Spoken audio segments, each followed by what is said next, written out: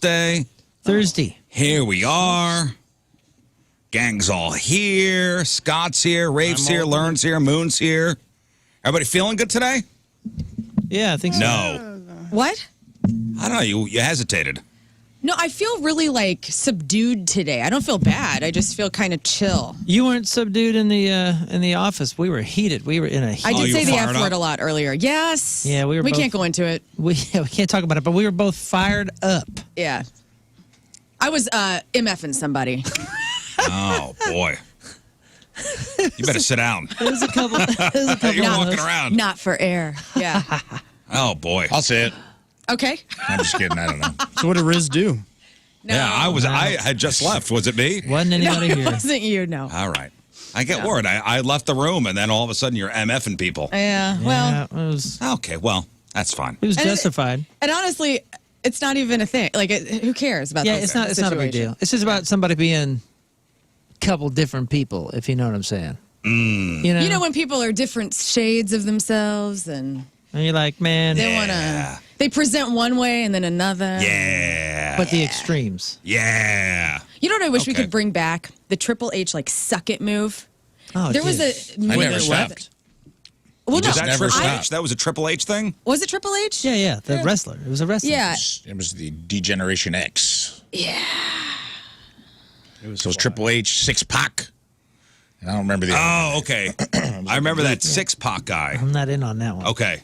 That guy, true story, got to interview him once. No Yeah, way. he's wild. He tore his butthole. What? That's a dumb It thing. happens. Yeah, look that up. Oh, why do I have to look this up? Let's see. During a match. What's his name? Six-pack? Like, Instead spell of it out. Tupac. SIX It's Six-pack. dash PA Pac. Okay. He PAC. tore his butthole during a match. X-Pac. X-Pac. X-Pac. X-Pac, that's it. Not six-pack. I think he was Six-pack. 6 before. I could be wrong. X-Pac's I think he changed his ripped name. anus and 6 other bizarre WWE Ripped injuries. anus. He In the tore- ring? Yeah, oh, yeah. Oh, dang. Yeah, don't hit images. Ooh. Tore his beehole. His chocolate starfish. You think these guys are faking it? Oh, no. When you tear your beehole during a match, Yeah. that's oh so real. Details, please. Yeah. Okay. He tells TMZ that he lost so much blood after tearing his anus apart during a wrestling match in Minneapolis last weekend that he nearly died. Pac, real name Sean Waltman. That's right. Used to Sean- date China. Sean said, I didn't notice the blood at first. Even finished the match. And then during the after party, he felt something was very wrong. Pac said he then went to the bathroom and discovered an enormous pool of blood in his singlet. Oh, By the way, God. he's still wearing a singlet at the after party? Well, yeah, you got to Is sign that- up. Yeah. That's the thing that Just in stands case out you need the a body most. slam. It's a formal somebody. singlet. It's Ah, sequined. Just Let I me gotta- get that cocktail shrimp. You gotta- so silly. Okay, that's when Pac called himself an ambulance. After then he underwent butthole surgery that night, and this is exactly what this says. It actually says butthole It surgery. says buttholes. That's the medical surgery. term, right? The procedure is called a sphincteroplasty, and then it says, "Warning: Do not Google." There's a new Tesla car. We've obtained video of the accident. You see Pac flying anus first into the steel turnbuckle. The footage of the accident is pretty brutal. Oh. As for going number 2, Pac says it's business as usual, Oh, but he was good. given special instructions by his doctor on how to clean the wound after pooping. Yeah. Enjoy your breakfast is what it says at the bottom of the article. Would you like to see the video? Yep. Of him actually when it happens. This the turnbuckle tear, if you will. Okay, I'm gonna get some audio here. That's the new move. Oh, this guy's butt is it? This guy's face is bloody. It's the green butt. They know the intensity, and these guys are in there delivering. Oh, man, that looks serious. Cool kicks. All right, kicks, side Ow. kicks. Oh, Is this just some rando in the Here ring? it is. Oh, it's Yeah, he knew it. knows He something's knew wrong. it. He know. Yep. Hey, he knows something's wrong. Ah, tore my butthole. There was blood coming off the thing. And by the way, when he did Turn that, that back for a second. after he did that, the guy picked up a chair and hit him. I think he is bleeding immediately. Oh, my butthole. Is that? yeah. Oh, my that's God. That's Oh. a string. That's a string. That I think looked that's like just a string. That looks like blood. It looked like animated blood, didn't it? So, okay, so here's wrestling for you. Then he The gets hit guy with a chair. tears his anus and then gets a chair thrown at him.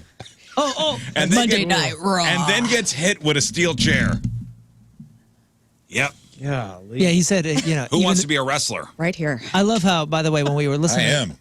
when we were listening to the article, he said, I even finished the match. Yeah. He sat there, got hit by a chair, and pinned. Well, technically, he did finish the match. But look at this. I mean, he's writhing, as they do after they lose, but his hand is not moving from his crack. Yeah, Yeah. something He's is very. like, He Give me knows some something's ice for very this wrong. crack. Yep. I guess he doesn't know the extent of the injury, but there's something quite wrong. This goes to show that those singlets are a lot thicker than I thought they were. I thought I'd see some blood Yeah, coming like a through, spot or two of blood. but you really don't. Look at that. Oh no, the match is still going. He was pinned, but yet Oh, we're you're still right. going. Yeah, somebody else came in and beat Now his there's a ass. ladder. That company went on to make those Thinks period underpants because of how durable this experience was for this guy. So, now you know. The more you know. That's like our buddy Warhorse. You ever see his scar? No. He tore his mouth. Oh yeah, he jokered. Really? He tore his Joker. mouth. So He's got a serious. huge scar. Oh, look at that. Really? I've never noticed that. Oh yeah, next time he's in. I'll look directly Miss at his you, mouth. Warhorse. I know. It's been a while. Bring that mouth in here. Let me I hope look at it. Warthog is good. I apologize. I take it back. He did get slammed through a table After he tore his butthole. after the butthole. Anyway, Oh, it's lot worth to it. talk Good about morning, this everybody. Lot to talk about this morning. That prisoner who escaped out there in Wright City, Speaking of torn buttholes. captured. Where? From where? Captured. We talked about this yesterday morning. So this prisoner escaped from a prisoner transport vehicle. Let me guess. He was hanging out with some friends down in Clayton. No, again, the details are kind of sketchy. They're not really saying how he got out. So he was being transported from Nebraska to North Carolina. They stopped off at a rest stop in Wright City on 70. Somehow, he got out. Well, it's because of the old people driving, Yeah, was it not? details matter. Wasn't it 70-something-year-old guards that were unarmed? I mean, if they That's what we were told if they uncuff them to go to via the bathroom. an instant feedback message on the Point app. So I'm not sure. Oh, somebody said that that's what they were saying on the news. Oh, they weren't. I have not seen anything Haven't about seen any of that. Okay, well, my bad. So according to a release, troopers were notified of the escaped prisoner on 8:30 p.m. Monday in the area of mile marker 198.6 on I-70.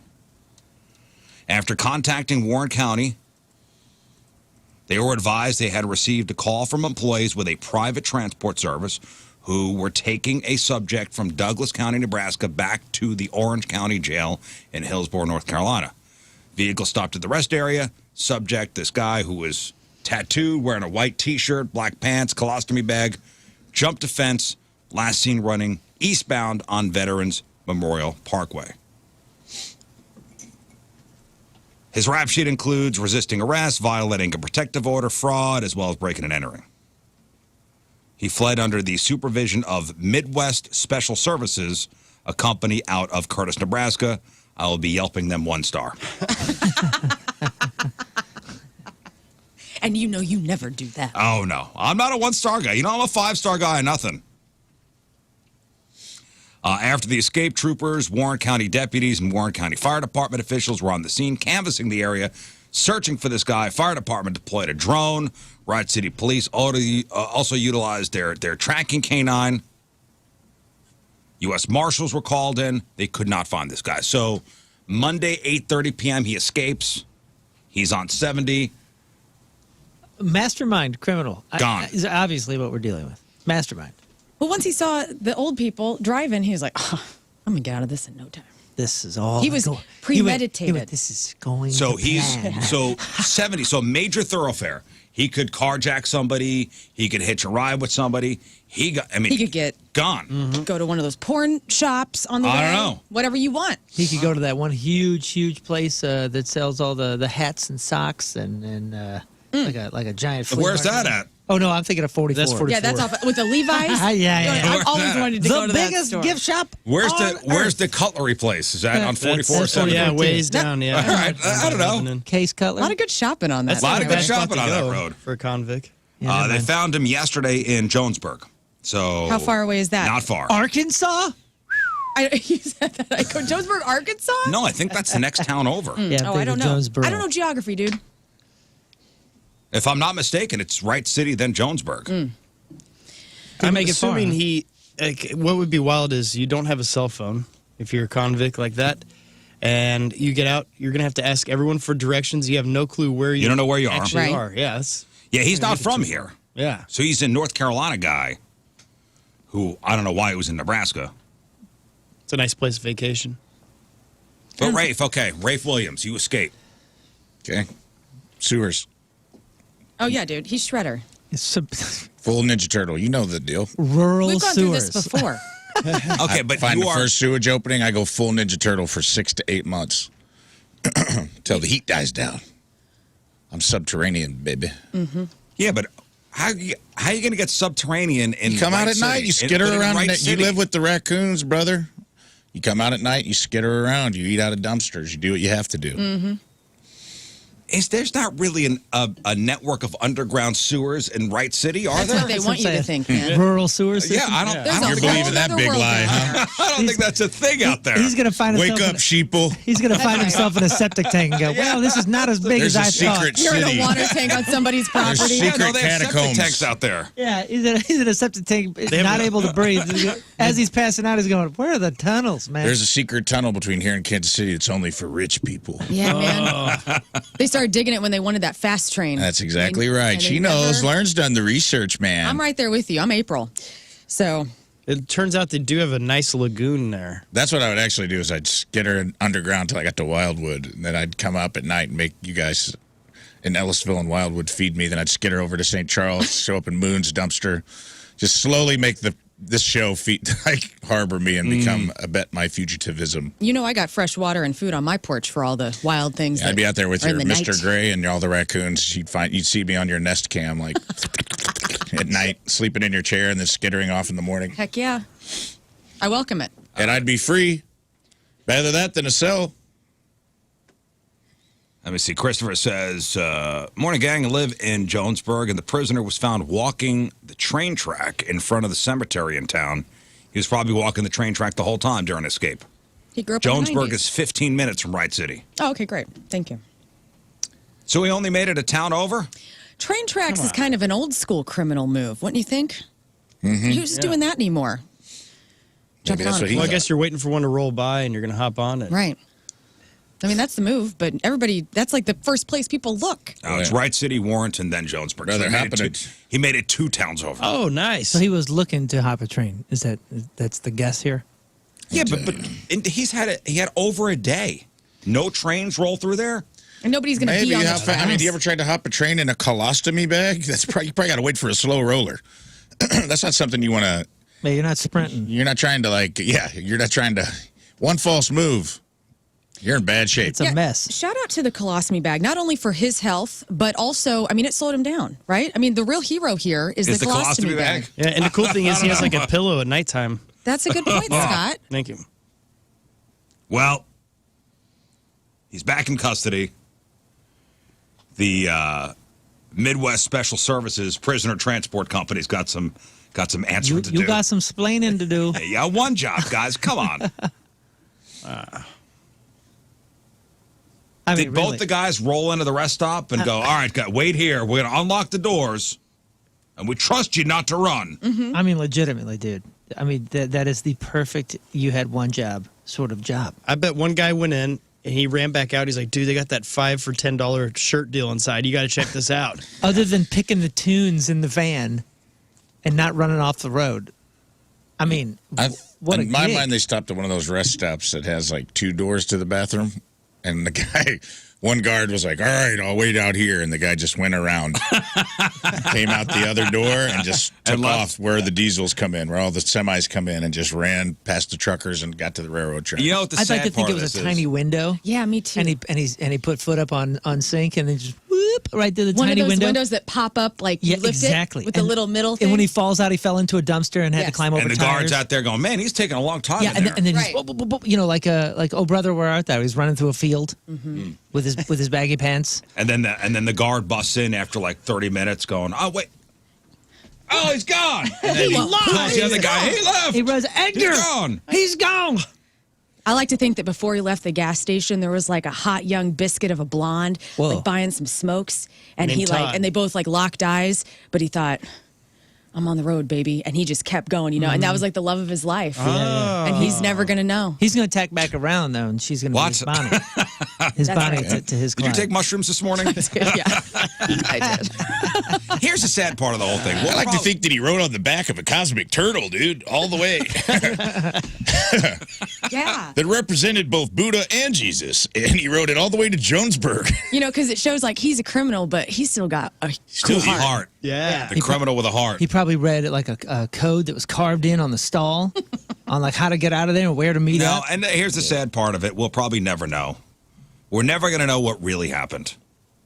You don't think we're going to get an interview with an No. articulate answer No. as to how? No. Well, We're never really going to find out.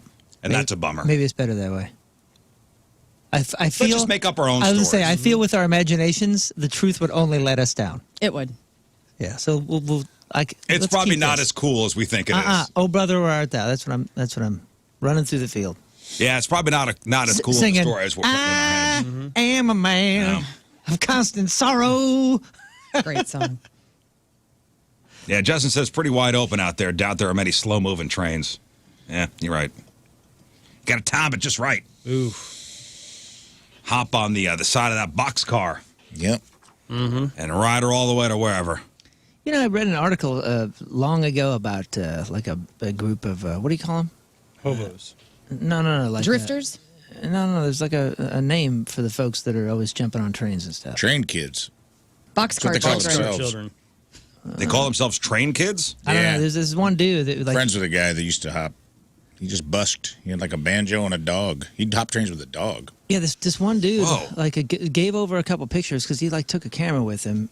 And he was for years was like hopping trains and stuff, and did and like sat down for an interview with this like a major publication, and did like a whole thing and was talking about Life on the road? yeah, kind of Life like on the his tracks? family out there and how they kind of look out for each other and all this. It's crazy Yeah, dangerous. it's not a life for me. Crazy. Yeah, it's kind of like dangerous. a gang. It's interesting though because there's some rich kids like Yeah, this kid came from money, I Yeah. believe. there's some rich there's like a mix of actual like trained people and then like rich kids doing the tourism tour because they went to a Grateful Dead concert and just want to like top the train and take acid, but they still get their parents to send them like $500 Target gift cards while they're on the road. It's not exactly living the hobo life, if you will. Yeah, can you put $500 in my account? Yeah. And a Western Union, so it's old school. Nah, Yeah, now it's debit. they do that, too. Put it on my debit card. Okay, so They used to get in trains when they're stopped, though. He would get under. They go under them. What? They don't like open a box car. He was telling me the best kind of cars where the wind wouldn't be so cold. So there's like certain cars you can get up under them and you ride underneath. I guess so the Pinkertons can't find you because they What? still have railroad police. What's like a that. Pinkerton? Pinkerton is railroad police. They're called Pinkertons? Used to be. Like the Weezer The album? old days. Oh, that's the old West. That's why it was called. The Weezer album was called Pinkertons. Oh, I thought it was a dude. No, Loved. Pinkerton, it was like a group of police, a certain kind. Private. It's almost like Blackwater Private. back in the day. But when the railroads were big in the 1800s, if you got caught riding the trains without a ticket, they'd beat the hell out of you, or sometimes they'd kill you. And here's one of the articles I think I was reading. And there's still like a code too, like all like the pictures. I forget what movie it was, but they had like that like sigh, you know, and it was something with John Hamm or something. Anyways, there was like a carving on a post, which meant like these people will help you, or these people are bad people, stay away from them, or something like that. And there's still like a code for train hoppers and rail hobos. To kind of you know talk about objects and cities and you know architecture and what's There's safe a lot and what's to this not. world I don't know about. You know what's That's And I'm cool? fine damn with that. true. Yeah. Pinkerton is still a company. Huh.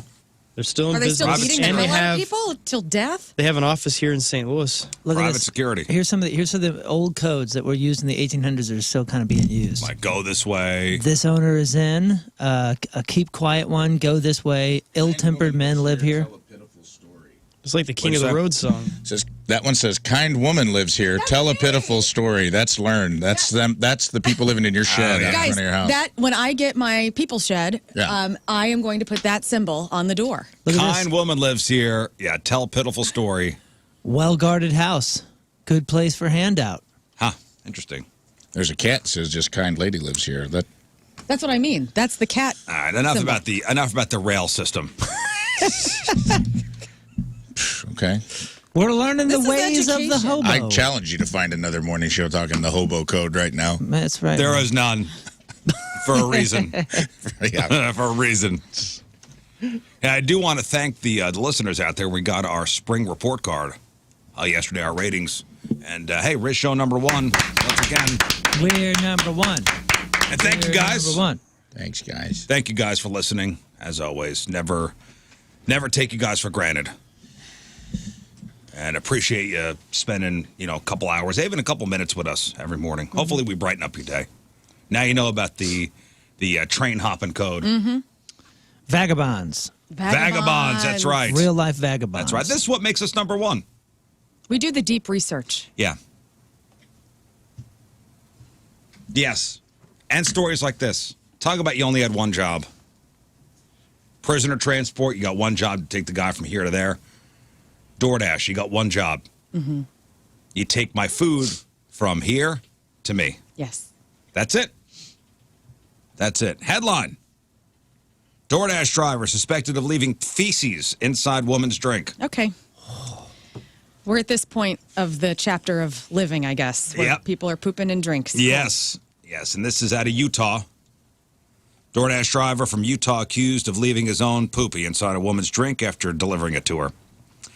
22-year-old Giuseppe Gonsalves was arrested on misdemeanor charges of, this guy's got a whole bunch of charges coming his way. Surreptitious administration of deleterious substances. Whoa. That's a long one.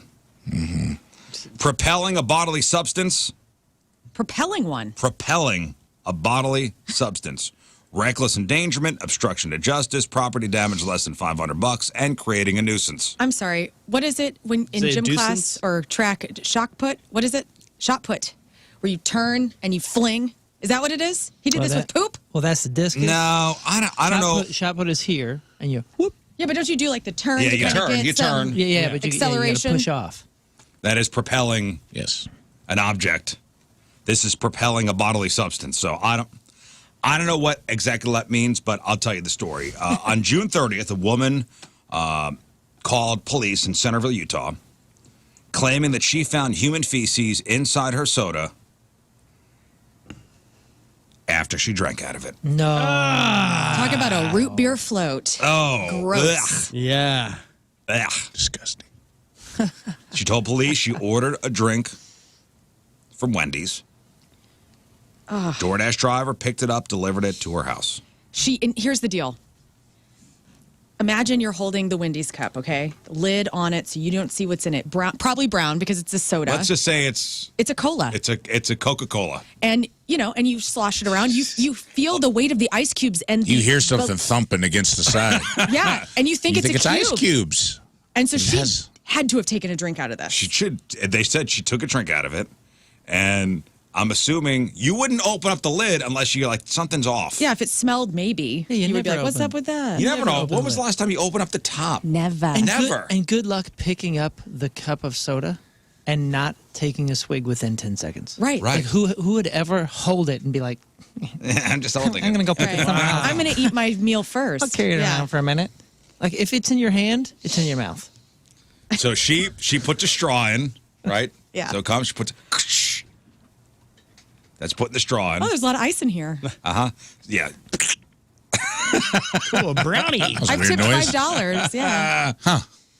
Usually makes that ooh, ooh, ooh, ooh noise. Oh yeah. yeah. It just went, this one was more of a. Okay. If Oh. she pierced it, It's like boba.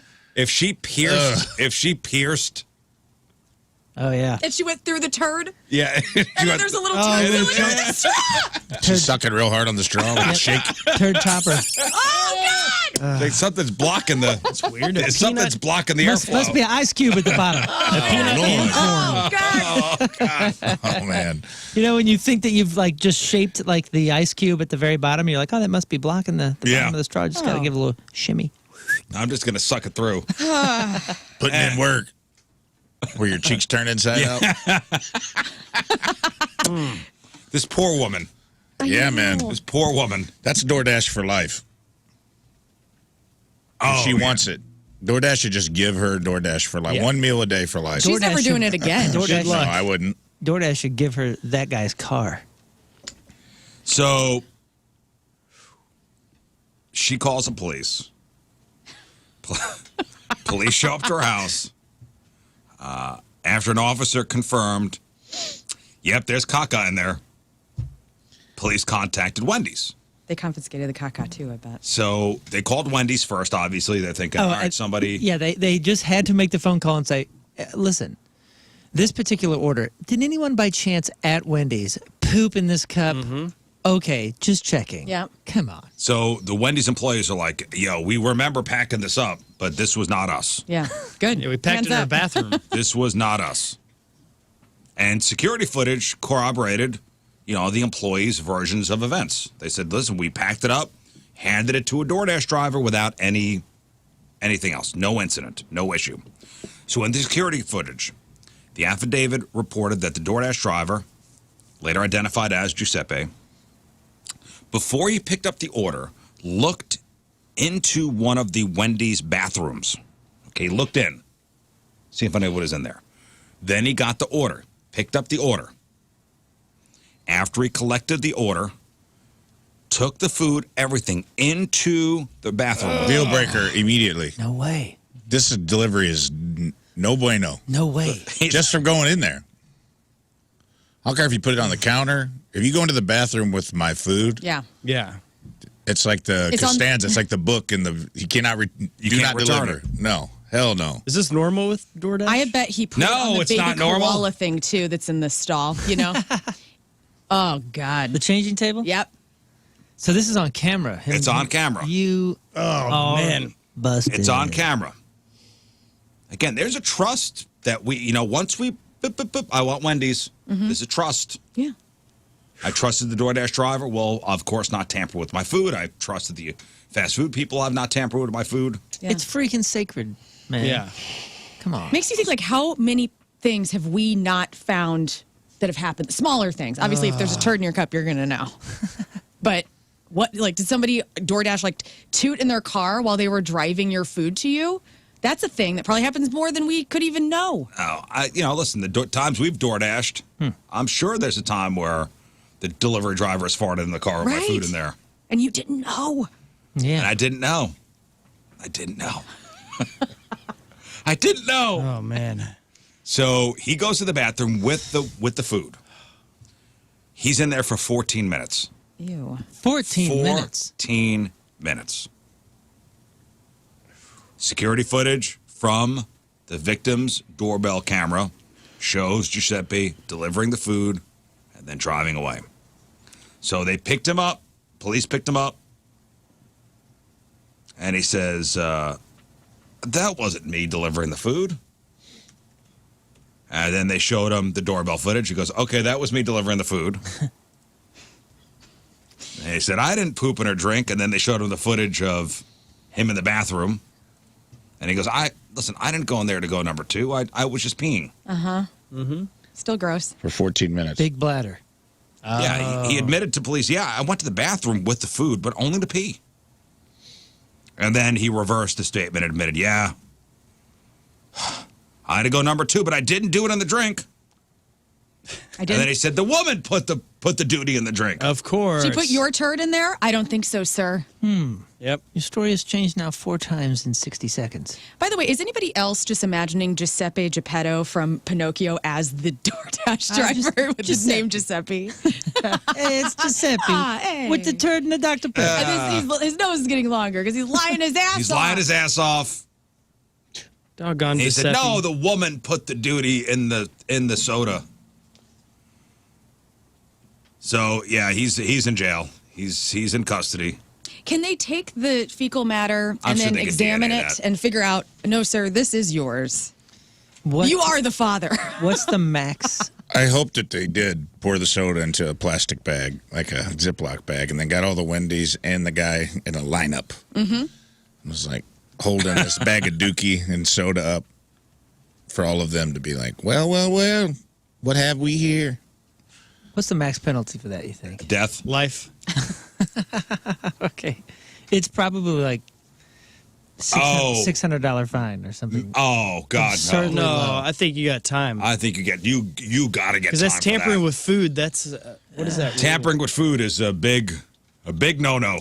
Do fast food joints and I guess anywhere that does DoorDash, are they doing security measures? I know that they sometimes put a sticker on the bag with put the top, seal. The seal. But you can't really do that with a cup. I guess you could do it on the like two sides. But You know, sometimes they put it on the straw hole.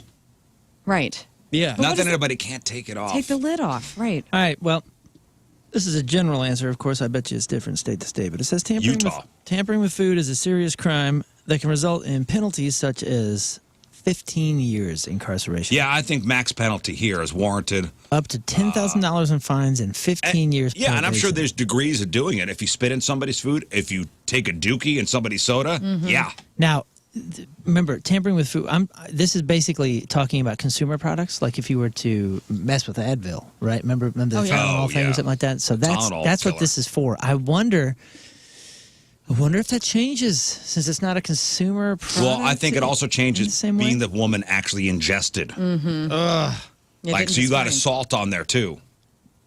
Like, you got assault charges. I wonder what in his brain he was thinking, like, why this woman? Why now? Or has he been a serial person? Has he done done this? this before? Of course.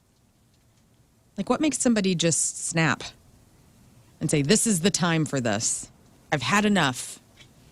Or maybe he saw her name and it was like an ex-girlfriend's I name. don't He's like, know. I'm taking it out on all the Tiffany's I don't know. today. I mean, his parents named him Giuseppe. No, Giuseppe. Oh. Hey, speaking of DoorDash, and this is a local one, do you hear about the DoorDash driver that got shot up there in O'Fallon? No. Oh, my gosh. What? What's going on today? What's happening? Oh, there's more, by the way. There's more coming. No, DoorDash driver shot in O'Fallon on Sunday. That's the Missouri O'Fallon. Guy was shot just before 12:30 in the morning when he mistakenly delivered an order to the wrong address. So he dropped the food off at the wrong address out there in O'Fallon. Must have realized, oh, man, wrong house. Went back to get the food. Homeowner, this guy named Dwayne Jones, confronted the driver. And details are sketchy here, but Dwayne shot the delivery driver. Come on, man. He's in the hospital. He's gone through a bunch of surgeries. Very critical condition. Dwayne's been charged with first-degree assault, armed criminal action. He's in custody without bond because he's got a prior criminal history. No way. Way. Forgive me with the I have a tough time believing it. the DoorDash stuff and how it works, because I know all the DoorDash drivers that listen to the show have corrected us and told us detail by detail how it works. But are there places that you can just say, I'm not going there? Because my buddies ran a pizza place up on the Rock Road, and there was one particular complex that they just wouldn't deliver to. I They're like, don't know about DoorDash. I just read, I think it's UPS or FedEx, one of the delivery services. There are areas, they call them sunset zones, where after sunset you don't go. There was one place, right in a place that you wouldn't necessarily expect, but they're like, oh, we've been robbed there too many times, we just don't go there anymore. This shooting happened at 12:25 a.m. So Yeah, at the night. delivery was. So I mean, okay, so this guy Dwayne, I'm not saying it's right at all, but you get a knock at the door at 12:25 a.m. and it's a person you don't recognize, and people are on edge. Yeah, so he delivered it to the wrong address. I guess he left and came back to go grab it and was confronted by the homeowner and then shot. Wow, terrible situation. Yeah, it was Saturday into Sunday, so around 12:30 in the morning. Interesting. Hey, you want to hear some stats as far as how many people may be messing with your food? Okay. Yeah. Drivers surveyed, over 54% fully admitted to being tempted by the smell of a customer's food. Tempted. And half of those people anonymously said that they took a bite. Okay, so 54% are tempted. Of the 54%, 25 are like, oh, I'm going to do it. They took a I'm gonna bag grab a fry. Took a bite, yeah. Okay, so then it says, now DoorDash would not give any information over, but Postmates told NPR that food tampering cases account for less than 0.06 of the reports that it receives. Yeah, of course, Postmates. Yeah, we conducted our own survey. Well, that's 0.06 of reports that it received. That's when the customer knows it's been tampered with, which if you're missing a fry, you'd never know. You'd never know. You'd never know any of that stuff. That's why I like them sealed. It helps. Yeah, but that seal, like it's especially a steamy seal, you can take that off, tape it right back on. Maybe. I like it when the food comes sealed. I like the tamper-proof. When that's a sticker with it rips the bag, I feel good about it. Yeah, me too. I'm okay with that. It also says here, gross misdemeanor with maximum fine of $3,000 to intentionally add blood, seminal fluid, vaginal fluid, urine, or human feces to a substance intended for human consumption. So it's not jail time, which is crazy to me. What? It says gross misdemeanor, max fine of $3,000. Maybe you could do jail time, but gross indeed. Doesn't seem, yeah, right. I mean, that may not be every state. Yeah, but you know what, though? So that may be for the actual food tampering, but if somebody eats it or somebody consumes it, then it becomes like an charge. assault. That's a good point. I don't see anything about that. Obviously, this is a headline to provoke, but it is 1 in 4 food delivery drivers admit to eating your food. 30%, according to a recent study, don't like it, are snacking on the food that they're responsible for. The articles coming up are insane. Yeah, let's not go down that rabbit hole. It's not positive. I got to say this one headline out loud. Go ahead. Attorney suspended for pooping in Pringles can, leaving it in victim advocate's parking lot. That's hilarious. So like a message There's sent? so many funny things. And also the the skill. Yeah. I would think that's pretty easy. You can do so much with a Pringles can. I would think with a Pringles can, that's pretty easy. Just put it right there. Lay one in there. Really? Just lay one in there. On tour, when you're just surrounded by gross men, one of the funniest things to do is to fart in a Pringles can and just sit it on the counter because it will last. It will last. Once you pop, you can't breathe. Okay, so lawyer poops in Pringles can. Love it. Yeah. Leaves it for other lawyer. Mm-hmm. Yeah. That'll show him. 2023. What city? It was in Columbus. Ohio Supreme Court suspended an attorney who defecated into a Pringles potato chip can, then tossed it in the parking lot of a crime victim advocacy center. It doesn't say what city. Let's assume it's Columbus. Well, let's just say Columbus. I want to give it to you, man, because you pulled that out of nowhere. You're pretty good Of on all that the one. cities. Does that sound like an Ohio thing to do? It just says, yeah, just pooping in Pringles cans. I probably did That's it. very Ohio. Yeah, for sure Toledo. Oh, Toledo. Toledo doesn't even use the can, man. They're just doing it on people's cars. Keep it classy, Ohio. This was, all right, more of a lighthearted story here. On Sunday, a fishing boat heading towards the port of New Taipei, out there in Taiwan, spotted something strange in the water, and they were a couple miles from the shoreline. You know this story. I do? Yeah. So fishing boat, yeah. fishing boat a couple miles from the shoreline, heading into the port of New Taipei. So as the boat is approaching the strange object, it became apparent that it was a man in a colorful swimming ring. Like the kind like kids use at a beach. Like a donut. Like a donut you'd buy at Target and you blow up with an air pump. It's like a $20 donut. Like it's actually like a ring. like a donut. Like a swim ring. And it was a guy miles out from shore just drifting out there. Now, not you, Moon. How did this guy get out there? Me? Anybody. Okay. How do you think? How did this man wind up miles out in the sea? He be drinking. Ooh, that's a good one. He be drinking. He be drinking. He be sleeping in that donut, and he don't know it. And now we're in the middle of the ocean. Yep. Is that right? That is it. Woo! Correct. Both of them? Been there. Correct. Wow. Oh, see, That's a fun day. I didn't even read the whole article. Correct. I just saw a little bit of the headlines. Correct. And all I thought was, did you see? Have you said how long he was out there? I'm gonna tell you. Because that is what shocked me, is how long this guy was asleep. And all I thought was, man, I would love sleep like that. Right. Now I don't think he was sleeping the whole time. Oh. He's like, I don't know where to go, which way to go. The article made it seem like, the ship pulls up on this guy and went, honk, and he was like, oh my gosh. No. I was sleeping. No, and there's a video going around online showing the crew throwing this guy a life buoy and pulling him into the boat. So the guy, he's 58 years old. He'd been out there for 19 hours. He's lucky. 19 hours. So he said, so this was on Sunday. He was found on Sunday afternoon. On Saturday after work, he's like, man, it's hot. Had the swim ring. He jumped in the water to cool off. Hot day, tired, hard day's work. Had a couple drinks. And he says the sway of the sea caused him to fall asleep. He was relaxing. And this guy went into ultimate relaxation mode. He's out there in the swim ring, just floating. Life's good. Yeah. Put in a tough 8 hours wherever I work. Let's say construction. Couple beers after. Mm-hmm. And he says he fell asleep, and next thing you knew, he woke up and he was... Oh, my gosh. In Cuba. He recalls going into the water around 6 or 7 that evening on Saturday, only to wake up a couple hours later in the open sea, far away from shore. He said he tried yelling for help, but he was so far out. Dude, which side was he on? Was he heading towards China, or was he out in the China Sea? Because that is some deep water, it was, dude. Wherever the port of New Taipei is. Well, Taipei's on the top of Taiwan. So if he was going towards the strait, at least maybe at some point he'd hit China.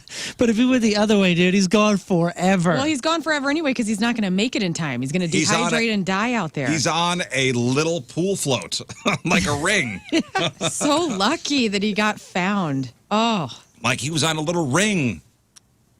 Again, you'd buy it like Target. Golly. That's my personal nightmare right there. Just being stuck out at sea in a floaty? Yes. This is why you won't go on a cruise ship. I'm not going on the cruise ship, and I'm not going too far off of the shore because I'm not getting eaten, and I'm definitely not getting asleep because I am drinking. Okay. I'm not going to be drifting out like some sort of cabin boy scene with, what's his face? With the fat-ass floating cupcake when he's all high because he's delusional. Yeah. No thanks. I wonder if it makes it more safe or less, or if it matters that he's on like a round thing, because they say like animals will attack people on surfboards or something like that because it's kind of the shape His of a seal. tushy's sticking through the bottom. Yeah, I know. But like he's not like it's a weird shape. So I bet you sharks and different animals are looking up, going, "What the hell is that? Is that a donut? Is that a sprinkled donut?" It is wild. He could have, if he went the other way, he could have probably in a day or two made it to Marianas Trench. That's what I'm saying. Like that's deep water. Scary. He was out there east for 19 hours, and I'm assuming at some point he's like, "I'm dead. Yeah. Like this is it. I hope I hit Okinawa. Like this is it. I'm dead." Maybe. He might have been chill. How could you remain chill? But remember, he was hammered. I don't know. Maybe he's a fisherman. Maybe he's familiar with the sea. He's like, I know that someone's going to come. Dude, there's a TikTok video of a guy, maybe in Florida. He's on like a pink flamingo raft like that, and he has a shark on a line, and he wanted to catch it. He was drunk, and a fisherman's boat found him like miles from shore, and they bought him in the boat, and they brought the shark in. You know how vast the sea is? I mean, I get it, man. It's a needle in a haystack thing. And where did he start? Was he on a beach or something? He was in Taiwan. Yeah, but Taiwan, there's like, I've been in Taipei a lot, and it is a massive city, and there's a river, but there's no like, I don't know. There must be like a beach. However, he fell asleep, and he floated out to sea. And thank God this fishing boat found him. What was he drinking? It didn't say. So curious as to what put this cat out enough hours. So he went out in the water around 6 or 7 o'clock the day before, was found the next day at 1:30 in the afternoon. Taken to a hospital in Taipei, doctors conducted some tests. They said he was a little dehydrated and let him go. A little dehydrated. The will to live, huh, guys? Yeah, he did good. He did good. Lucky. Yep. Man. And it goes to... Here's the thing. For every one of these, this is a positive ending. You got to think there's a couple people floating out there still. You know what I mean? Like just playing the stats. There's a few people that aren't getting found. Yeah, they're probably just bones on a ring. Yeah, this lucky butt a ran ring into toy. a shipping lane or whatever, and there's probably some drunk folks Be a funny prank. on a donut somewhere that didn't make it, and their families are like, they ran away, they took off, or they did this or something like that, and turns out they were just drunk on a pool floaty out And in the just fell Atlantic. asleep. It'd be funny to put a fake skeleton with like a Parrot Bay bottle in its hand on a pool floaty and just drop it in the middle of the ocean. Yeah, he made it, but this next guy in this next story did not make it. Oh, boy. A mechanic died after he was sucked into a plane engine. The guy was performing routine maintenance at an Iranian airport last week when he was dragged into the turbine of a Boeing 737. You remember that one guy that survived it? Oh, that went through. He went through. Yeah, and the helmet went boop, and somehow. This time, this guy did not make it. At the time of the incident, the plane's right engine was turned on for a test with the cover flaps open. Safety area had been set up around the engine. This poor guy, I guess he went to get a tool. I left my tool near the engine, and he was sucked in, instantly killed. The engine then caught fire. Yikes. So not only did he get sucked into the engine caught fire. The fire was put out. The guy's remains were recovered. Iran's aviation authority now reportedly investigating. This came after another passenger. I guess this happened back in May. You know the airline KLM?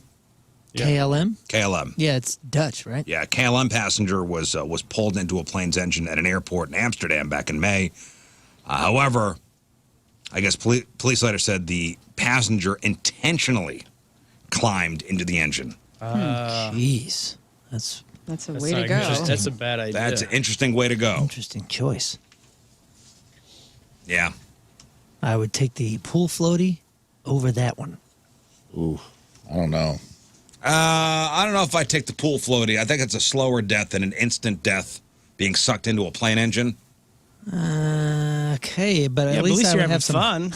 Well, yeah, okay. At least I would have some hope out there and be like, man, I could. Somebody's going to find me. Because I think chances are you're not going to get found. whenever you get a little sad out there and you feel lonely, you can start splashing again. It's just fun. And then get eaten really fast. Hey, man, maybe he had Wilson with him. You know, maybe he had a you little never know. volleyball. Well done. No, how would you rather go? Floating out to sea or just being instantly killed, sucked into Well, a plane engine? if I'm guaranteed to go, I'm just saying, like, I would have some hope.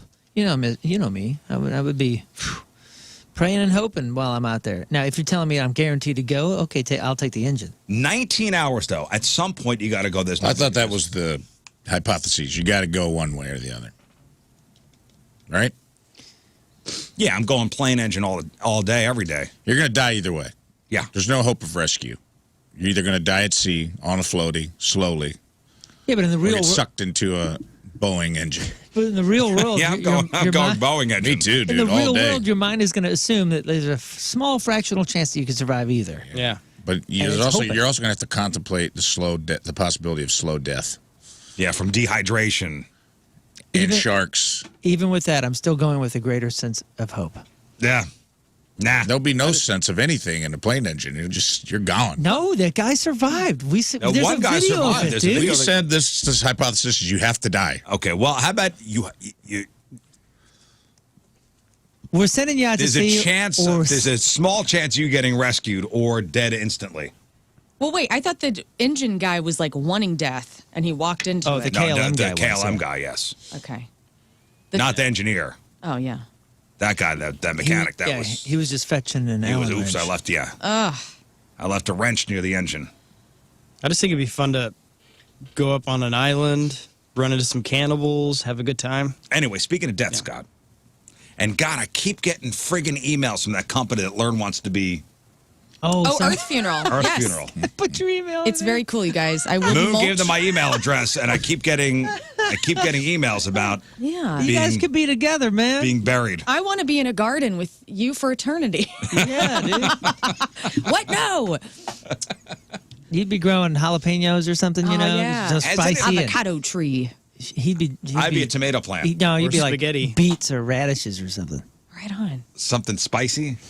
Oh, man, I don't know about that because then people are digging, like the fruit or the vegetable is coming from directly the ground. You know what I'm saying? Like you pull up like a potato or an onion or a radish, you've got Rizz dirt all over you. You got to wash that off. Now Well, it's it's in the happening drain. either way. Anyway. You know, we had the conversation before. Like, if you were, let's say you turned into some, nutrient dust or something or whatever, and I put you in a garden.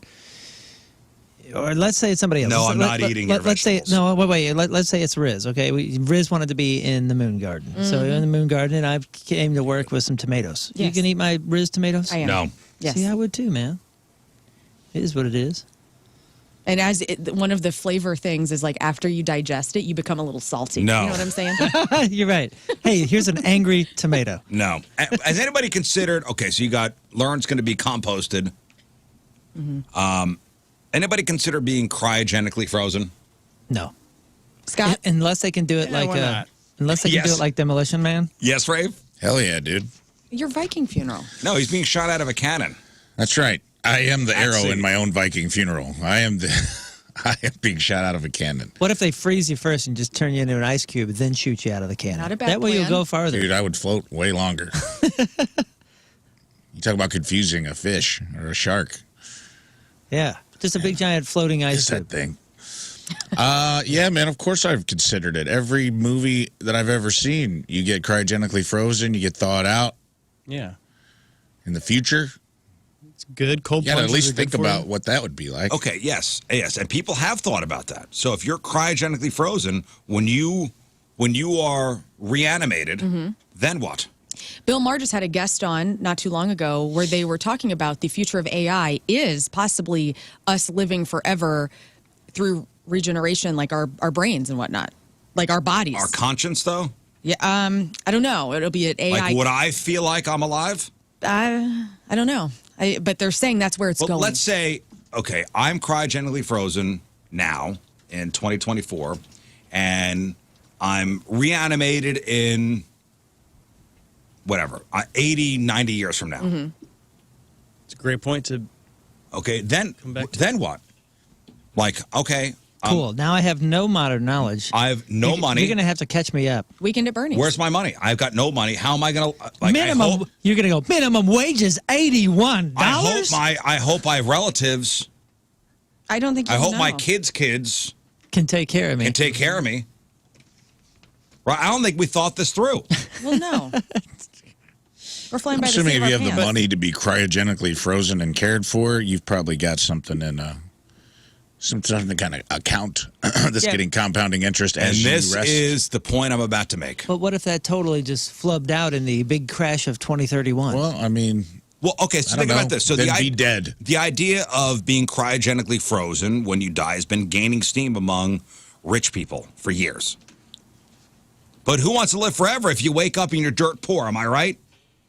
So Bloomberg just did a big article on how financial planners are trying to figure out how to preserve your fortune as well as your body. Well, you invest it. You put it into a market that will fluctuate just as we do now with Edward Jones. You can't leave yourself money when you die. And most states have limits on how long trust funds can last. Yeah, and not only you're going to deal with the death taxes, you'll also get the real life taxes. Uh-huh. We're going to So in a lot of states, a trust, you can't have a trust more than 100 years. Watch me. Florida is the longest at 1,000 years, just so you know. So now those planners are figuring out how to create something called a revival trust.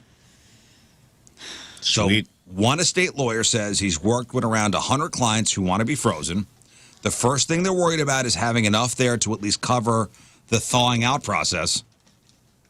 But waking up rich is still ideal. So it really gets complicated when you parse out the different ways you could be revived. Like, are you the same person if they only thought your brain? What if they just upload your consciousness into a computer? Do clones count? It's like Pet Do Cemetery. clones count? Everybody's going to come back as bad. It's not going to be good. Also, climate change. Why are we freezing people? There's not going to be air conditioning in 100 years to keep you frozen. You're saying that as fact. Yeah. Yes. I'm a scientist. You're saying that as fact. There's not going to be air conditioner in 100 Well, years. they're saying if it continues to get warmer, air conditioning and things might shut down. You know, if it's 200 degrees outside, machinery's not going to work anymore. And so if you're in a frozen refrigerator that needs to stay cool by machine, it's probably going to not work. Let's hope it's not 200 degrees. More motivation for your extended family to take care of you. Like, Grandpa's keeping the house cool. He's plugged in the corner. You're just emanating, keeping the grandkids cool in the summer. Without your doom and gloom, it's 1,000 degrees out when I'm thawed out. Okay, I'm saying, think of everything. They're trying to think of everything. Let's just say, No. at the rate the technological age is moving, because this is astonishing. They were like, we were in the Stone Age for like, my numbers are going to be way off, so feel free to email. But we were in the Stone Age for 100,000 years. We were in the Industrial Revolution. To put it in like context, the Industrial Revolution was like 250 years, and it took like a long time to get to like, and then the technological age, the rapid rate of advancement Everything's in moving like so 50 quickly. years is moving so much faster than any other period in history. You may be thawed out in 25, brother. You don't know. I mean, and the other thing is inner space. That's another thing. As Bill Maher topic that I saw was like putting your conscious into a virtual reality. Yeah. They Well, might even come they're up with talking that. about- They might be able to unfreeze you, put you into a virtual reality where your conscience. Okay, so they freeze you. Okay, so I'm dead. They freeze me. Yeah. And however long they could clone me. That's the question. Does my clone get my money? Hell yeah. Get your brain and your money. Dude, Does my clone get my money? yeah, it gets everything. It's your body, your brain, your babes, and your funds. Everything. My clone does not get my woman. I implore people. This has been a couple weeks. You watch Bill Maher from time to time. Yeah. And I didn't know this guy before, but his name, he's a futurist, and it freaked me out. Ray Kurzweil. I'd never heard of him Kurzweil? before. Kurzweil. Yeah. Okay. Yeah, I saw He's this with interview. Google. Did you see it? Yeah. It freaked me out. I watched it twice, and I'm like, I don't like He's what's the old going guy. on. He's old, and he's been predicting things Yeah, I saw about the this interview. future, and he's been right. And he's been part of Google's AI development for quite some time. I want to dig deeper into his knowledge because he's very interesting. But what he said about AI taking over our bodies and minds in the virtual reality that you're talking about will freak you out. It's going to be really Yeah, weird. there's some weird things on the horizon. Yeah, I don't know if I want to. I'm going to be dirt. I don't want to be a part of all that. So don't Hey, do listen, it. if I could be cloned, if there's a possibility of me being cloned, But it's not you. Your soul will not go. They can clone your yeah, brain but and I your think body. the Earth needs another me. It'll be different. He'll be sweet and soft. They talked to a 76-year-old guy in Michigan who's trying to plan for life after death. This is this article, and he's putting $100,000 in a revival trust, with the rest going to his daughter and a foundation to be set up. What joke's on him? $100,000's not going to buy you a gallon of milk in 100 years. Am I right? Yeah. Now Am with I this right? inflation going the way it is. No? Okay. Your rich aunt could decide she wants it all, though, and keep hoarding her money even in death. So who knows what's going to happen here? But people are trying to plan for the future when they're thought out. A lot of options. Could be a cyborg body. That'd be pretty cool. Your brain in a cyborg body. Or, according to Lern, I can end up as a tomato in somebody's salad. I think that's great. It's possible, too. You know, A piece of lettuce in the garden. we all probably come back anyway, and it's all for naught. You know? But who knows? Who knows? Who knows what the future holds, There guys? is an appeal to falling asleep and waking up 250 years from now and getting to see the thing you would never get to see, which is how society has progressed, good or bad. You're rolling the dice, that's for sure. Like, there's an appeal to that. Yeah, and You may immediately want to die when you wake up. Ah, man, this but sucks. I think Oh, everything's on fire. But doesn't the appeal? Damn. Doesn't the appeal like stem from true selfishness? Like, I mean, if you have all Sure, this if money, you're freezing yourself, that's what I'm saying. what's more selfish than that? You have all this money, and instead of like helping others with any of Yeah. it, you are so concerned with yourself that you're going to freeze Yeah. your body in the hope That that was yeah, a- some where that sort of $100,000 consciousness could or go to soul- a relative. Any of it. I mean, just Imagine this guy's kids. just like the world in general, and you're so concerned that you're going to spend who knows honestly, how much I had money. this discussion with my wife. Our entire life is that, though. It's a balance of security versus selfishness, right? Like, we all hoard money. We all save money. You could give that money to help people right now. but you risk your family not being taken care of. So, like, that's always on the table, right? Yeah. With money. The kid could have used that $100,000 that you're saving for when you're reanimated. Yeah, at some and point. the person on the street Thanks, corner Dad. I saw this morning could use $100 out of my checking account right now. But it's like, I didn't give it to him. It's the definition of selfishness when instead of giving your money to others, you're giving it to a drone self of yours. Yeah. Chance. A future That's you. an other. Possible. A chance of you being okay in the future. Self-love is still Clone. love, brother. Yeah, clone. But I say drone. Clone? Yeah, clone. You said this I hope my it is a clone get drone. my What money? if what if future you can fly? You are a drone. I don't know. Would I love my clone more than my kids? Do I? That's what it comes down to. That's what you're saying. I love my Let me clone. tell you about my best friend. It's just me. 2 clones. You paid for 2 clones so they could hang out with each other? What do you hate? I hate the same things you hate. It's like multiplicity with Michael Keaton. Yeah. Yes. Copy of a copy. This gets dumber and dumber and dumber. Man. Would you be mad if you multiplied yourself and then your wife didn't know and was banging all your clones? Would that upset you? Would it upset me? Yeah. Yeah, you walked in on your wife having a 3-way with 2 of your clones.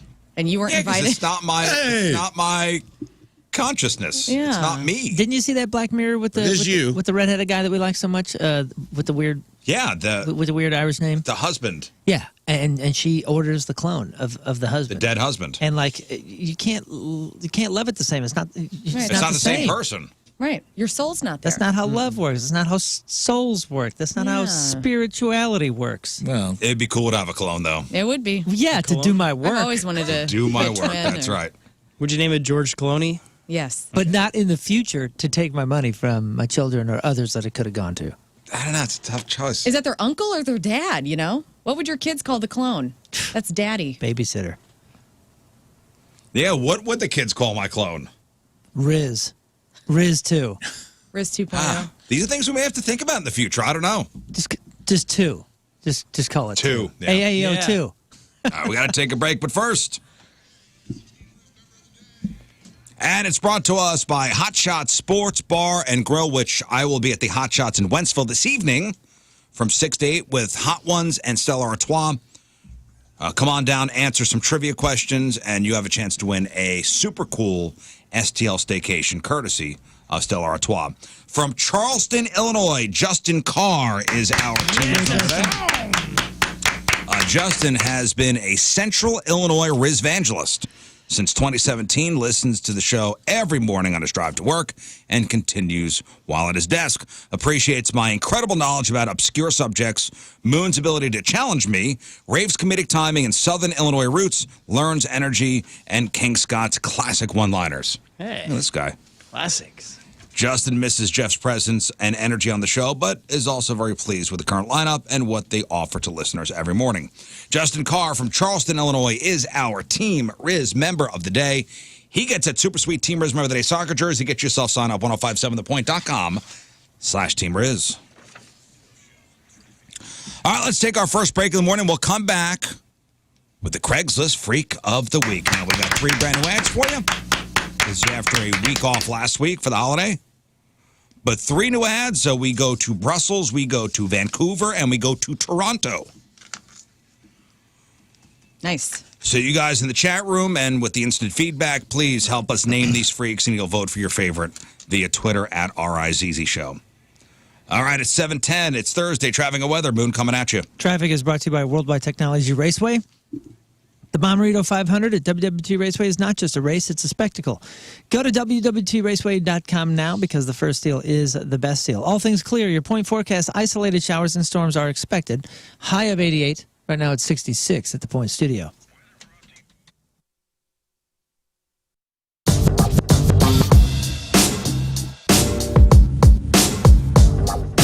And it's Rizz. We are backstage at Point Fest, and say hi to POD. Hello, fellas. Hello, hello. What's up? I could hear him right now saying hello. Welcome back to St. Louis. Welcome back to Point Fest. Yeah. St. Louis. St. Louis, indeed. In house. You like it here? Oh, yeah. We've been coming here for many, many, many years. Any? I want to say a few decades. Yeah. It's been a while. For sure. Any memories, special memories of St. Louis? It is, but it's not a good one. We actually went to we were touring in a van back in the day, and we went to the movie theater by the train station. And Over at Centric are offering one lucky RizzShow listener an exclusive $5,000 scholarship. So if you apply by July 19th, so you have 8 days, 8 days. 8 days, you'll be entered for a chance to win that scholarship to cover a portion of your tuition at Centric. Hey, if you don't like a job, you want one that offers more growth and more money, think about a career in technology. Are you ready to start a new life? Centric is a training program that gets you ready for a new career in technology in just 4 months. Not 4 years, 4 months. Hey, if you just got in the military and you're looking for a civilian job or even just trying to figure out what to do next, Centric's got you. You could use your GI Bill or VA benefits to fund your education. And it's easy. Centric has a dedicated and knowledgeable staff that's going to help you through the entire process. Learn about the cloud and hacking, password cracking, digital forensics, and many more technologies that you'll use in your new career. And Centric trains people from all backgrounds with little to no IT experience. So make sure you get yourself registered by July 19th, and you have a chance at that exclusive $5,000 scholarship. Centric.com/Rizz, CENTRIQ.com/Rizz.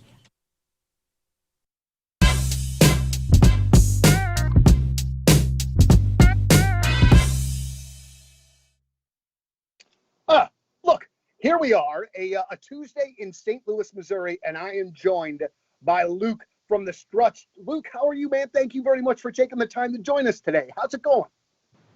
I'm doing really good. Thank you so much for having me. It's an honor to be back in your presence again. Well, we have long, the station has been a long supporter of the band. I mean, you guys, it's been fun to kind of watch you guys grow as a band, and this new record, Strange Days, is absolutely fantastic. And I want to kind of hear a bit, Luke, of the backstory behind it, because from what I understand, you had a whole nother record ready to roll, then quarantine happened, and you guys made use of your time. Can you talk to us about that a bit? Yeah, that's basically what happened in short. Towards the end of 2019, myself and Adam were both writing in LA and went home quickly for Christmas, came back out, actually made an official move to LA in very early January, and carried on just as business as usual. Then COVID started cancelling everything. So we had no tours, we had no shows, everything was completely up in the air. So we decided, it was suggested to us, why don't we go into a studio and initially record maybe 3 or 4 songs just for the fans, forget everything else. And we had 10 days to do so.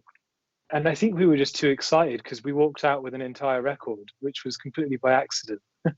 That's a great accident. That's a very fortunate accident. Did you guys just get on a writing spree or an idea spree? Is that just kind of how that happens? Essentially, yes. It was the perfect marriage between the excitement within the group and the manager, John, and a good solid couple of weeks leading up to it. I was writing tons and tons of lyrics and titles and concepts, melodies. Adam was Notorious today, my friends. Guys, if you're listening to the show and you hear Rafe and King Scott and I talk about Victory Men's Health, and yes, I'm a woman talking about Victory Men's Health, but my husband goes there. And I have so many guy friends that have listened to our spiel to you about, if you are not in the best shape of your life, if you are having some body issues, let's just be real about it. If it's hormonal, or maybe the sex life is just not good right now, or you just feel lousy, Victory Men's Health can be a partner in your development to getting back on track and living your best life. Very simply, you go to victorymenshealth.com. You find a location near you. There are 4. They have O'Fallon, Illinois, O'Fallon, Missouri, the new one in Sunset Hills, which is right off of, Watson. And then Town and Country, which is where Rafe and King Scott go. They are going to get you back to where you want to be. They're going to take a blood test, very simple. They're going to put you on that InBody scan. They're going to tell you what is up with your body, how much fat you got on there, your bone mass, your BMI, how hydrated you are. And then you'll start to set goals for yourself accordingly, right? And they can customize everything. The vitamins get shipped to your house, so they're going to replenish all the nutrients that you need in your body. If there's something hormonally going on, they'll customize that for you as well. VictoryMensHealth.com. It's like Blink-182. Yeah. Good to go? All right, we are very, very excited about this one tonight. I have to tell you this, Amy Lee. Amy Lee from Evanescence. Hi. Peabody Opera House show tonight. So it was so great when we announced this particular show because it was almost like a firework that went off twice. Because people were like, oh, Evanescence is coming back, and they'd be excited. And then, oh, it's with an orchestra. Ooh, you know what I mean? People were so excited about this and playing this beautiful Peabody Opera House. It's the perfect place for it. You've got to play some pretty great venues during this run with the orchestra, right? That's right. It's been a whole new world. Normally, what we gravitate towards and what I want is like no seats in the house, like no built-in seats. We have people standing up. It's rock and roll, Everything about it is this whole different vibe. And this time, for the first time in, I don't know, over 15 years, it's like, okay, we need like classy, beautiful theaters with seats, and we're going to make a program, and I might wear some fancy clothes. It's going to be all different. It's been really beautiful. We played some historical places. One of my favorite theaters in my hometown in New York is in Brooklyn. It's called the King's Theater, and we just got to actually play there after, I'd only been there seeing other things that I'm a big fan of. I saw Bjork there. I saw Erykah Badu there, and it was such an experience. Really, it's been very fun and fun in a different way, like almost like, whoa, like out-of-body experience kind of cool thing to do this. Because it's not, this is not and I don't want to use the word typical. This is not the normal run. There's a lot that goes into this, and I want to get to that in just a second. But I want to know when the idea for all of this first came about, the reimagining of the songs, and then the orchestra and all of that. I want to kind of know the genesis of that. It just sort of happened one piece at a time.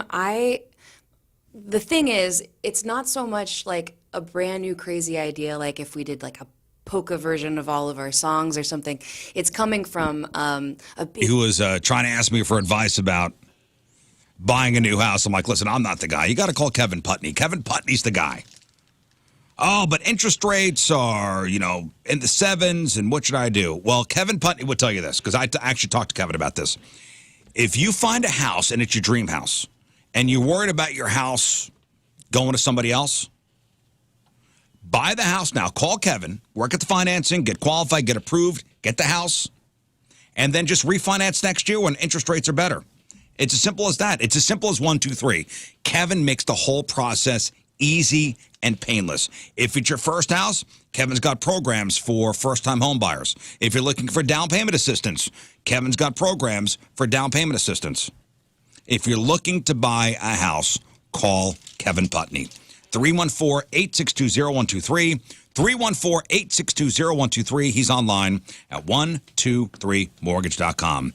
Kevin Putney, Equal Housing Opportunity. All loans subject to underwriting approval. Restrictions apply. Call for details. Cross Country Mortgage, LLC. NMLS 3029. NMLSConsumerAccess.org. 123mortgage.com. 314-862-0123.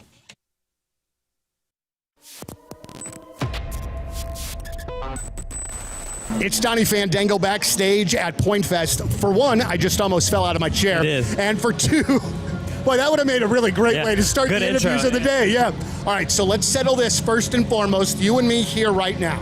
0936. Yes. All right. I heard it in a couple of different ways. It confused the hell out of me, man. It confuses me.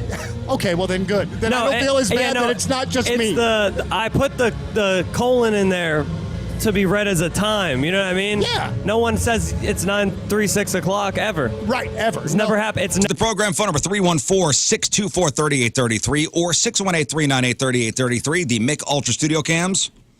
1057thepoint.com/Rizz. The socials at RizzShow Show. Your emails, RizzShow at 1057thepoint.com. Craig's Freak of the Week here in just a moment. We'll continue on with our Limp Bizkit Olympics today. Today is Limp Bizkit Trivia. Oh, nice. So we're trying to figure out which member of the Rizz Show is the biggest Limp Bizkit fan. Big summer show happening a week from today over at the Hollywood Casino Amphitheater. First big summer show of the season for the Point. One of you guys will be on stage with Fred Durst singing a song. Thank you. And you guys have a chance to win some tickets to that show with our Limp Bizkit Trivia. Rafe's up a point because he won yesterday or won on Tuesday. Yeah. Moon won. Did you Oh, win? that's right. Yeah, Moon did win. It's a wash for the Moon three did of No, us. but wait, Cool, you're guys. not even going to be a It's part cool, of it. guys. No, he was in the lead. He was in the lead for a little bit. Oh, I thought you And then won. Moon took it at the end. It's cool. Moon got some 2-pointers at the end. Yeah, Moon took it at Drained the him. end. My apologies to Moon. But let's see. Yeah, listen. Yeah, you know what? Big biscuit. We got some. I'll think about it. We got some tough questions. You're not even going to the show. Hey, no one's more upset than me. Don't rub it on. You're not even West going to the show. Borland is going to be like, where's Moon? I know, man. I'm rocking his facial hair. Really We're disappointing. twins, Basil. We got some tough questions, so we'll see. Worked hard on these. I was going through some old photos yesterday, and I found a photo of my room in high school. And So this dude, would be what year? this was like 2001, 2002. Oh, you know, anywhere from like 99 to 2003. And you can't really tell from this photo, but Fred Durst is all over my walls. Like, you can kind of see him in the background of this photo, like with his Oh, backwards yeah. hat on. But my room was like quintessential 90s with like Papa Roach posters and Yeah, look at Chino you. Marino. And I mean, the fact, and I had Fred Durst's face on and I still have the alarm clock. He would wake me up every day. And so I was obsessed. You could see him back there. You think Yeah. this is going to sway some of the voters out there? To No, have I'm letting everybody sing know with how Fred damn Durst? excited I am because I have not seen Limp Pretty Bizkit hardcore since pandering, yeah. like 2001 because they played the Enterprise Center with Korn. I don't remember what, and they had these yellow tour T-shirts with Limp Bizkit, all of the guys on the front, and I'm so mad at myself for getting Well, rid let's of that see how shirt. you do in trivia later on. Okay. I was at the gym the other day, and I saw a 20-something-year-old guy wearing a Deftones T-shirt. Yeah. Nice. So it was like early 20s guy. So exciting. Yeah. And I was like, oh, man, a Deftones fan. I'm like, I should maybe go talk to him. Yeah. I like the Deftones, too. And then I went, What a cool guy. I'm past it. I was at Six I went, Flags. what am I going to talk to this guy about? He probably bought the shirt at Hot Topic. And Well, that's where he bought them. I was at Six Flags last week on Friday, and there was a dad taking his kids around, and he had a Deftones shirt on. And same thing, I was like, yes! Like, I was so excited to see. I was excited for a second. a person. And then I said to myself, maybe he just got the shirt because he just liked the design. Maybe. Hey, while we're talking about fandom, I'm just going to say, and Lern, I bet you're with me on this one too. Could have been wearing it ironically, dude. I bet you're with me on this too. Go. There was a point there where it was very uncool to like Limp Bizkit. And I still freaking loved Limp Bizkit. Yeah. And I bet you did too. I did. And like, let's not forget that. Like, everybody's on the train right now, and it's Yeah. real cute. And then talk about how they were on the train in '98. Okay, well, everybody was. What about like 2006 and 7 when, like, you know, people were talking? Well, they had their time. I know, And but then I'm, it was- I'm just saying there was an uncool point, and some of us were still.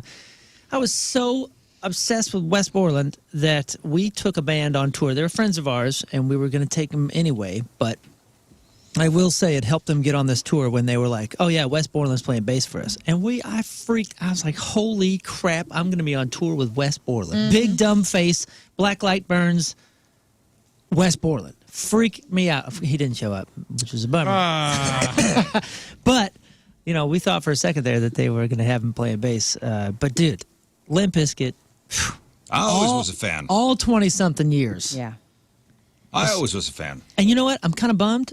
A, I'm It was oversaturation. That's what it was. I'm extremely bummed that I'm missing the show. But I'm bummed because I saw a set list, and they're not playing what I thought they would play off $3 bill, y'all. They're only playing Faith. As far as I Is that as true? far as Only I saw, one song? They're not going to play As far as anything I else? saw on their most recent tours, I'm not looking at it. I Can don't you wanna know. imagine what would happen to your circulation if they started Indigo Flow or stuck? I would go back to 1997. I'd be transported. Hey, if they do, will you film it for me, No, please? I'm not filming any. I'm Are gonna, you you out know of your what? I'll mind? FaceTime you. You'll be on stage. I'm not that guy that's going to film a song. I am that Cool. guy. She's that chick. She'll be with me. please film it. Anything $3 bill, please film, except for fake. All right, so we got Craigslist Freak of the Week here in just a second. Got to tell you this story. Listen, we've all been hammered drunk in this room, and we've probably done some things. Never this. Never this. An investment banker allegedly pulled his pants down before having sex with a tree. Oh, no. Just feet away from London's iconic Albert Memorial earlier this year. 30-year-old Paolo Bolag took off his clothes in a place called Kensington Gardens before committing a series of, quote, lewd acts. He's also accused of loading his underwear with soil and rubbing his crotch. What a... That is like a main part. What a picture. That is a huge part Still right in want the to be center. soil when you die? Loading his guess. underwear with soil and rubbing his crotch. Can't escape it no matter what you do. You know what? If somebody was going to take my soil and rub it all over his naked body, I consider that my pleasure. There you go. Really? Sure. Don't be dry humping me out at sea. Leave me alone. Yeah, he then started having sex with a tree. An environmentalist. I mean, that is a popular part of the city. And that's, they say, this is like a very,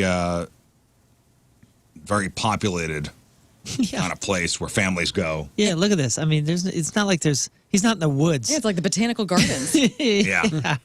Yeah, the Kensington Palace houses more than 3,000 trees, 242 acres of land. The park's website says it has an awesome spectacle of the tree avenues where veteran trees ground the visitor in times of past. Man, those trees are shapely and beautiful. Yeah, I love trees. Is that the freakiest thing we're going to hear this hour? Or? No. Damn, look at that ash. Love that ash. Thanks. All right, time to get freaky with the Craigslist Freak of the Week. So we got 3 new ads for you.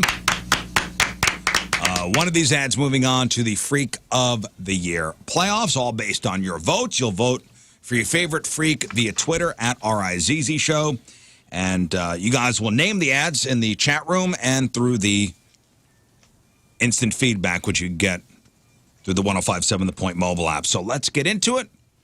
Learn. Yes. Craigslist Freak of the Week, ad number 1. Panties, man for woman, 49 years old, Brussels. I'm in search of a woman who is down to give me her used and well-worn panties. Looking for full coverage underwear, or what is commonly known as granny panties. The panties must be cotton. The panties have to have been worn for at least 7 days by a person over the age of 70. Maybe you can convince your Mima to wear them for me. If she's not a good wiper, even better. A couple skid marks never hurt anyone. I've recently hit a dry spell and will pay top dollar for the perfect pair of panties. Once we make the exchange, the panties are mine. And trust me, you're not going to want them back when I'm finished. Don't try to pull a fast one and not meet any of my panty demands. My nose knows the smell of old lady panties. I'm so desperate, I might have to put them on immediately.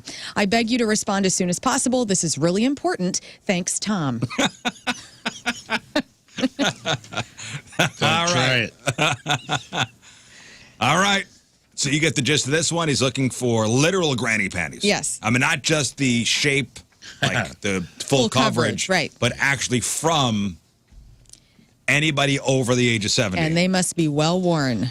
Mm-hmm. Got an early lead in the chat. Maybe convince your Mima to wear them for me.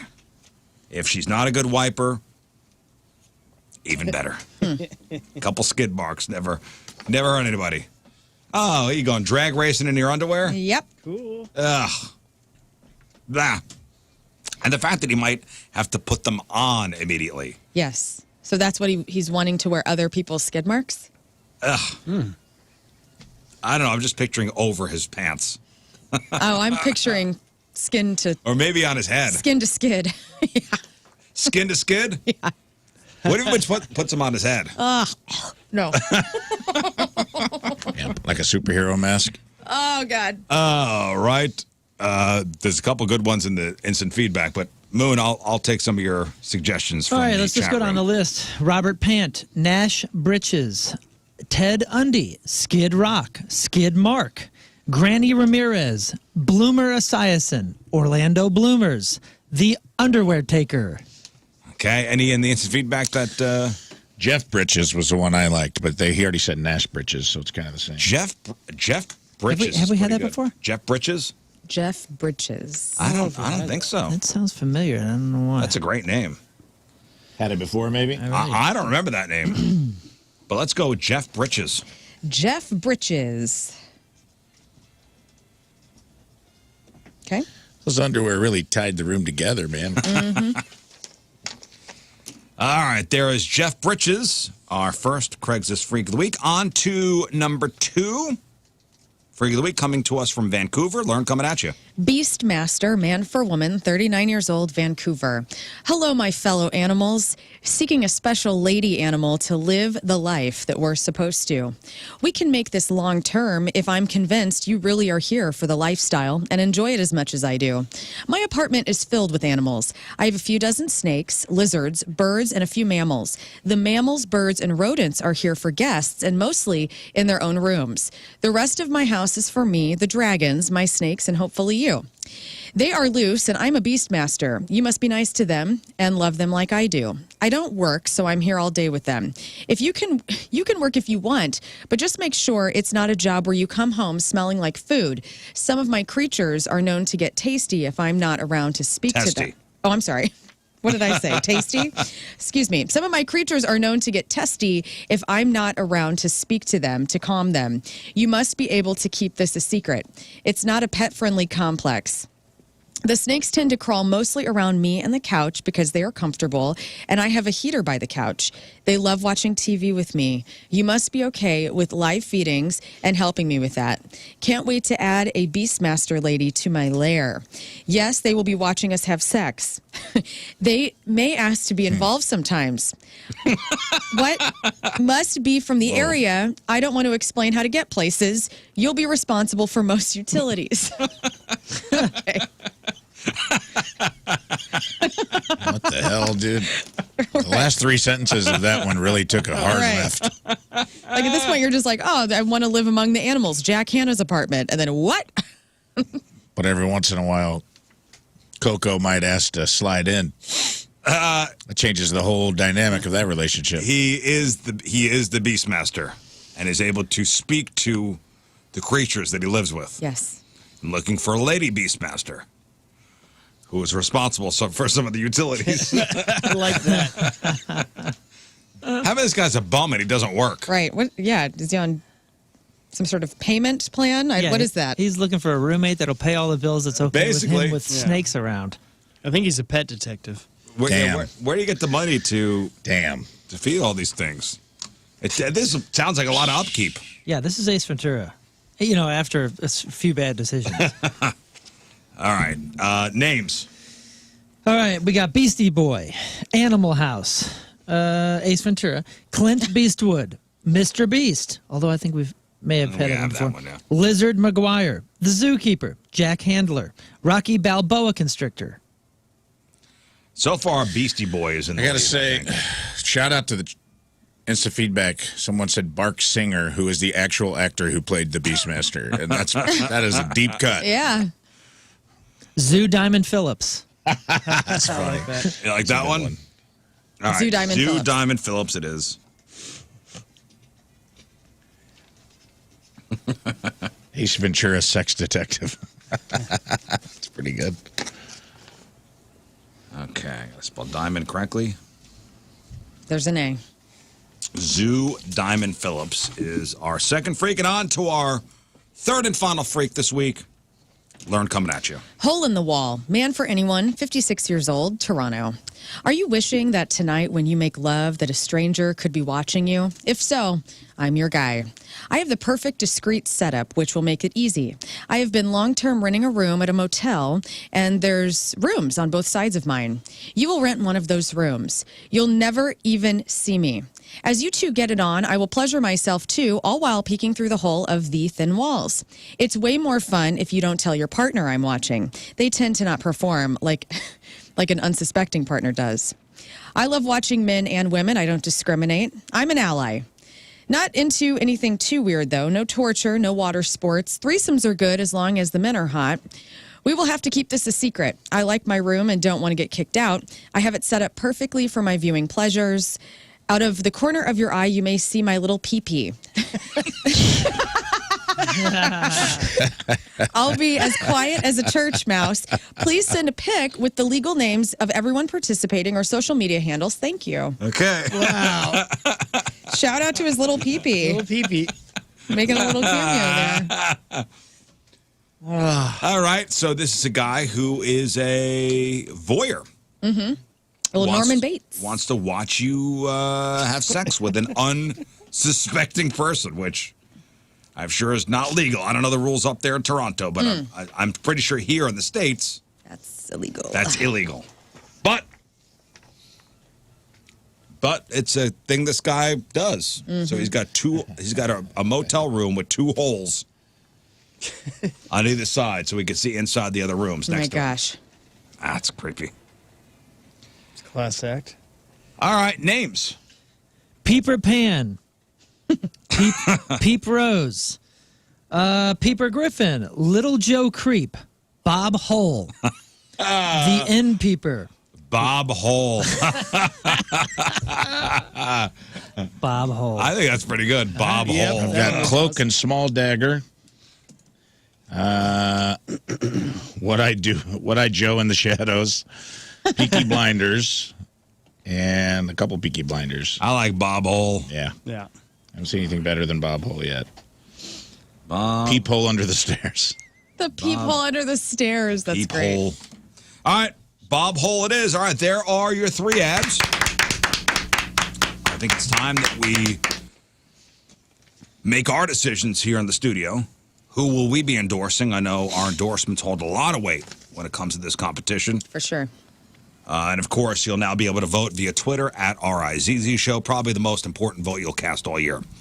Lern, who are you endorsing this week? Zoo Diamond Phillips, Rizz. I'm an animal advocate. I don't like what's going on. This I think is it's somebody freaky. who No. loves his animals. He does, but I don't want them participating in no human sex. And so I think that's freaky as hell, and I don't like it. So, But they're asking to be involved. I don't like it. I think it's a freaky thing. You know, I can deal with granny panties, whatever. That's consenting adults. I can deal with well, actually, no. One of the participants in Bob Hole's peep show is not going to know. I don't know. Right. For me, But you care more about the animals. I care more about I'm the going animals. Jeff Bridges. Jeff Bridges, for me, my heart tells me this is the most creepy. Okay. Especially since he wants to he's so desperate for granny panties with skid marks, possibly, that he might have to put them on immediately upon receiving them. And don't try to trick him, because he knows. Mm-hmm. He says, my nose knows the smell of old lady panties. Okay. He's not wanting contact, though, right? Yeah, just send them. He just wants the panties. He doesn't want to, bone grandma or nothing, right? No, once you make the exchange, your panties are mine. Trust me, you're not going to want them back when I'm finished. That gets my vote. That's freaky, yeah. Moon? I'm fully on board with you, man, for all the exact same reasons. And the whole thing, she doesn't have to be a good wiper. That takes the win for me. Jeff Bridges. Scott? Yeah, I think you might have won me over on that, because originally I was going to go Zoo Diamond Phillips, but... what is your heart telling you, Scott? It's my heart is telling me you got to go with the dirty panties. And also, we just talked about DoorDash, and it kind of reminds me they're like the same. This is the same thing. Oh man. Okay, King Scott. Rafe. It's a 2-horse race, I think. I don't think it's a runaway this week. Sometimes you know. I think it's between Jeff Bridges and Zoo Diamond Phillips. I think Bob Hole's freaky, but it's just basically a voyeur who wants to watch through a peephole. Yeah. Voyeurism's not that freaky. I'll be honest. Can you read the last 3 lines of Zoo Diamond Phillips again? Yeah, let me get Because it was pretty normal up until that point. They may ask to be involved sometimes, must be from the area. I don't want to explain how to get places. You'll be responsible for most utilities. Yeah, that took a wild turn at the end, dude. At first it was like our animals are going to watch us bang. I live amongst them. They are loose, and I am the Beastmaster. Yeah, and it was like a Tarzan Jane thing for a minute, and then it took a real hard turn to where Cheetah was going to get involved. I'm going to say I have to vote. I'll go with Lern on this. Zoo Diamond Phillips. I think bestiality just bumps grandma's panty sniffers just a little. Just a little. Yeah. All right. A lot of people out there sniffing panties. A lot of them sniffing granny panties, but I don't know if there's a lot of people.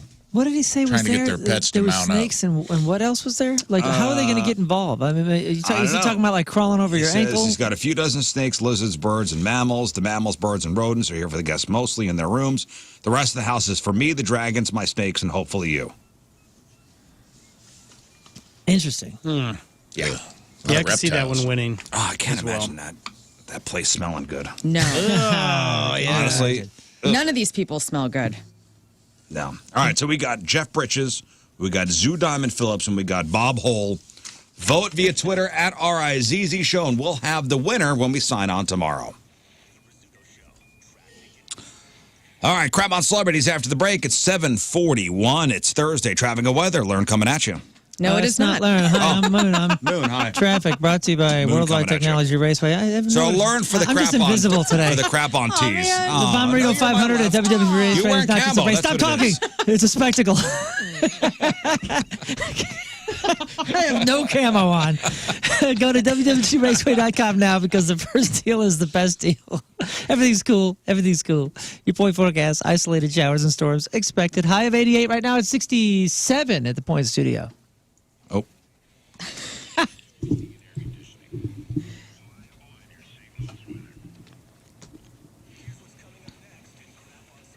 All right, Moon, what do you got?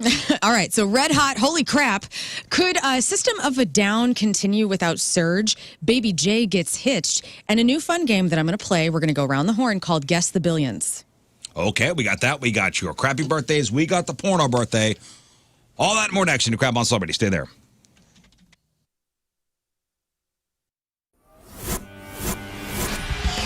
All right, we are backstage at the pageant. Big time club show with 311. We've got Peanut and Mr. Nick Hexum joining us. Gentlemen, it is an absolute pleasure to have you back in St. Louis and playing the pageant. It's great to be able to be so close to you tonight. You love seeing us in small places. I do. I can't. I will not ever deny that. It was a Peanut. little off-camera, little banter we were doing. Yeah, it's good to be in small places. This is where we cut our teeth. You know, you were saying Mississippi Nights, and we did the same thing in town. But You're a business owner or you're in charge of marketing for a company, I want you to listen up here. In today's fast-paced world of digital marketing, making meaningful connections with your audience, it's a challenge for any business. But what if there was a way where connections aren't just made, but they're nurtured for growth? And this is where 2060 Digital comes in. 2060 Digital is our sister company. So if you're a business owner or marketer looking for more ways to engage with your customers, especially doing an online campaign or a digital campaign, this is where 2060 Digital comes in. They make the whole process, they transform it from a challenge into an opportunity for you and your business. Whether you're looking to enhance your brand's online presence or doing a digital campaign or just increasing customer engagement, 2060 will propel your business forward into the future. And if you think your business has room to grow, let them prove it to you. Chesterfield Fence and Deck uses 2060 Digital. Zero Res, Dobbs, quite a few RizzShow sponsors. Go to 1057thepoint.com and click on the 2060 Digital logo and request a free digital audit for your company today. That's 1057thepoint.com and click on the 2060 Digital logo. He is kind. He is supple. He is magical. He is stainless. He is sensual. He is raw. He is power. He is limber. He is untouched. He is pure.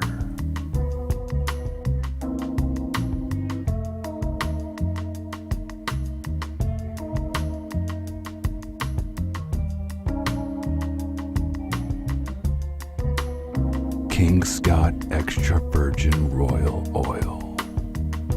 Maintain your purity.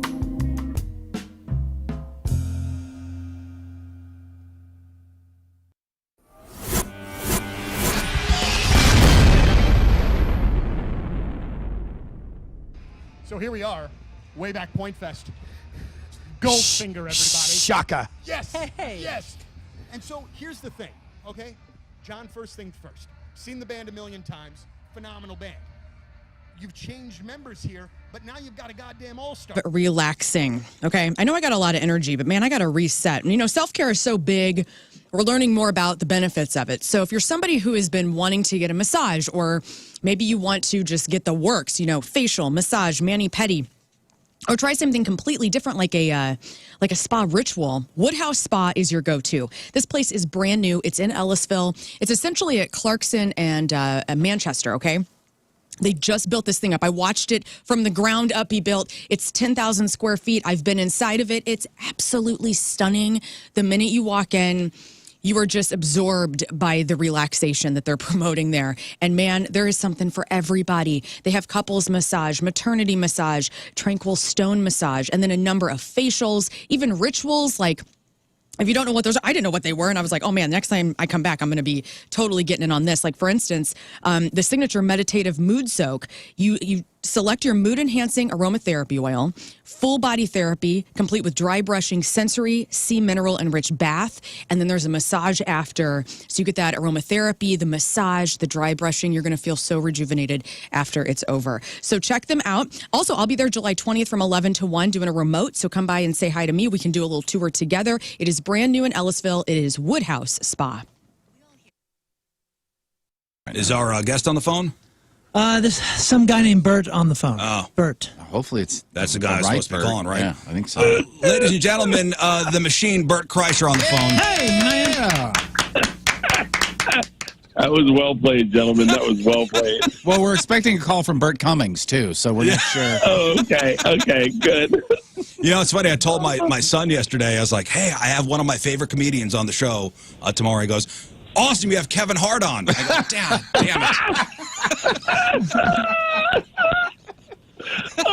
My daughters and I saw Jumanji, the first one, for the first time, and I was like, I got out and I was like, God, I want to like text Kevin and tell him how great that movie was. And they're like, Kevin who? I said, Kevin Hart. And they go, you know Kevin Hart? And I was like, yeah. And they're like, Dad, come on, you don't have to lie to us. I was like, no, I know Kevin Hart. They're like, Dad, how would he know a guy like you? I was like, you know, he's a comedian, right? And they're like, yeah, but he does like big shows. I'm like, oh my God. Do your kids think you're cool? No, not at all. Not even remotely. Not even remotely. Really? So, I mean, you have a lot of very famous friends, and they're not impressed? Well, first of all, my daughter's not a friend. My oldest daughter's not a huge fan of Joe Rogan's. She's a little woke. And so our sensibility, what makes us giggle, offends my oldest daughter. Oh, no. My youngest daughter's clueless. She doesn't it's just, yeah, they have no clue at all. Like, yeah, they're, by the way, they're just, maybe you don't want your kids to think you're cool. I don't know. I thought my dad was a badass, but they think I'm an idiot. But they know their dad has a cool job. They know, their dad is a comedian, doesn't go to an office, every day. Well, you know what they know is that the boys that go to school that are the bros, the meatheads, the morons, the chest thumpers are all huge fans of their dad, and they're like, roll their eyes. The boys that are probably going to end up being problematic are all fans of their dad and all his friends. They said to my daughter Isla, you know Joey Diaz? And Isla's like, Uncle Joey? And they go, yeah, Uncle Joey. But Isla calls him Uncle Joey because he is her uncle. And they're like, that's so epic. Does he slide? And it's like, I got dosed by Ari Shaffir in my backyard with ecstasy one time. I heard that story, yeah. These boys think it's awesome, and my daughters are like, yeah, he almost killed my dad. Like, they're like it's funny. It's a slippery slope, gentlemen. On your roof. You have no idea. You just know your head's dry when it rains. But Is there water getting behind walls? Are there shingles out of place? How are the gutters? You have no idea. You haven't been up there, or even if you did go up there, you would have no idea what you're looking for. It's a good idea to get a roof inspection every year or so, and this is where Happy Roof Company comes in. Because, we get hailstorms. We get hailstorms a couple times a year. Pretty bad one over Memorial Day weekend, and I had some roof damage, and I had the Happy Roof Company guys on my roof the next week. And, I had some damage up there. I wouldn't have known about it, and it would become a huge costly problem down the road had I not had those guys up there. Happy Roof Company is a local company, so if you call today, they can have somebody out to look at your issue if you have an issue within 24 hours. If you have a leaky roof, an old roof, a damaged roof, or an ugly roof, the Happy Roof Company should be your first call. Over 50 years combined experience, roofing, siding, gutters, A+ rating with the Better Business Bureau. They do residential roofing, and they do commercial roofing. Free estimates, great pricing.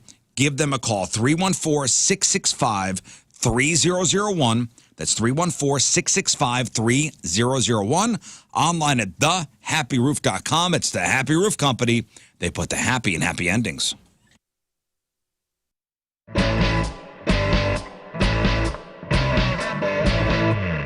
Hey, we're the Interrupters! And we're here with our new friends Sarah and Donnie from The Point. We're at Music Record Shop, and we're gonna go get some records.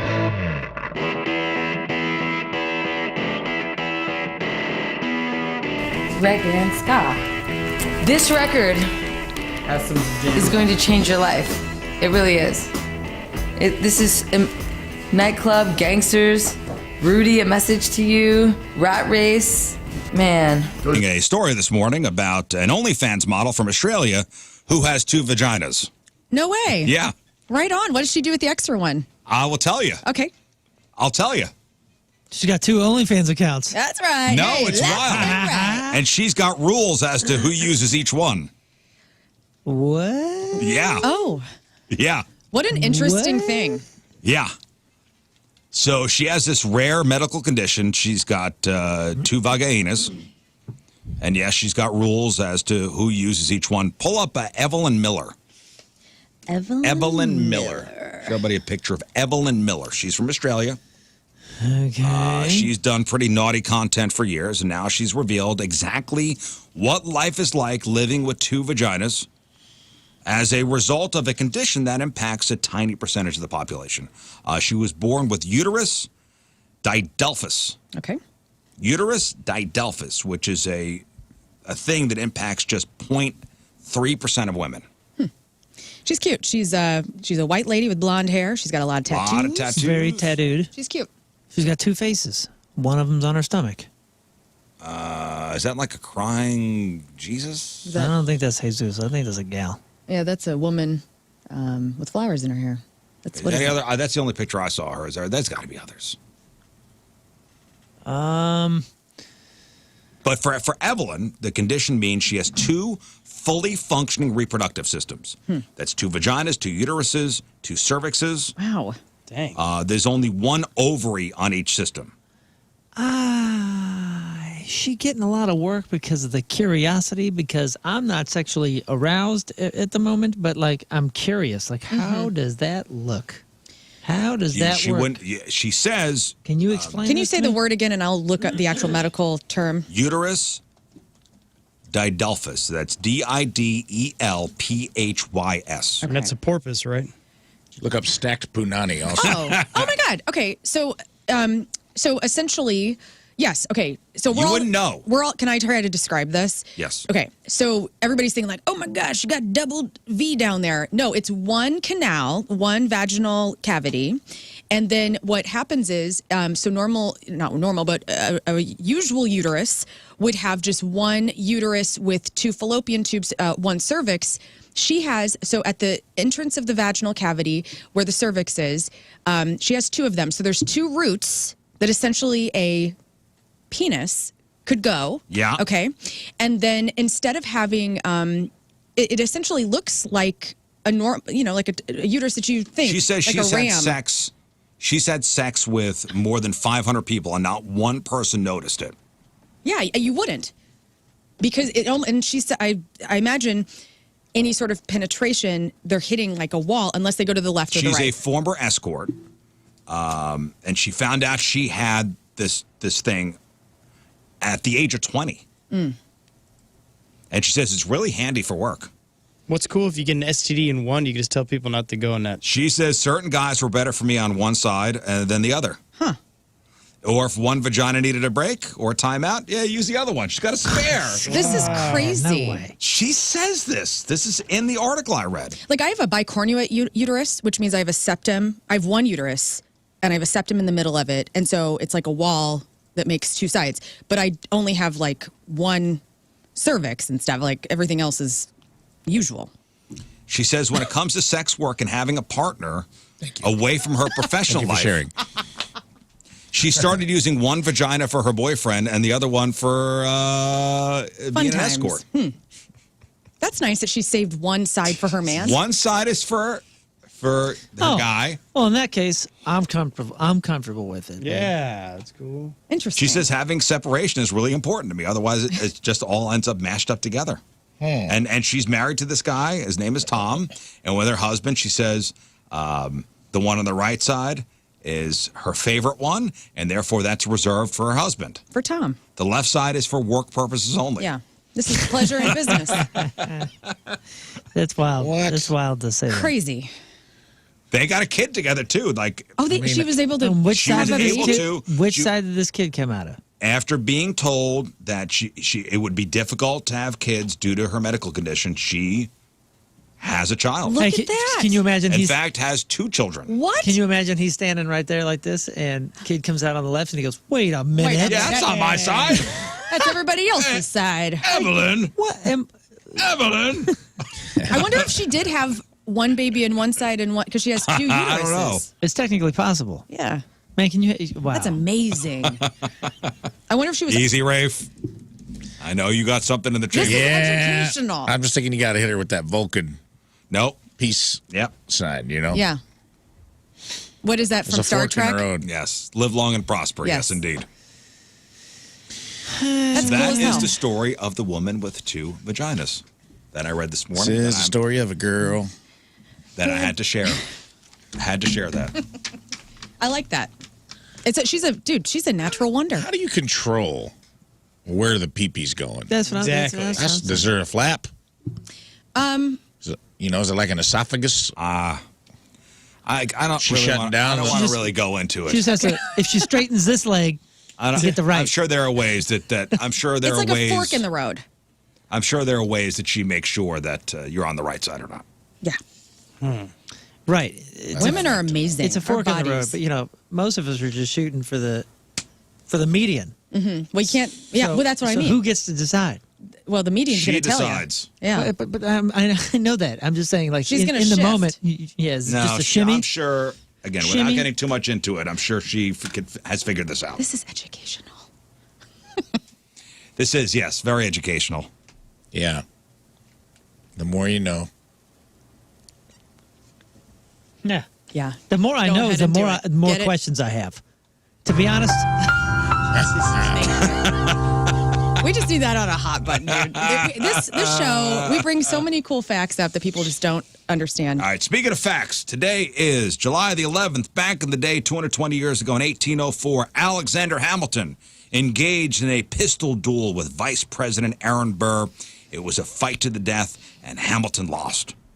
But he still lives on with the $10 bill and badass Broadway play.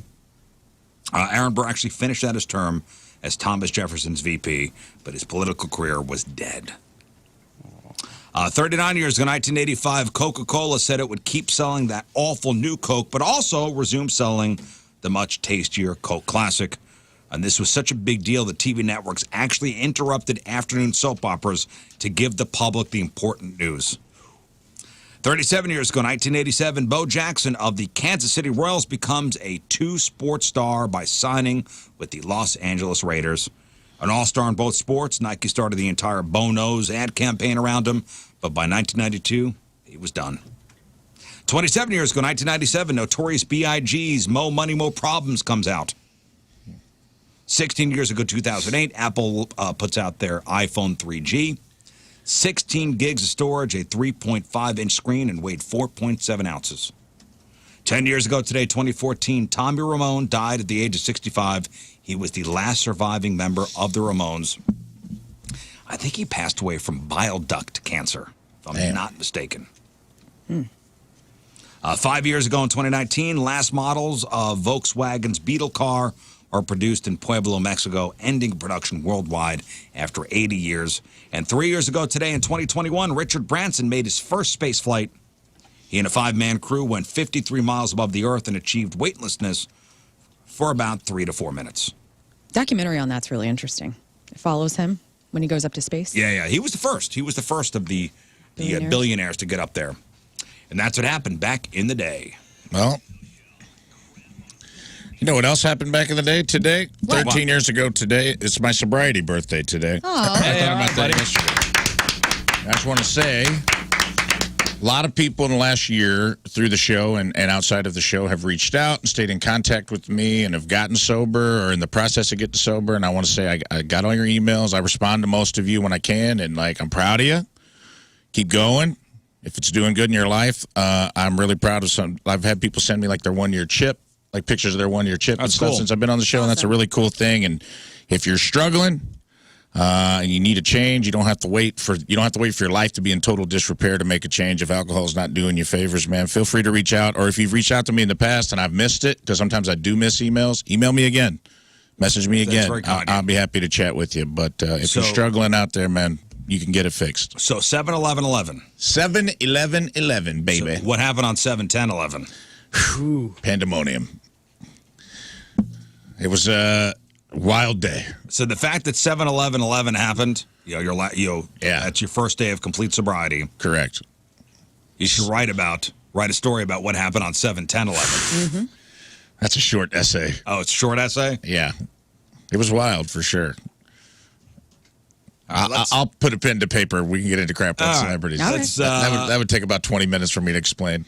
Let's get into crap on celebrities. Time to find out what's going on in the world of music and entertainment with your crap on celebrities. We'll start with this. Josh Klinghoffer, the ex-Red Hot Chili Peppers guitarist and current touring member of Pearl Jam, this story's wild. It is wild. Has been hit with a wrongful death lawsuit stemming from a car accident that happened back in March. Now, if you've watched the video, because TMZ obtained the footage, Klinghoffer was driving a black GMC Yukon. He was in Alhambra, California. He made a left turn and ran into a man named Israel Sanchez. He was 47 years old. He was walking in the crosswalk. The suit says Sanchez was dragged across the asphalt and sustained blunt force trauma to his head, and then he died a few hours later. Now, the suit claims Josh Klinghoffer didn't even tap his brakes when going into the crosswalk and that he was distracted while behind the wheel. Now, if you watch the video of the incident, and they don't show you the actual impact moment, but Josh does pull, he ran this person over. He got out of the car. He pulled over. All these cars are stopping. He called 911. His attorney tells TMZ it was a tragic accident. After Josh struck the pedestrian at the intersection, he immediately pulled over, stopped the car, called 911, and waited until police and an ambulance arrived. Obviously, he's cooperating with the police throughout this traffic investigation. This was purely a tragic accident, but he is being sued. Man. So. Yeah. If he was distracted on his phone or Right. something, can they prove that? I don't know. I guess timestamps. Right.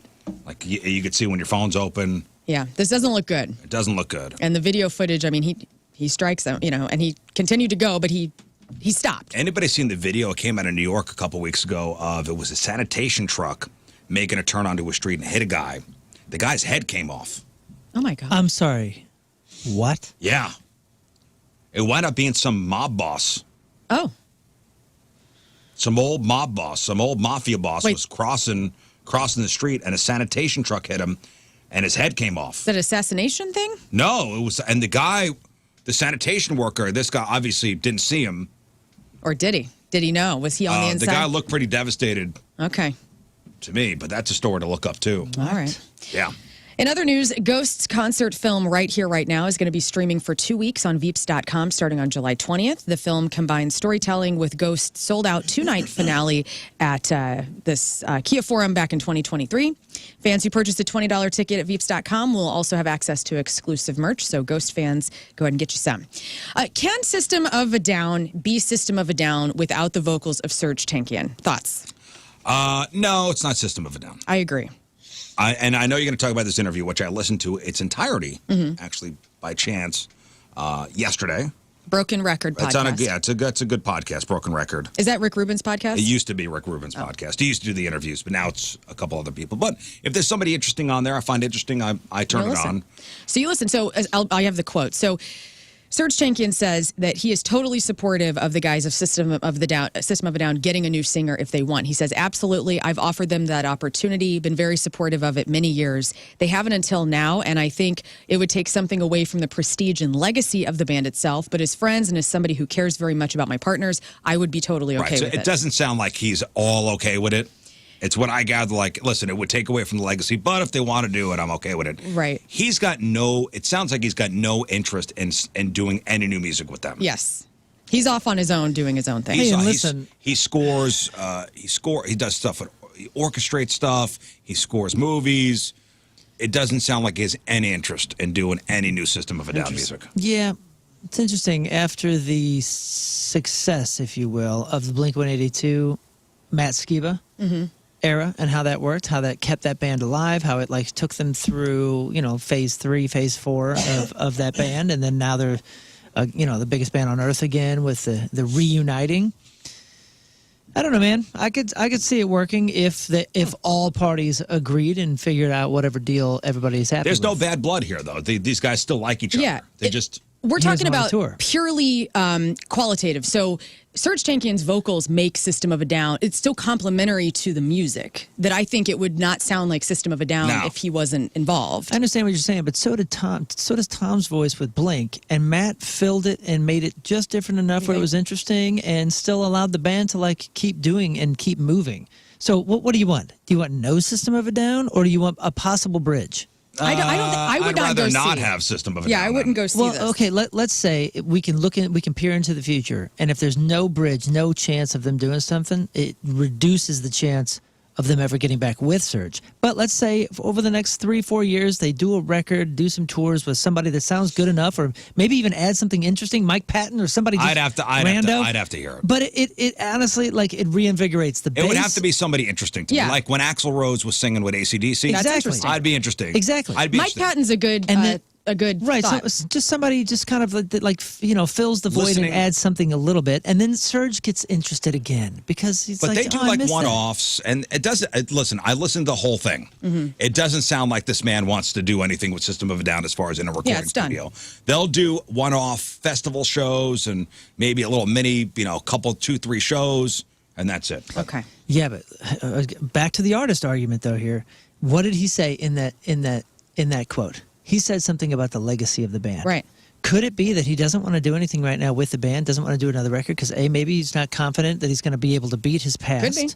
and doesn't want to affect the legacy himself? Maybe that's a fear of him. That's a good point. The Killers are the latest artists to get the Sound Exchange Hall of Fame Award, which recognizes the most streamed acts of the past 2 decades. They've been a music tech organization, and they have a mission to power the future of music. They formed back in 2003, and they've been all about advocacy for artists and whatnot. And they just have recognized the Killers as being the Hall of Fame Award for 2024. I just saw a cool video.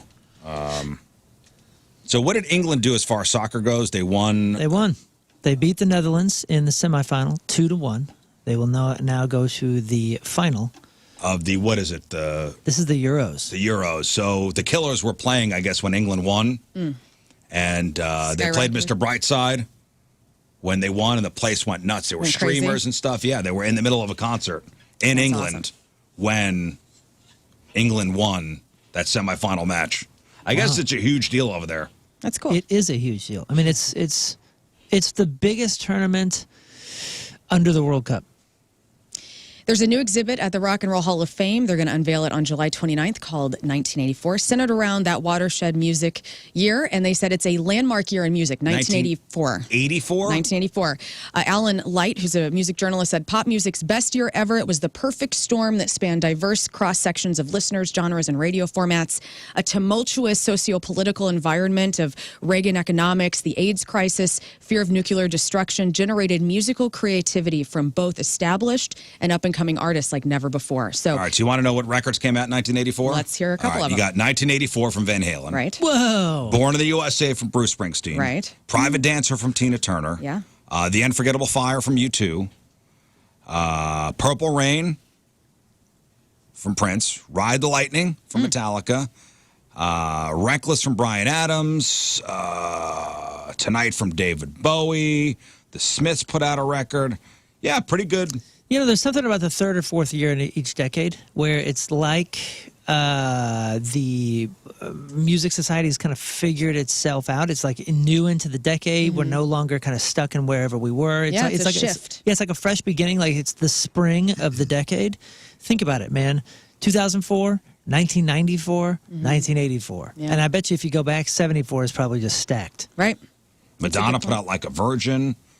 Man, there were some good records. You know what I mean? came out. And they're like quintessential for their decade because it's like, oh, this is new. We needed something different. We've shed the 80s now that it's 94, or we've shed the 70s now that it's 84. And it put a stamp on that decade. Run DMC, Yeah, you know what I mean? DMC, There's something Bob about those Marley, fourth Legend. years. I couldn't tell you what the hell's happening in 2024, but we'll see. It's probably Been a big happening. year. We'll see, yeah. It's probably defining for whatever the heck's Yeah, going to Willie happen. dropped a new album. The extreme heat in Arizona is being blamed for the death of Benji Gregory, who played Brian Tanner on the 80s sitcom Alf. He passed away at the age of 46 last month. He was fast asleep in his car. I guess he has some sort of sleep disorder, depression, and the sleep disorder that he has keeps him awake for days. He went to a bank in Peoria, Arizona. He deposited some checks, fell asleep in his car, died of heat stroke in his car. Yeah, after Alf, he kind of did some acting work, but then he joined the military. Yeah, he was in the Navy. Let's see here. I had that note here. Yeah, he left showbiz in 2003, joined the Navy where he became an aerographer, an aerographer's mate. He received honorable medical discharge in 2005. And he fell asleep in his car in the heat. It sucks. And him and his service dog. Yeah, service The dog, too? Yeah, service dog passed away with him. Oh, it's terrible. Ellen DeGeneres says she's disappearing from the public eye after playing her final shows for a new Netflix special. She kicked off Ellen's last stand-up tour earlier this year. She's been using the shows to address all of the different issues from, the misconduct accusations that hit the Ellen show after, nearly 20 years on the air. And she says, I can be demanding and impatient and tough. I am a strong woman. I am many things, but I am not mean. And she said later, this is the last time you're going to see me. After my Netflix special, I'm done. Yeah, people were asking her, like, hey, you going to do, like, another Finding Nemo, voice story? She's like, nope, I'm done. She's out. She and Portia Done. are out. I wonder if she kind of got hosed. I mean, like when you're running that kind of organization, I'm sure you can be a great, nice person and whatever. But like, I mean, there's a lot on your shoulders, and when it comes to, just entertainment, especially TV, like it's a tight ship. Yeah. It needs to be a tight ship, and things can go loose and not good pretty quickly. Listen, all I know is what I don't was know, man. reported. It's a good marketing thing, too. But as far what for do you her, mean? I'm out. We'll see. The I'm Out tour. Hannah Gadsby did that, too, with her special. Yeah, but I'm what- quitting stand-up comedy. 3 specials later, after that special blew up, Yeah. she changed her How mind many pretty Kiss quickly. final tours? have there Exactly. been? There's sure. a lot of, like, farewell tours that get marketed that way of, like, if you want it, You got it. hear my side of the story, this is your one chance because I'm out after this. All right, we'll see. Yeah, and then she relaxes for a couple of years, and then the I'm Back tour. That's right. I just wonder what was the specifics. It was just a bunch of people coming out saying that she treats us. It was one guy who came out and said that she was actually really terrible. And I think it was more than one person. but then people came after And that people person. like, yeah. I don't believe in my heart that she's a mean person. I just don't. She's done so much good. I always. And she gets along with everyone. Like, I just don't see that. She was probably very brash, and she's a woman, and so people can't handle that sometimes. Well, women, it wasn't men complaining about her. It was men complaining about her. There were women, too. I think the first person that came out was a man, though. Maybe. Okay, it doesn't matter. Anyway, congratulations to Olivia Munn and John Mulaney. According to sources, the couple was married last Saturday during an intimate ceremony in New York. Only their 2-year-old son, Malcolm, and another witness attended. So congratulations, baby Jay. And it's finally happening. Jackass star Steve-O confirmed this week that he is ready to undergo breast augmentation for a laugh. Yes. He's been wanting this for a long time. And His wife, Lux, does not want this. And he's going through with it. so he's going to get boobies for... So he's got a tattoo of a penis on his face. Yep. And... He's not going to have 2 boobs and 2 wieners. Yeah, man. So he says, I came up with the idea a few years ago to get a boob job and just film a bunch of legitimately funny hidden camera pranks with me in disguise in various disguises, and then revealing who I actually am and just funny endurance stunts or whatever. I think he's getting these breasts so he can feel smush himself them. up. Yeah. I mean, I feel like if I were a man and I didn't have boobs, that's the first thing that I would do. I think he's doing it for the shtick, and he said he's going to get them on, and then once the tour's over, he's going to get them out. I mean, get them... Yeah, he's getting them put under the muscles. And then get them removed. But, man, the things this guy does for the joke. He walks the walk. Steve-O's the guy that walks the walk. But the dangers of... It's surgery. Yeah. Things could go wrong. Unnecessary surgery. It's unnecessary surgery. Yeah. And finally, now we're going to play a little game. Rizz, you're playing too. Okay, great. Okay, so Loudwire put out the rock and metal band songs with 1 billion streams. We were talking about the Spotify Billions list earlier because one of the bands on this list recently hit the Billions Club. And so I'm going to go around. I'm going to start with Rizz. Okay. And I'm going to give you the band, and you are going to tell me which of their songs which is a of billion their songs streams? is a billion. And if you get it wrong, we will continue to go until somebody gets it Okay. right. Okay. So the first, and some of these have multiple, okay, so it's easier. Okay. So AC/DC is the first band. What of their songs, and there's 4 of them actually. I'm going to say You Shook Me All Night Long. Okay, you got one. Can you do all 4? I'm going to do Back in Black. Got it. I'm going to do Highway to Hell. Got it. Thunderstruck. Yes! Yeah, Point for baby. Rizz. Nice. Well done. All right. Point. Spectacular. Moon? What? Aerosmith. Which of Aerosmith's songs in their catalog have hit 1 billion streams? There are 2. You can just do one or both. Walk This Way? Incorrect. We're moving on. Rafe. Yes. Aerosmith Dream songs. On. Dream On. Point for Rafe. Can you do the other one? Dream On and oh God, what would be? What's the one from Armageddon? The cover? What's it called? Gotta get it. Don't want to miss a thing. There you go. 2 points for nice. Rafe. So 4 for Rizz, 2 for Rafe. King Scott. Yes. The Beatles. I think this is, by the way, getting me points for the Limp Bizkit thing. Okay. The fact that I missed them and you guys got them. All right. Well, you could be fans of both. Well, listen. Wait, I thought you just got 2 judge points. how you wish. What? Hey, But one thing has nothing to do with the Oh, other. I think it I love does. biscuits. Me too. Scott, the Beatles. The Beatles. There's only one Notoriously song. hate biscuits. Only one Beatles Yeah, and song? if you get this, you get 10 points. Wow. I'm going to say Hey Jude. Incorrect. Oh, Scott Rizzuto. I was going to say, hey, Jude. Yesterday. Incorrect. Moon. The Beatles. 10 points. Let's go with Eleanor Rigby. Incorrect. Rafe Williams. The Beatles. What song has A billion? I will say Shake It Up Baby Now. King Was it Scott. Shout? No. Go back to me. King Moon. Scott. Shout, sorry. Come Together. Incorrect. Scott Rizzuto. Let it be. Incorrect. Moon Valjean. Okay, man. okay, let's see. There's What- so many songs. in now the that it's been catalog. 5 rounds, what's been said before? Good luck. Oh, gosh. Dude, well, I mean, what do you go with? Oh. What era here? Let's say... The Beatles. I know. I mean, there's so many different. I know, I but know. are we going to count something like... Think about what people would stream. So younger, older, obviously it's all of these people collectively. So I was thinking the wedding song was Twist and Shout. Let's... Man. I don't have a guess. Rafe. Help. No. Scott. I want to hold your hand. No. Riz. Something. This is no. No points awarded. No points. Here comes the sun. Here comes the sun. All right. That's my next guess. We'll start with Riz again. Black Sabbath. This is worth 10 points as well Black because there's Sabbath. only one. And this was in the news recently, in the last Black month. Sabbath. I'm going to say Iron Man. Incorrect. Moon. Black Sabbath. Let's say... War Pigs. Incorrect. Rafe Really? Williams. What? Not War Pigs. I do have another guess. God. Paranoid. That is correct. 10 points for Rafe Williams. Thank you so much. I guess the only other one I knew could what think songs. of. Okay. Scott. Yeah. King Scott. Blink 182. This is worth 10 points because there's one song from Blink 182 that has 1 billion streams. All the small things. 10 points for King Scott. Thank you. And Okay. That's the one. Scott Rizzuto. This is worth 2 points. Okay. Okay. Because there's 2. Billion streams. Bon Jovi. Bon Jovi. What 2 songs? Living on a Prayer. yeah. Yes. And You know it. It's My Life. Incorrect. Moon. You give love a bad name. Point for both of you. Oh, no. See, I thought it would be. I Okay. thought it'd be something kind of newer. No. Is this cool? Can we keep going? Yeah, let's okay. go. What are you, silly? All right. So still at Moon. Billion streams. This is worth 10 points. Holy cow. The Eagles.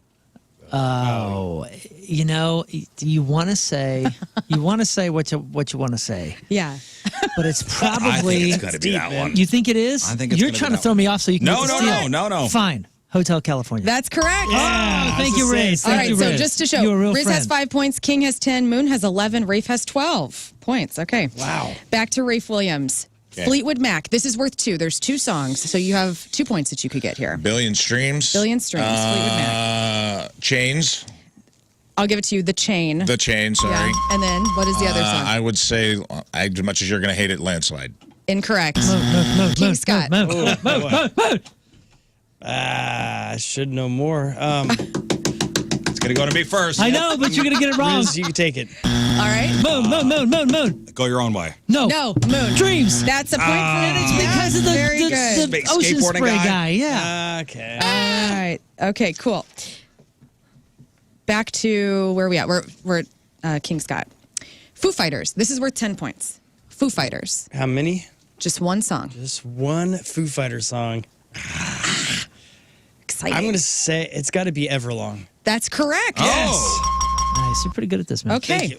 Scott Rizzuto. This is worth 10 points. Okay. Green Day. Green Day is Boulevard of Broken Dreams. Incorrect.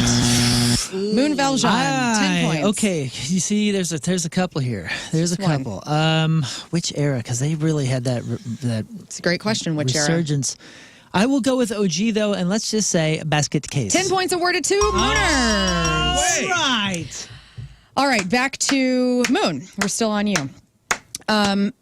This is worth 3 points. Okay. Guns N' Roses has 3 in the Billboard's, or I'm sorry, the Billions 3. Club for Spotify. Okay, let's just start with Sweet Child O' Mine. Point, yes.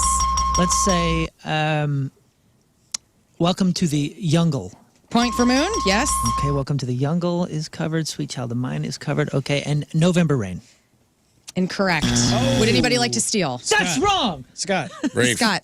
Paradise City. Point for King Scott. Outstanding work. I got a couple more. Darn. Okay. Darn. This one is worth 10 points, and we are at Rafe Williams. Okay. Leonard Skinnerd. Oh, Sweet Home Alabama. That's correct. Very good. That's a 10-pointer? That's a 10 pointer. It's the only one. Travis. We're going to King Scott.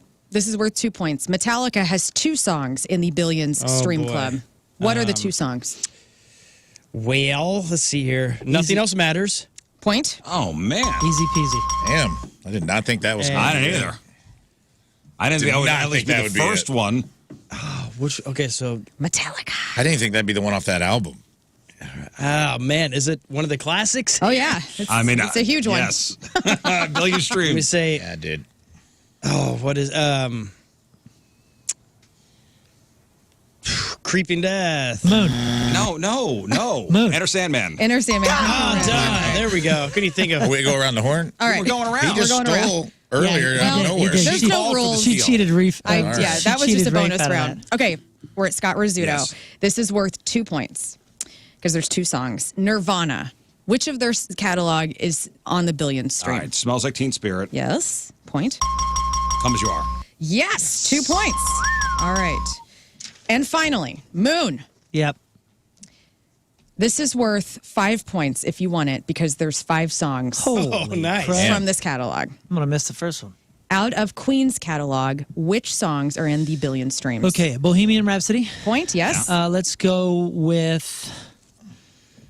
Oh man, I think that's on there. Well, I don't know. There's so many good ones. Yeah, another one bites the dust. Yes. Let's go with. Let's go with.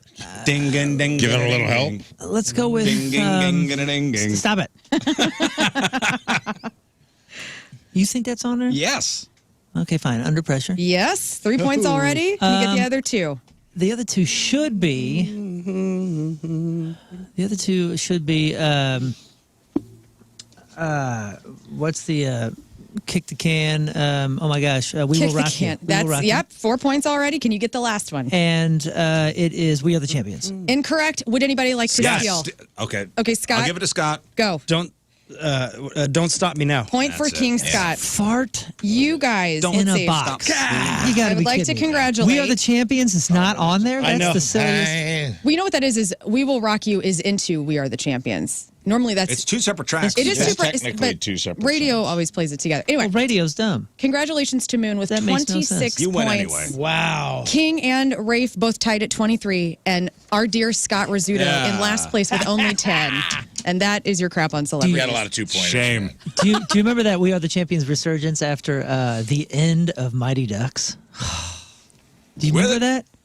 We're the champions? Yeah, aren't they at like a campfire singing We Are the Champions? That introduced Queen again to another generation. sure. Again. After Bohemian Rhapsody and Wayne's World. Yeah. Celebrities celebrating a birthday today. Alicia Cara is 28, or Cara, I don't know. David Henry, Ted's future son on How I Met Your Mother. Also Justin in Wizards of Waverly Place is 35. Rachel Taylor. Trish from Jessica Jones is 40. Nadia Akhtamam Suleiman is 49 years old. Lil' Kim is 50. Michael Rosenbaum, that's Lex Luthor on Smallville, is 52. Greg Grunberg, that's Matt in Heroes, also in Star Wars and Star Trek. Obviously has a friendship with J.J. Abrams, is 58. Debbie Dunning. Debbie Duns. You remember Debbie Dunning? Yeah, from Home Improvement. Heidi from Tool Time on Home Improvement is 58. Scott Schreiner, that is the Weezer bass player, is 59. Lisa Rinna is 61. Suzanne Vega is 65. Richie Sambora is 65. Stephen Lang, Waldo on Into the Badlands, and it's the villain in Avatar. You know that guy, like the older badass military guy. He's 72. And Giorgio Armani, the fashion mogul, is 90 years old. Congratulations. All right, today's porno birthday, which is being brought to you by Patricia's, where fun and fantasy meet, is Julie Rage. And today's birthday girl has been in 222 fine films, including Agent Muff, Backstage Sluts 1, Best Butt in the West 4. Wow. So there's Butthole Bunnies and there's Cornhole Kittens. I want to get those straight, yeah. Cornhole Kittens. I wasn't ready for that, man. Yeah, there's two separate movies, Butthole Bunnies and Cornhole Kittens. There's Fornication Nation 4, Gutter Mouths 2, Lust American Style, Open Wide and Say Ah 2, Put It in Reverse 2, and who could forget a role in 1997's Sin Boy 5, Angels with Sticky Faces. Man, I hate that one. Oh, my goodness. Julie Rage is 55 years old. That's your porno birthday. Those are your crappy birthdays, and that was your crap on celebrities. All right. After the break, another round of the Limp Biz Olympics. Okay. This is trivia. So 4 callers, please, Scott. Okay. 4 on the phone. We'll spin the great wheel, and we'll see which 4 of our callers is assigned to a RizzShow member here. These are multiple choice. Oh, great. Limp Bizkit trivia questions. You will have 2 listener lifelines. So I'm looking for only really big Limp Bizkit fans on the phone. So we'll go around. Each contestant will get 4 questions. Okay. So you will have 2 lifelines. You go to your listener twice. That's it. Whoever gets the most questions right, our respective teammates on the phone will win a pair of Limp Bizkit tickets. Limp Bizkit, first big summer show of the season, a week from today over at the Hollywood Casino Amphitheater. Yes? Corey Feldman's birthday is on Tuesday next week. Should we do something for him? I'm just saying. I think we should. I think we should as well. I hope he likes ice cream cake. We must. We're getting back there. We're getting an ice cream cake for Corey Feldman. Yeah, we must get Corey Feldman on the air with us. We must. Can we do a second contest? Can the runner-up do the Lost Boys thing with Corey Feldman. So our Limp Bizkit audition tapes will be on our socials Monday or Tuesday of next week, and you guys will vote for your favorite one, and we'll send the top 2 vote getters to Fred Durst, and he will get to decide who is on stage with Limp Bizkit next Thursday. If you want to play, 314-624-3833, 618-398-3833, Limp Bizkit Trivia, the Limp Bizkit Olympics, next. What? I just can't even imagine what kind of trivia questions you're going to ask about. It's multiple choice, so. All right. Don't be defeated. It's about the band. I'm not defeated. I legitimately am like, I don't know what kind of questions he's going to ask. There's 16 questions altogether that I put together. Okay. All right, it's 8:30. It is Thursday. Traffic and weather, Moon coming at you. Traffic brought to you by Worldwide Technology Raceway. The Bomberito 500 at WWT Raceway is not just a race, it's a spectacle. So go to WWTRaceway.com now because the first deal is the best deal. We got a right lane blocked due to an incident 64 westbound just after Big Bend Boulevard. Your point forecast, isolated showers and storms are expected. High of 88. Right now it's 71 at the Point Studio.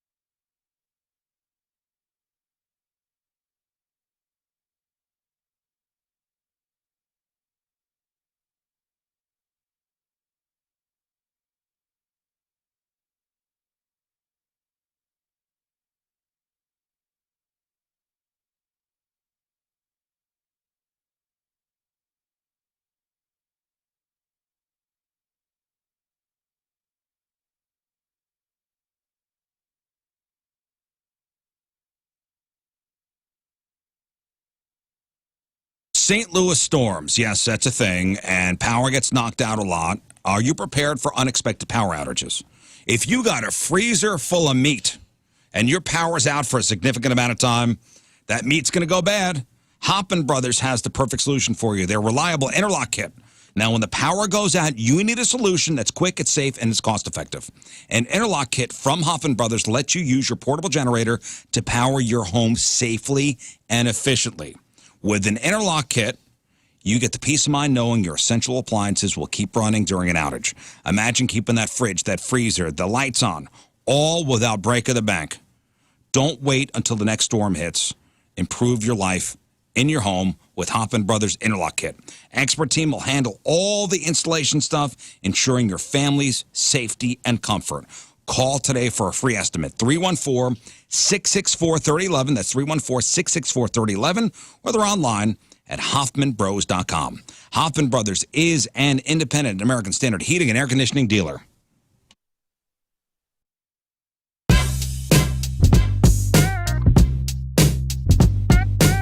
.7 The Point. AO. Let's go. It's Liv Maddox, broadcasting live from the Hollywood Casino Amphitheater, and I am joined now by the one, the only, Jelly Roll. Yeah, baby. How are you, sir? I feel like I'm back home, man. I love St. Louis. It's one of my favorite cities in America for dozens of reasons. Mm-hmm. And then the last time I was here was just sheer disappointment because Point Fest got rained out that day. And Yeah. We're still mourning that. And the crazy thing is that, you know, I wasn't here yet when that happened, but I keep hearing that when that announcement came out that it had to be pushed out, and then you couldn't make the scheduled show. People were so upset. You've got St. Louis in the palm of your hand, man. How does that feel? No. I just love St. Louis, and they love me. I've been coming here for years. We used to play Pops. Yep. I probably played Pops 30 times in my life. And now here you are at the Hollywood Casino Amphitheater. Awesome. Well, yes. With limited tickets. You like limited as in get in your car and come on and grab Exactly. Got to get here, box office. The music doesn't start till 7. You still got time to settle in before Jelly Roll hits the stage. Now, what's really cool about you, Jelly Roll, is that, and I promise you this isn't a commentary on your size, is that you don't fit into a box musically. Right. You got the hip-hop, you got the country, you got the rock all in one. So if somebody comes up and they're like, Liv, what kind of musician is Jelly Roll? What do I say? He's a music man. He's a music man. Right, listen, so in the 90s, I was listening to Korn.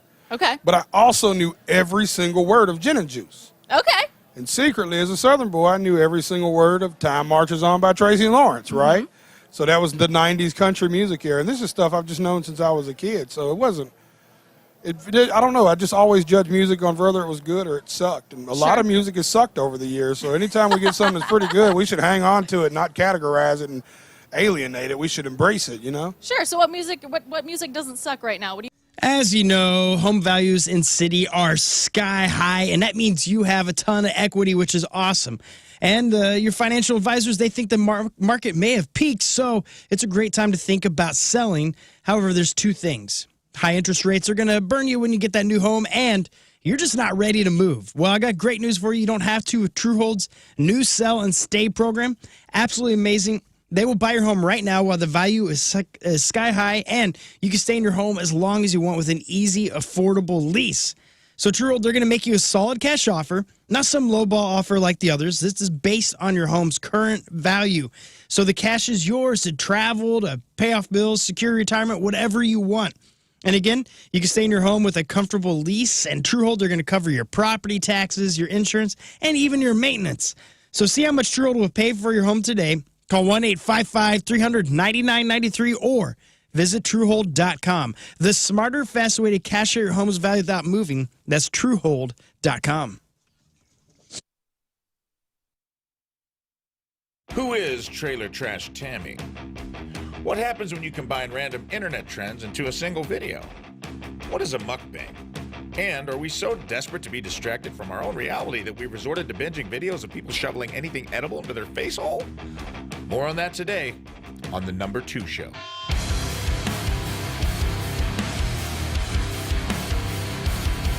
Welcome back to The Number 2 Show. Today, forget sex, drugs, and rock and roll, baby. We've got something that tops them all and is twice as indulgent. Mukbangs.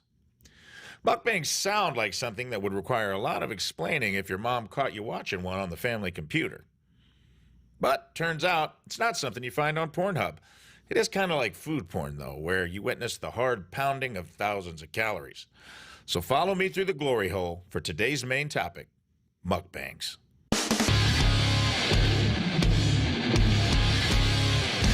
Mukbangs aren't for the faint of heart. It's culinary hedonism broadcasted in HD. We've got professionals like Nick Avocado eating his view count in calories, or amateurs deep-throating corn dogs like they're auditioning for Bret Michaels' Rock of Love. Gives a whole new meaning to the song Unskinny Bop. And if not these two things, then there's whatever the hell this is. Hi guys, today we have dragon breath puffs and liquid nitrogen. There's a lot going on in this video. Is it a cute cat video, ASMR, a mukbang? Are we even allowed to assign conventional labels to our videos anymore? Let's just say this video is genre fluid. Blowing on liquid nitrogen, I guess to cool it off. It's negative 320 degrees, lady. I don't think you're going to burn your tongue. I like how it says, this is so much fun. But for who? Is this entertainment? I don't know, but I am rock hard, so there's something happening here. But not all mukbangs are gluttonous or bizarre. They have evolved into people just eating and reviewing food while having entertaining conversations. To help us understand this phenomenon, the queen of the mukbang herself, my spirit animal and yours, please welcome Trailer Trash Tammy. How's everybody doing? Hey, Rafe, thanks for having me, man. Hey, good to have you here. Side by side, like Thelma and Louise. Yep. That whole, I'm over 40, it's all over, I'm over the hill, nothing's ever going to get better. Well, fellas, that's a defeatist attitude. You want to get up every morning, you want to be sharp, you want to take on the day with gusto, and maybe you haven't been feeling like, maybe you've been like crap, you haven't felt like you once did, and you want to kind of fix yourself up. This is where Mentality comes in. Mentality, a men's specific clinic, and maybe you got low T. Your workouts aren't as good. You don't have the energy you once did. You're not sleeping as well. Maybe you're having problems in the bedroom. Make an appointment with Mentality. Do a blood draw. Let them see what's going on inside you. Maybe it's a vitamin level thing. Maybe it's a testosterone thing. But you're not going to know until you make that appointment with Mentality. They offer TRT therapy. They offer peptide therapy, which is anti-aging stuff. If you're having problems in the bedroom, tadalafil for the ED. semaglutide for weight loss. These are all things they offer at Mentality, and they'll try to work with your insurance too. Make the appointment. 2 locations, Chesterfield and South County. MentalityHealth.com. That's MentalityHealth.com.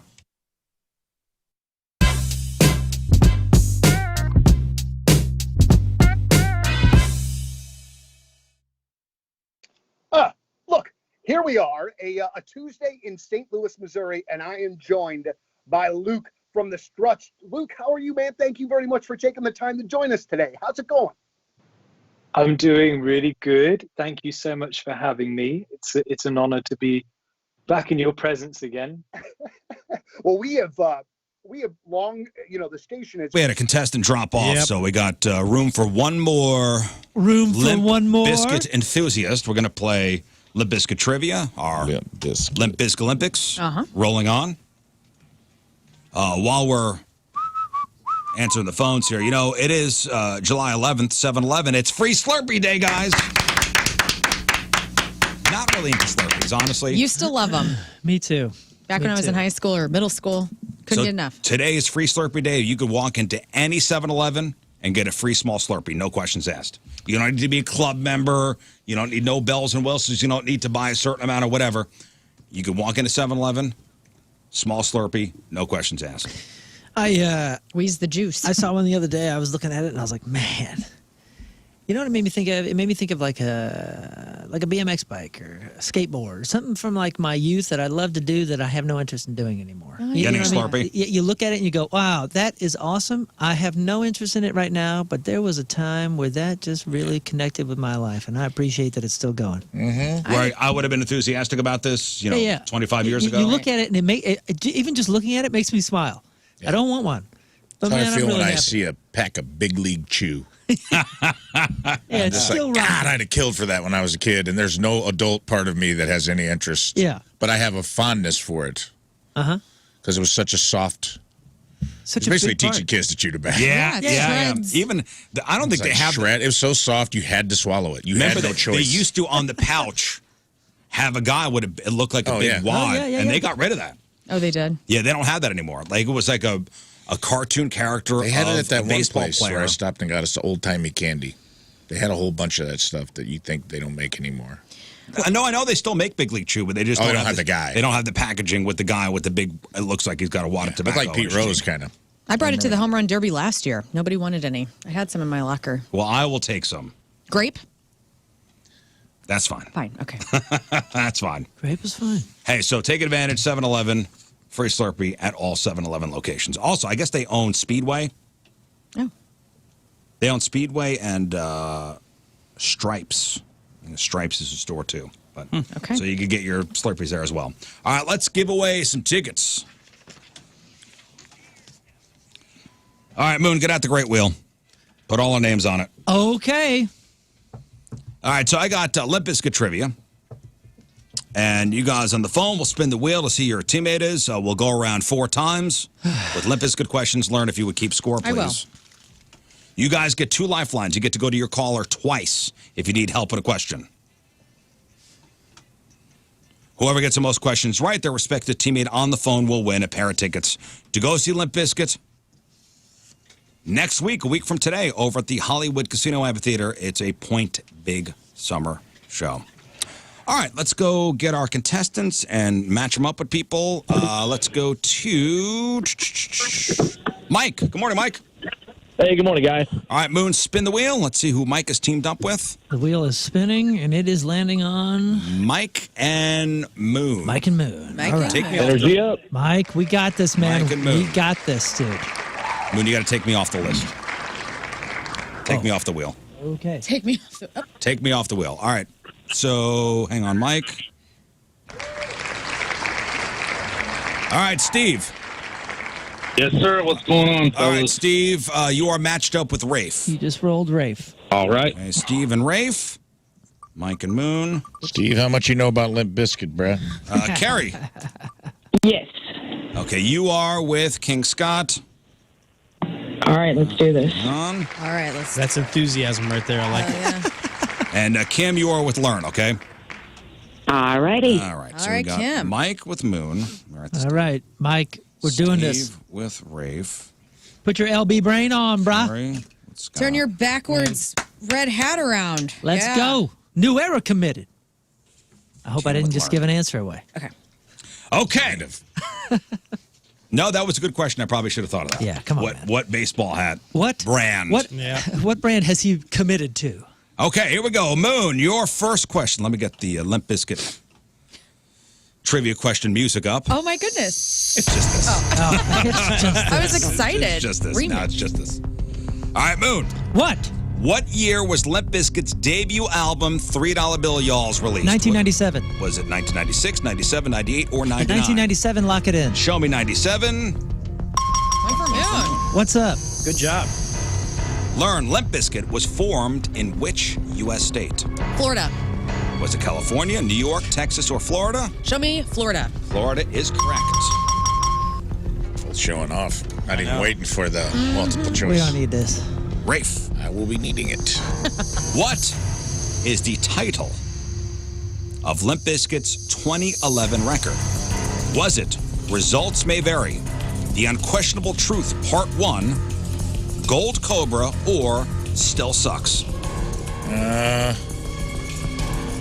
2011. 2011. I was coming out of a pretty alcoholic haze in those Results days. May Vary, The Unquestionable Truth Part 1, Gold Cobra, or Still Sucks? Can we steal?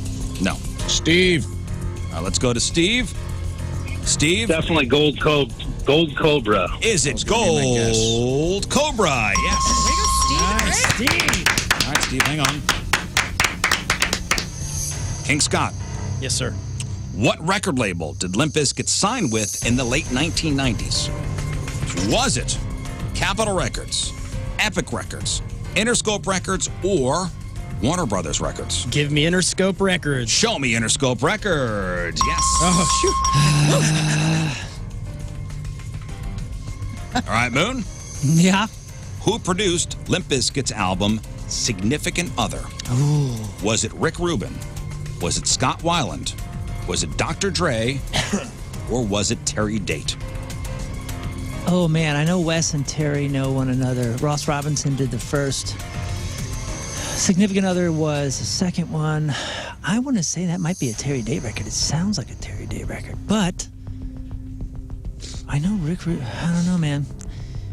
Terry Date, famous for Deftones and all. I mean, just one of the greatest engineers / producers out there, especially throughout the 90s. I will say Terry Date. Final answer? Doesn't feel good. I feel like Rick Rubin might be it, but I will say Terry Date. Final answer. Wow. Nice. Thank you. We're all batting 1,000 so far. Scott Weiland was on that record. Yeah. All right, Lern. Yes. In what year did Wes Borland temporarily leave Limp Bizkit? Ooh. Was it 1999, 2001, 2003, or 2005? Okay. Ooh. While looking at I it. remember this. Oh, yeah? Yeah. What do you think? What year did Wes Borland temporarily leave Limp 05. Bizkit? Show me 2005. Damn it. What year was it? I think it was 01 because 03 they did the record with Mike. It was 01. It was 2003. Oh, so they did a record immediately with Damn Adam, it. huh? Rafe Dean Yeah. Williams. What, 2012. what is the real name of Limp Bizkit frontman Fred Durst? Is it William Frederick Durst? Is it Frederick Allen Maine III? Is it Frederick Daniel Smith? Or is it Frederick John Durst? Can you say it again? Because what made me laugh so hard, I zoned out. What is the real name of Limp Bizkit's frontman Yes. Fred Durst? William Frederick Durst? Frederick Allen Maine III? Frederick Daniel Smith? Or Frederick John Durst? I'm going to go with the crazy second one. So Frederick Allen Maine III? Wrong. Yeah. He's Bill Fred. Bill is Bill Fred. Fred. William Frederick Durst. Okay. Well, He's- I chose the funny one. Sorry, Steve. Bill Fred is that funny. All right, Scott. If you just said Bill Fred, I'd chosen that. Who directed the music video for Limp Bizkit's My Way? Was it David Fincher? Was it Fred Durst? Was it Spike Jones? Or was it Mark Romanek? This one's very easy. Yes. So I'm going to let Carrie do it. All right, All Carrie. right, let's Go to the go to lifeline. Carrie. Carrie, you there? Yes, Terry. Like Big Terry. Terry. Terry. Oh, Big Terry? Excuse me. Oh, shit. All right, Terry. Performance. Who directed the music video for Limp Bizkit's My Way? David Fincher, Fred Durst, Spike Jones, or Mark Romanek?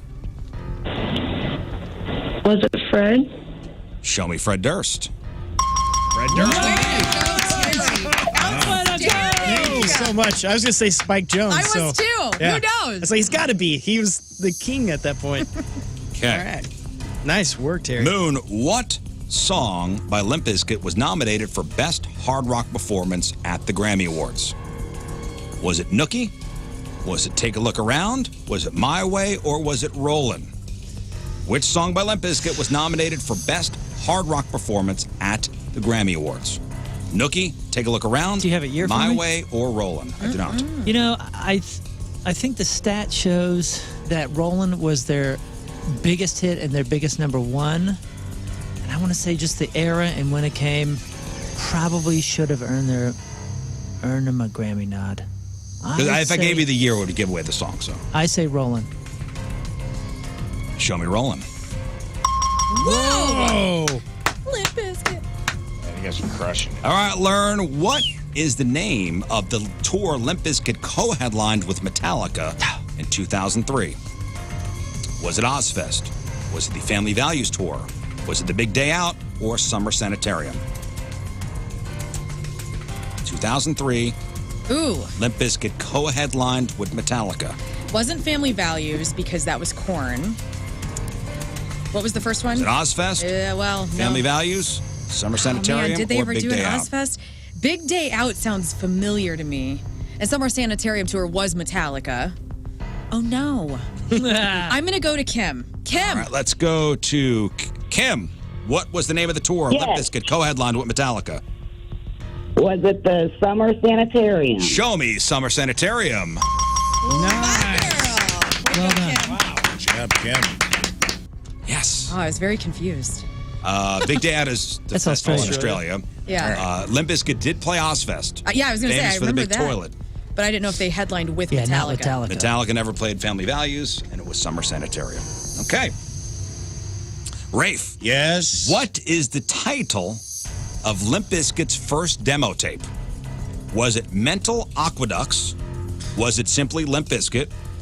Was it called The Demo? Or was it $3 Bill Y'alls? What was the title of Limp Bizkit's first demo tape? Mental Aqueducts, Limp Bizkit, Really lobbing me softballs here. The bud. Demo, or $3 Bill Y'alls? Steve. All right. Steve.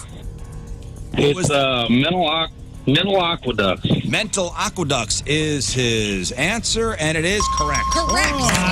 Good job, Steve. I didn't know that. You are out of Steve Lifelines. I thought if I got two right, I get another challenge. Isn't that like the NFL? Let's do a point check. Right now, in the lead, it's Moon and Mike. Everybody else has 2. Close. All right, King Scott. What was the first single released from Limp Bizkit's album Significant Other? Was it Nookie? Was it Break Stuff? Was it Rearranged or End Together Now? Oh, my gosh. What was the first single released from Limp Bizkit's album Significant Other? This is why I'm glad Terry's on my team. Terry, I'm going to let you take this. All right. All right, Terry. Terry, what was the first single from Limp Bizkit's Significant Other? knows Nookie, Break Stuff, Rearranged, or End Together Now? Nikki? Show me, Nookie. Way to go, Terry. That's Oh, it. my gosh, Terry. That's it. Terry is awesome. She did it all for the Nookie. The Yes, what? she did. The Nookie. All right, this is the final round. Okay. Moon and King are tied up. And Rafe and I are tied up as well, but not in the lead. Okay, Moon, who played bass on Limp Bizkit's $3 Bill Y'alls? Was it Wes Borland? Was it Sam Rivers? Was it DJ Lethal, or was it John Otto? Who played bass, I should say, on the recording On the of recording. Limp Bizkit's $3 Bill I know Y'alls? Wes is a good bass player, but I don't know of anybody besides Sam playing bass on this. In any era really with Limp Bizkit. I'm gonna say good old Sam's playing bass. Show man. me Sam Rivers. Yes. Wow, this man. You know it. Are you the king of Limp Bizkit? Listen, I don't. I'm telling you guys, I know more than you. All right. Lern, yes. When you get to me, I got an email. I just want to get it straightened out before No we get off the email. air. What was the email? The email said that Fred Durst born name is Frederick Allen Maine III. And that it changed it to William Fred Durst and then shortened it to Fred Durst. So his given name on his birth certificate is William Allen Maine III, which is what I guessed. That's what somebody said. Well, that didn't say it on Wikipedia, I just looked Rafe, it up. so. I just Googled it. Is it? Frederick Allen Maine III, William Frederick Durst, born Frederick Allen Maine III, August 20th, 1970, is an American rapper, singer. Okay, Show me a point for Rafe. If it is true, I feel bad because I guessed without consulting with Steve, and if I guessed right, I just no. want, If that is true, I don't know. I'm just telling you what it says on the Fred Durst Wikipedia I get page. the point awarded. Moon, you look it up. You're done with the game. So you look it up. If that's true, I will award you the point. Okay. I will award you the I didn't want point. to get point taken away for arguing. Someone sent an email. Hey, if what's true is true. Popped up. But so he did change it to William Frederick Durst. He is a Bill Fred. Also, it says William Frederick Durst, born Frederick Allen Maine III. What a weird guy. That's what it says. All right, Lern, who produced Limp Bizkit's debut record, $3 Bill Y'alls? Was it Rick Rubin? Was it Terry Date? Was it Ross Robinson? Or was it Dr. Dre? Give me him again. Who produced Limp Bizkit's debut record, $3 Bill Y'alls? Right. Rick Rubin, Terry Date, Ross Robinson, or Dr. Dre? Oh, this is where you're paying attention because it's been said. I was paying attention. I'm going to go Ross Robinson. Moon gave it away before. I'm sorry. I shouldn't have talked through my answers on a game like this. All right. Hey, give him the point because both of those answers are right. Okay, both answers correct. Hey, we're back in this, Steve.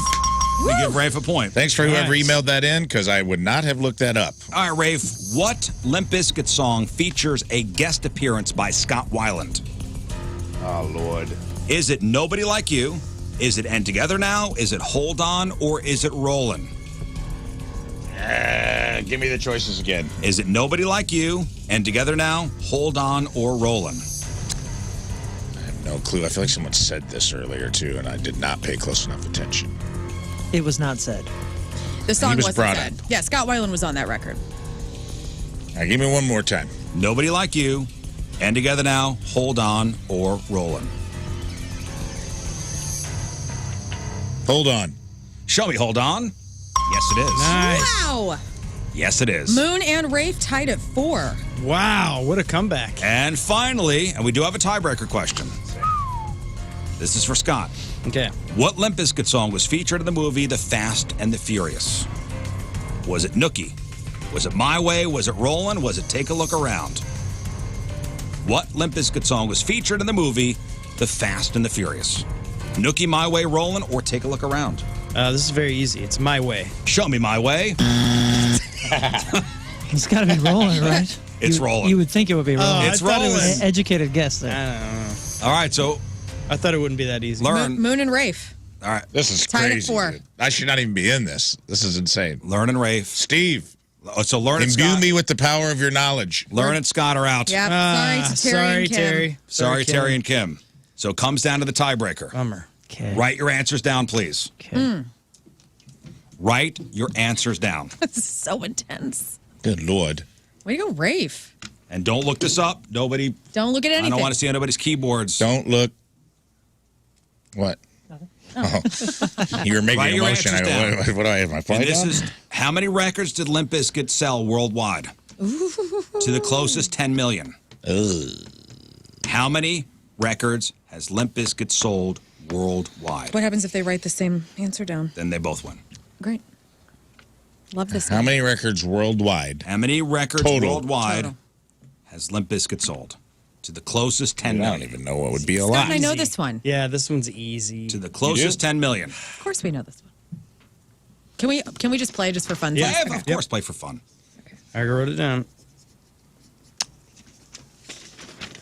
6 albums, right? Don't look at me. Some they got sold a lot 6. better than others. I get that. I'm just trying to do the math here. I'd say 2 of them sold real well. One once pretty good. Once you start going worldwide, it's a lot more difficult. It is way harder. Extremely difficult because some bands that you think would be Don't enormous, sell overseas at all. over Or they're bangers in Japan, and who knows? Right. Who knows? Who knows? How many records has Limp Bizkit sold worldwide? All right, you guys write your answers down? Hold on, man. Damn. Stressing me out, dude. I care about Steve, all right? Who is going to win? Is it going to be Mike? Is it going to be Steve? Or are they both going to win? All right. Exciting. Okay. I'll probably weigh the F off. I'll start with Moon. Okay. How many records worldwide? I believe in the U.S. they're close to like 13 or 14 million, and I think worldwide I have no idea really how they would do. I don't think that they would do as well as you think they would everywhere. I have a answer written here of 19.6 million. Damn. I said to the closest 10 million, but okay. Well, then 20. 20. All right. Moon says 20. Right. Well, to show how little I know about the music business, I have a wildly different answer than Moon. What did you write down? I wrote 350 million. God. Oh, I win. Wow. Whoa. 350 million. And then Learn, what did you say? 90 million. 90 million. 90 million. Wow. Guys, they're not Dude, Celine. What'd you do? Scott? Wait, nobody can read that. It's 40 million. Can't read 40 Scott. million. Okay. Oh, if you guys haven't even paid attention to our Wikipedia page. Scott wrote 40 million. I will tell you that one of you is exactly right. And she is right here. Come on. Ladies and gentlemen, your winner. Home run. Did you Google it? No, I did not. Oh. Congratulations. Dude, I just asked. To King Scott hitting it at 40 million. 40 records. million. My Wow. friend. Means that Mike and Moon win. Wow. Why does that? Oh, because you were next. He was next. Because they're cousins. Okay. Well, My bad, Steve. Yeah, you were way off. I started thinking globally, and I'm like, I could see them. They being sold 40 huge, million and, like, records worldwide. wow. All right, there you go. Now you know everything about Limp Bizkit. Thank you. We'll And see you Moon there. Dom- But I loved them Went so to much, school. I believed that they could sell 350 million. Did you also draw the weird uterus from earlier on their piece of paper? Oh, yeah, with a PP with a question mark on his head. The two vagina. Wanting to know which way to go. The two vagina lady. The double uterus? Look at you. I was drawing that earlier when we were trying to figure out. So funny. It's like, did he stop and ask for directions? No. All right, let's do some emails after the break. It is 9:01. Couple news stories, couple emails. Good job, man. 9:01. Limp Bizkit blood, man, I tell you. Biscuit. 9:01 Thursday. Traffic and weather. Moon coming at you. Traffic is brought to you by Worldwide Technology Raceway. The Bommarito 500 at WW2 Raceway is not just a race, it's a spectacle. Go to www2raceway.com now because the first deal is the best deal. Things are looking good on our highways. Your point forecast, isolated showers and storms are expected here and there. High of 88. Right now it's 72 at the Point Studio.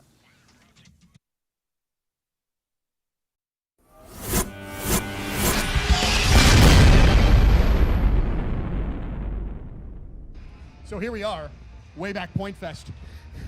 Goldfinger, everybody. Shaka. Yes, yes. And so here's the thing, okay?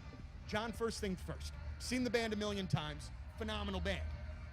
You've changed members here, but now you've got a goddamn all-star team going on with our buddy Mike, and then we've got Phil here and Moon, and it's just... Phil and Moon. It's funny. He's never called me that. I've never Never called once. you that ever. And I'm sorry, but that was the first thing that popped into my head. It's the first thing Moon that was popped- telling me to, because I've known Moon a long time, and I've watched him transition into this amazing frontman of Greek Fire. It's just an incredible transformation that we've made from when I first met him with this like afro out to here, and just like this kid straight out of college. Did you go to college? No, I did not go to This college. kid straight out of high school. Like, did you go to high school? I did go to high school. I even finished with a kid. Okay. Well, it's really Me great too. to have you guys. But how does Mike get in the equation? How does Moon get in the equation? Like, how do you decide these guys? Because I know you, obviously, with the work you do as a producer, there's tons of musicians everywhere that you can get to be a part of Goldfinger. I think the first time Goldfinger played with MXPX was probably 1996 up in Seattle. Yeah.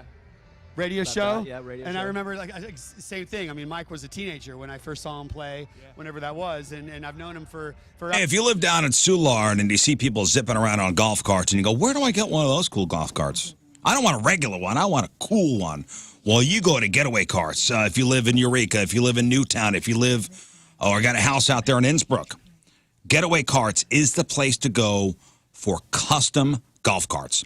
They specialize in made-to-order carts. You pick your color, you pick your seats, you pick your wheels, you pick your top, your body lift, whatever. If you think about it, they could do it.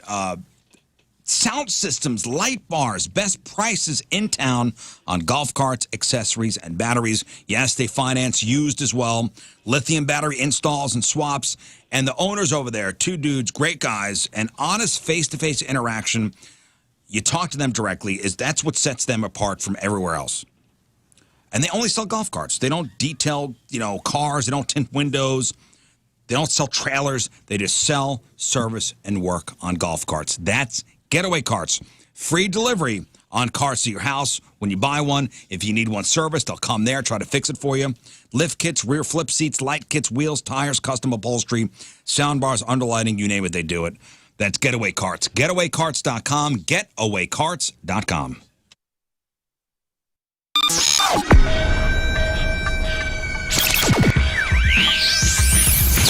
All right, so here we are backstage, way back Point Fest, and we are absolutely thrilled. Myself, Mr. Jeff Burton. Thank you. It's thrilling to be here with you. Oh, you're talking about them. Right. Noodles and Peanut, gentlemen, it's great to see you. Thanks for coming back. You guys get along like me and Noodles get along. Yeah, I can see that. Sure. I mean, like, we have known each other for a long time. Yeah, like, kind of the same, right? there are. I mean, he was at my bachelor party, for goodness sake. So you know what I mean? Oh, nice. No stories, okay. no backstories. There's okay, lots. So how much tape you got in the thing? With the thing there. How much? And it's really similar because me and Noodles should have known each other for a really long time. We should have. Yeah, We're definitely exactly the same. Kindred spirits. As soon as we get together, we really do just we click like really nice. Well, how long have you guys known each other, though? 10 years now, right? Yeah, something like that. Well, that's when from we touring. did the first tour, yeah. Yeah, but we didn't really start hanging out until we started doing press together on this run. That's when we solidified our bond. Well, we recognized genius and humor. That's right. It's like, yes, he's one of me. Exactly. So you guys are hanging out socially then, outside of we're not. And same in the band. We're burning each other out. Yeah. Can't wait to not see those guys for a while. But this is perfect. This is the perfect relationship. We see each other for press. We see each other on stage. Yep. We put food on each other's table. There we go. Yep, and we like flat black glasses. There you go. Yes, absolutely. Well, every friendship has to have a base. You know what I mean? And a border. Right. Have boundaries and a safe word. How long did it? How long did it take for this to come together? You know what I mean? Like, did it just? Tour? Yeah. I mean, because it seems like perfect day because I told you next week is going to be hot as heck. Multiple days and 105 heat index. And if you're tired of paying high utility bills every month because your home AC just keeps on running, wait until next week. It's going to be worse. Your windows are probably not energy efficient. If you have builder grade or your windows are over 8 years old, seals are likely broken. So call 866-90-NATION to stop that air from leaking out. You're paying those high utility bills all year long, and Window Nation can help you out with high-quality windows built to last a lifetime with a lifetime warranty. And now for every 2 windows you buy, you get 2 windows free. There's no limit to how much you can save. Plus, there's even more. 0 down, 0 interest, no payments for 24 months. Window Nation's windows come with that lifetime warranty that I mentioned, and they can be installed in 1 day or less. So do it now before the heat hits next week, man. They are even recently ranked highest on Forbes' list of best window installation companies. So you can trust Window Nation with high-quality, affordable windows.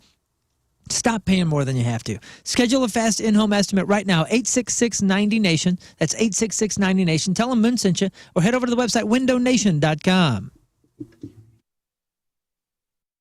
Donnie Fandango from 105.7 The Point. Very happy to be joined by Dan Reynolds, frontman of Imagine Dragons. And Dan, we have a lot to talk about, but you are involved in one of my favorite life moments, and I have to tell you about it. And I've been wanting to tell you about it since it happened.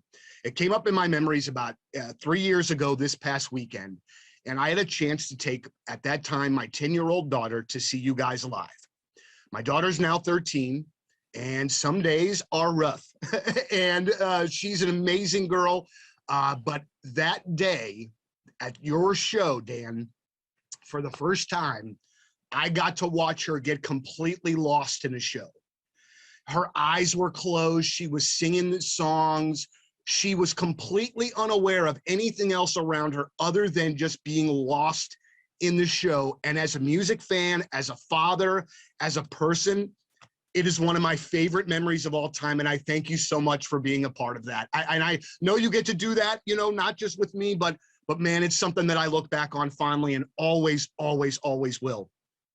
Thank you, man. Thanks for sharing that. That's yeah, I miss shows. I miss looking out and seeing people do exactly that, you know, get lost in it. And that's what it's all about. I think the whole world needs music, you know, that's what unites us. So I love hearing stories like that. So thanks for sharing that. Nah, man, not at all. So, big things going on in the Imagine Dragons camp. The new album coming out September the 3rd. It's called Mercury Act 1. I want to know tell me about this album title. What does that mean, or do we find out?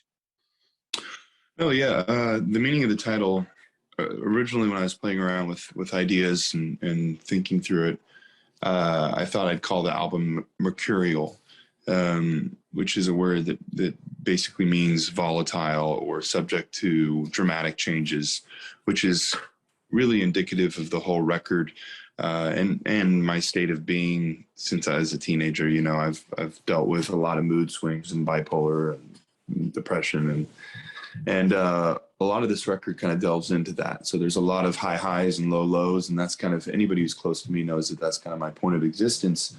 And it's just come to be something that I just accept, and it's, you know, it's who I am. But mercurial is quite a difficult word to just pronounce and say.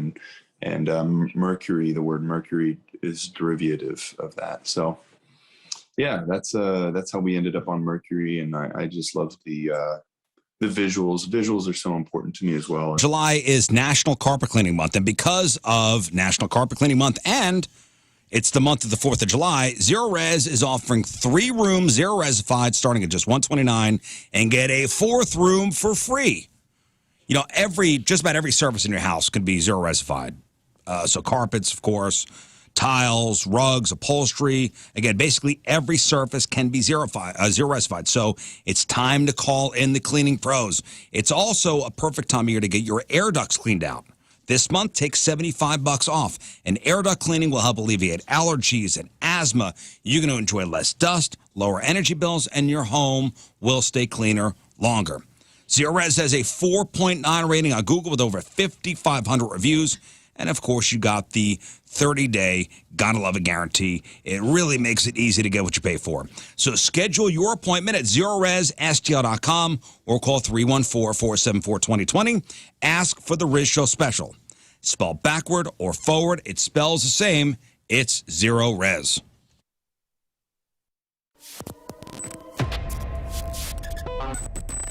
Well, here we are backstage at Point Fest with Greek Fire. Hey! Gentlemen. Hi, Donnie. So guys, how'd it go today? Well, you know, it went excellently. Yeah, man. You know why? Because, so we had, just to fill anybody in, we had a bunch of technical difficulties, and it really wasn't anyone's fault, but a whole bunch of stuff was going wrong. But I tell you what, man, the St. Louis crews worked so hard. Everybody is friendly here. Thank goodness for Midwestern hospitality. You know what I'm saying? Yeah. Everybody did such a great job fixing it. We got it on.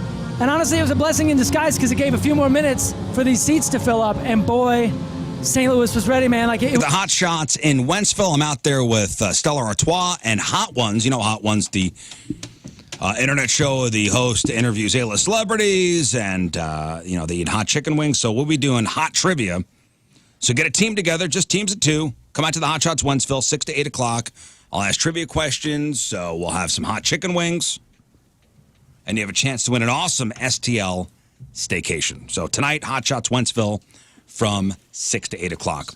So Missouri Governor Mike Parson signed a couple bills into law on Tuesday, including one, legislation to criminalize celebratory gunfire.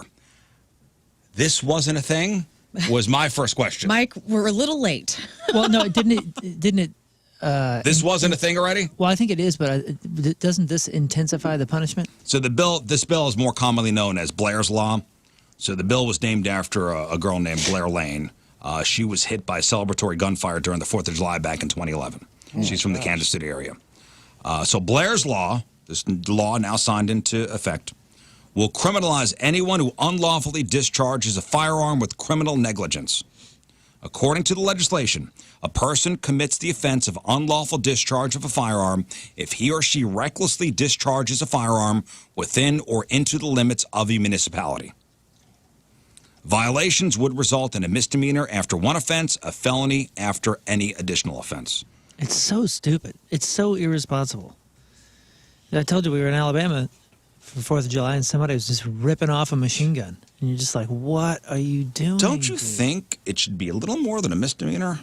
Also, how do they trace it? And I'm just ignorant in this way. How do they trace it back to whomever shot it? You're shooting it up in the air. It's not going to drop on your property. They could do angles. There's the math. They can math it out, triangulate whereabouts where it came from. And let's say you're the idiot that's firing it off on 4th of July. All your neighbors know it. That's and all true, of a sudden, I guess. all of a sudden the news hits that some little girl gets hit with a freaking bullet in your area. Right. Everybody's going to go, Jimmy did it. Mm-hmm. Yeah. And bullets, Maybe. don't they have, some of them have serial numbers, right? So they could track it that way. Oh, they too. could do ballistics to so a bullet, if it hits somebody, they could match it to the gun. Well, where they purchased it from, I thought. Is this just? I don't know about that. I know ballistics. They could actually, because each gun barrel has a specific kind of like a fingerprint, Okay.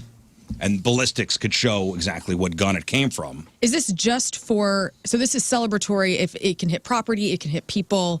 No matter what, this could be a misdemeanor. First violation. First violation. It just got signed into now it's a misdemeanor?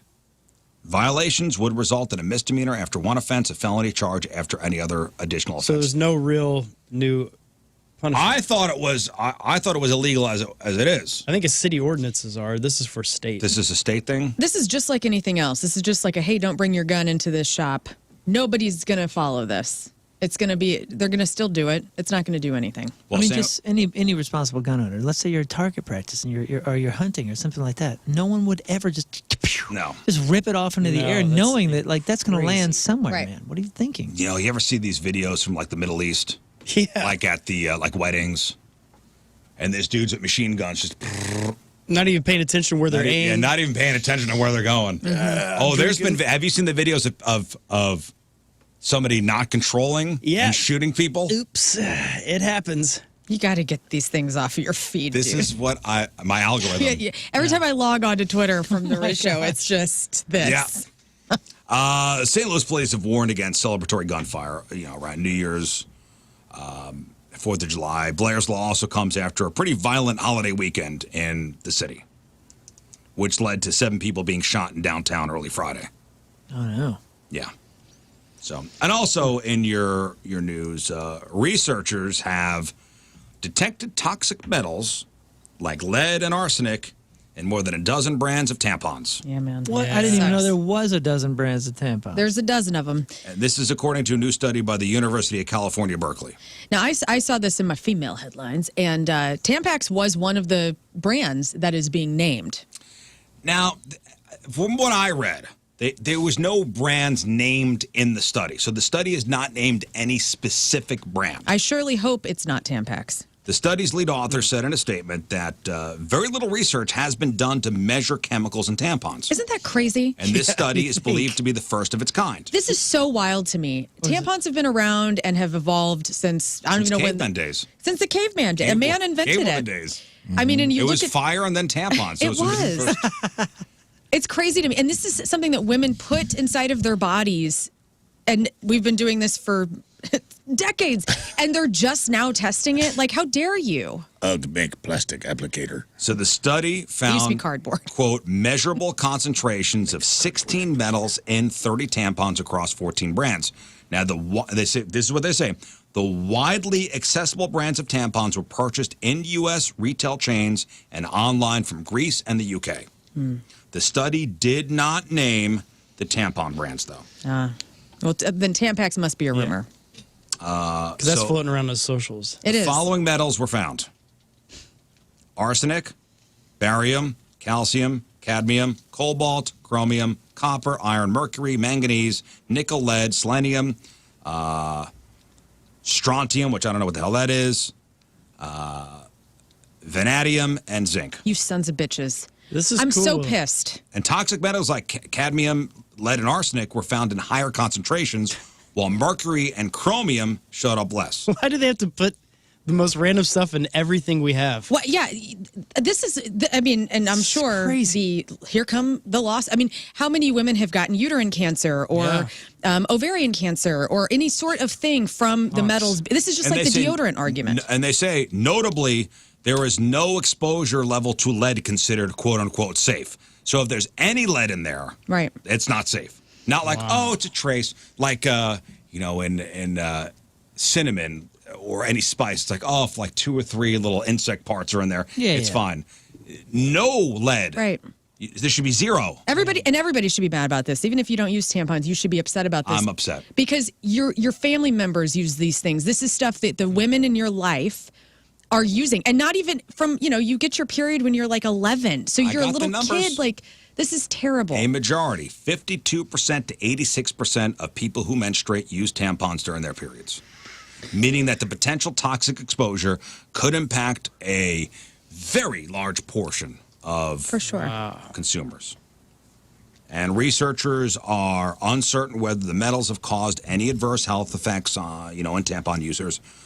They're going to do more studies, look at how much these metals can be released from tampons and absorbed by bodies. As for whether, and they made sure to say this at the end, as for whether tampons are safe to use in the meantime, one expert said that consumers shouldn't be too worried, but acknowledge that more research is needed. Yeah. Well, and luckily, I will say this, there are more options today than there ever have been for if you have a period, what you can do about that. Like the different cups and things that they've invented. I haven't tried those before, but all my friends have, and they love them.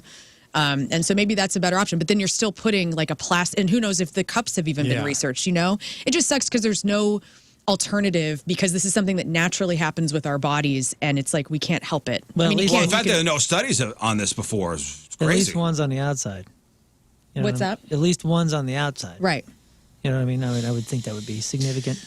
I mean, I know this from what the women in my life have told me, but just tampons all around seem like, from toxic shock to this new study, just seem like, while convenient, just bad news all around.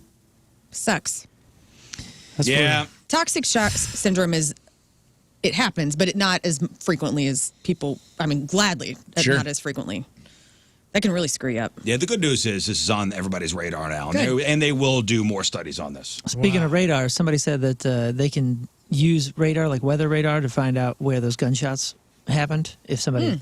Oh, they can? Right on. And then another person said, hey, I do commercial roofing in St. Louis, and I would say about 35% of the roof leaks that I fix are caused by gunshots. That's crazy, huh? Yeah.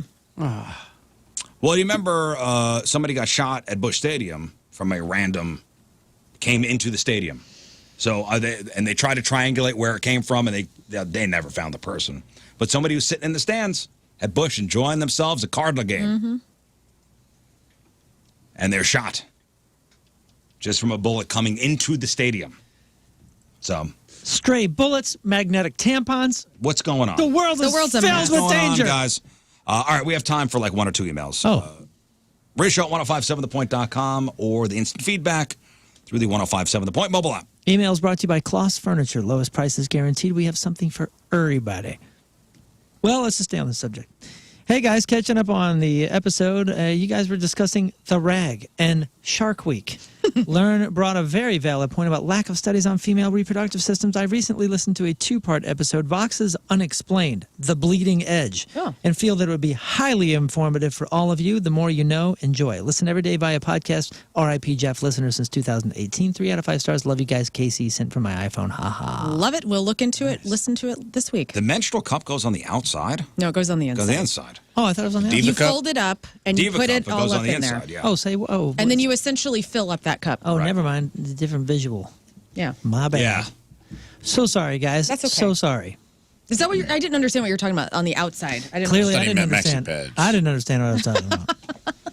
That's okay. That's okay. There's nothing wrong with that. I love that we're talking about. Honestly, I love that you're talking about it.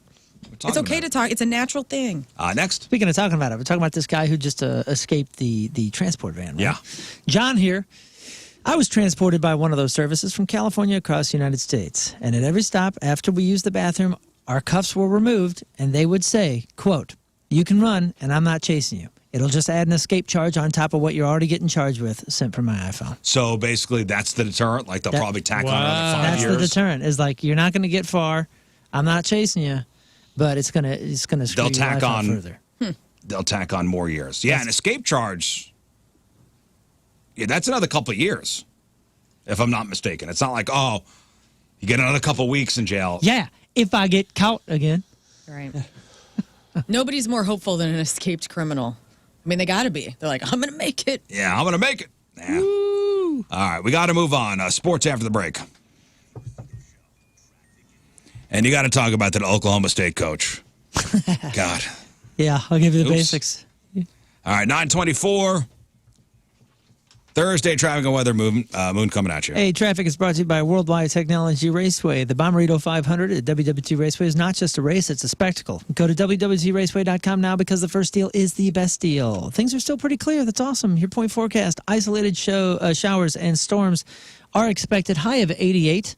Right now it is 77 at the Point Studio.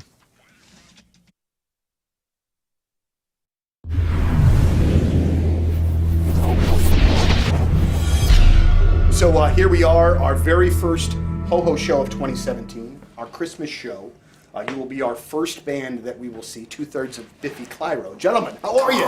It's really great to see you. Really well, and after that introduction, we're very excited to be opening up the ho-ho party. The ho-ho party. The ho-ho party. And I feel like, even if, I don't know if you know the Rise Against guys, and I know that musically you guys might not necessarily be in lockstep, but I feel like this is a really great rock and roll show from, rock bands are a little bit different. Do you know those guys? We don't know them. Not personally, We've shared many festival bills in Europe with them. Those guys have been around for such a long time, and we hold them in the highest regard. So I think to play a show with them is a real honour for us, And maybe not musically akin to each other. Sure. But I think there's a little bit of a crossover there. And, we don't fit bang on with anyone really. There's always like a slight discrepancy going on in the music world. So Rise Against are about as close as it gets, to be honest. But I would think that would kind of work for you as well, because then you can kind of be on a lot of different lineups, on a lot of different bills. We found ourselves playing in heavy rock festivals and almost more mainstream pop festivals and kind of everything in between. And we either kind of stick out like a sore thumb for the right reasons or not. But we quite like that. We're at home wherever we play. Very good, very good. Well, it's really a pleasure to have you back in town. We were supposed to have you a little bit earlier on this year. Unfortunately, that was not able to happen. But from what I understand, from my sources inside of your camp, we've infiltrated it, by the way. You're big Guns N' Roses guys? Oh, we love Guns N' Roses. And so you were excited to go to where the riot in '91 happened? Oh my God! No, that's it. We've been kind of reliving some of our youth this year. We played some shows with Guns N' Roses in Europe, and we were going to go to the shows anyway, just as fans, but to get a chance to share a stage with them was amazing, and to be here is double special. I remember a bit of that day, or the following day, because I had to go to summer school that year for math. It was bad times in ninth grade. It was awful. And I remember this kid that sat next to me in this math class who was like seemingly 60 years older than me. Like he looked just huge. And he was like, I was at Guns N' Roses last night, and there was a riot. And I was like, you're nuts, man. Like, you're nuts. And like, nah, man, I'm a freshman, but I'm not an idiot. And so then I get home, and my dad is just like, son, did you see what happened at the amphitheater? Guns N' Roses, they tore it up, and And that has just legitimately been a consistent storyline here, since I was in the ninth grade. But they came back this summer, they made it up, and Did they talk about it from stage at all? Did they mention the riots? I did not. He did. He did, yeah. He did, yeah. If anybody would know, it would be. When you're on a bill like that with a band like Guns N' Roses that you hold in such high regard, I'm very guilty at my job when I meet bands that I really like. I definitely get nervous. I definitely talk faster. I'm sweaty. It's real kind of unpleasant. But that's what you guys do. You're pros like they're pros. Do you get those same kind of butterflies if you run into Slash or whomever? Is it like a big deal, or is it just like? I think when you see that top hat coming towards you, you don't feel the same as when you're like meeting other guys in bands. You definitely get nervous if it's your heroes. Like I've kind of you can't think of anything to say. No. Suddenly you can't think of anything to say. Your mouth goes dry. You can't even think. You're trying to act cool, but you're Right. definitely. How are you today? You're definitely not relaxed. But I have to say, we played a few shows with Duff over the years, and all of the guys really welcoming. Yeah. They really made us welcome. They really made us feel like part of the show. And I mean, you know, as a band going out there to play for that audience, they've been waiting 20, 30 years to see Guns N' Roses. Sure. The last thing they need is three guys with their tops off shouting at them. So you're kind of there. As long as you don't start throwing bottles of piss at you, you know that you're doing quite well. And luckily that didn't happen. But no, just a huge honour, and you can learn a lot from people like Duff. You know, one of the biggest stars on the planet, but he's got time for everybody. Right. He's got a story, and he shares himself with people, and I think he seems genuinely interested in people as well. Which it is something that you can take a lot from. Well, I've heard great things about Slash too. And like he's like just like a pretty normal guy, albeit an absolute guitar hero all at the same time. You know that you brought up something that I find to be very interesting. So I watched a lot of your videos online. I've seen a lot of performances over the years. I've never gotten a chance to see you live and get to do that tonight. I'm really excited about that. You guys are very secure in yourselves and playing without shirts on. If I said right now, tops off interview, I think you would probably be comfortable with it. Maybe you don't. No. I'm not asking you to do. No, you wouldn't be. No, it's just through the rock and roll of it all. I mean, the necessity of it. Yeah, it's not like we think we look great with our shirts off. That's not at all what it is, because none of us go to the gym or anything. It's more of a kind of, it's a defence mechanism, but it's also, it kind of breaks the barriers down between you and the crowd in a certain way as well, because you can't feel any like dafter or more ridiculous than when you've got your shirt off. You feel very exposed, and so it makes you fight a little bit harder when you get on the stage. You're like, I look really stupid right now, so I've got to win the crowd over even harder. Right. So. It's become part of our gig routine now, and if we're playing with clothes on, it feels extra strange. It started out in a really innocent way. We basically would go on tour, we would sweat so much, we would put all of our t-shirts into the bottom of our case, and then you would get home and you just think of a big chewing gum ball of rotting clothes, and we couldn't afford that. We couldn't afford to keep doing that. Right.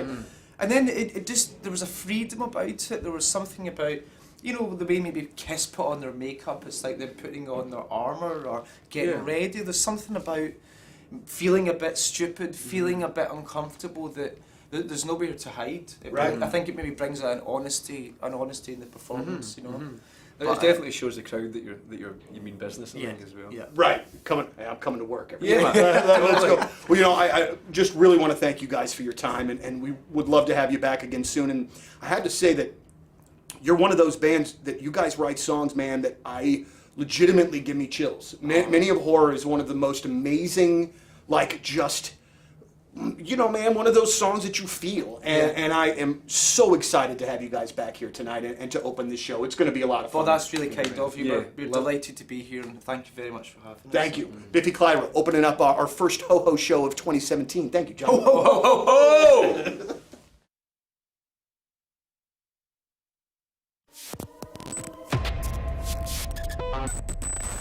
Well, gentlemen, we will see you. Rizz is where fun and fantasy meet. You know, the warm weather. What about some body paint?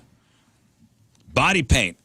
Patricia's has a variety of fun body paint that you could wear for a fun, sexy evening. Glow-in-the-dark body paint, edible body paint, kissable body paint. You know, with the temperature's warm, wearing a little less.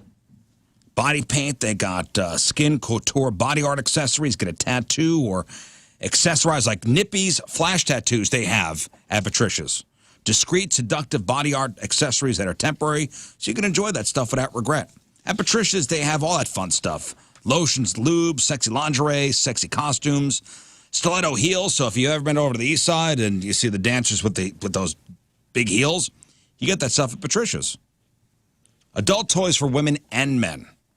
They got it all. Just a fun shopping experience. If you have any questions, just ask an employee. They'll help you out. 3 convenient locations: St. Peter's, the Cave Springs exit on Page 3 miles east of the Westport Plaza. And at the corner of Grand and Gravois, it's Patricia's. It's where fun and fantasy meet.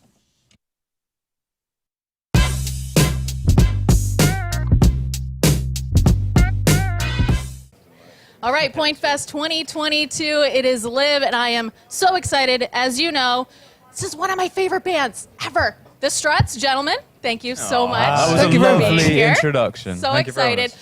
So to start, I actually have a prop because I met you guys several years ago. It was backstage at a show, and Luke, you had disappeared for a moment, and I missed an autograph on my favorite piece of merch ever. To party. David Keckner's going to be in tomorrow. It'll be his third time, Scott. Did we look this up? I believe so. All right, so make sure we got a third-timer certificate. I He's at will. Helium this weekend. You know him as Champ from Anchorman and Packer from The Office. In fact, he does Office trivia. I think he does a show specifically for Office trivia. Yeah.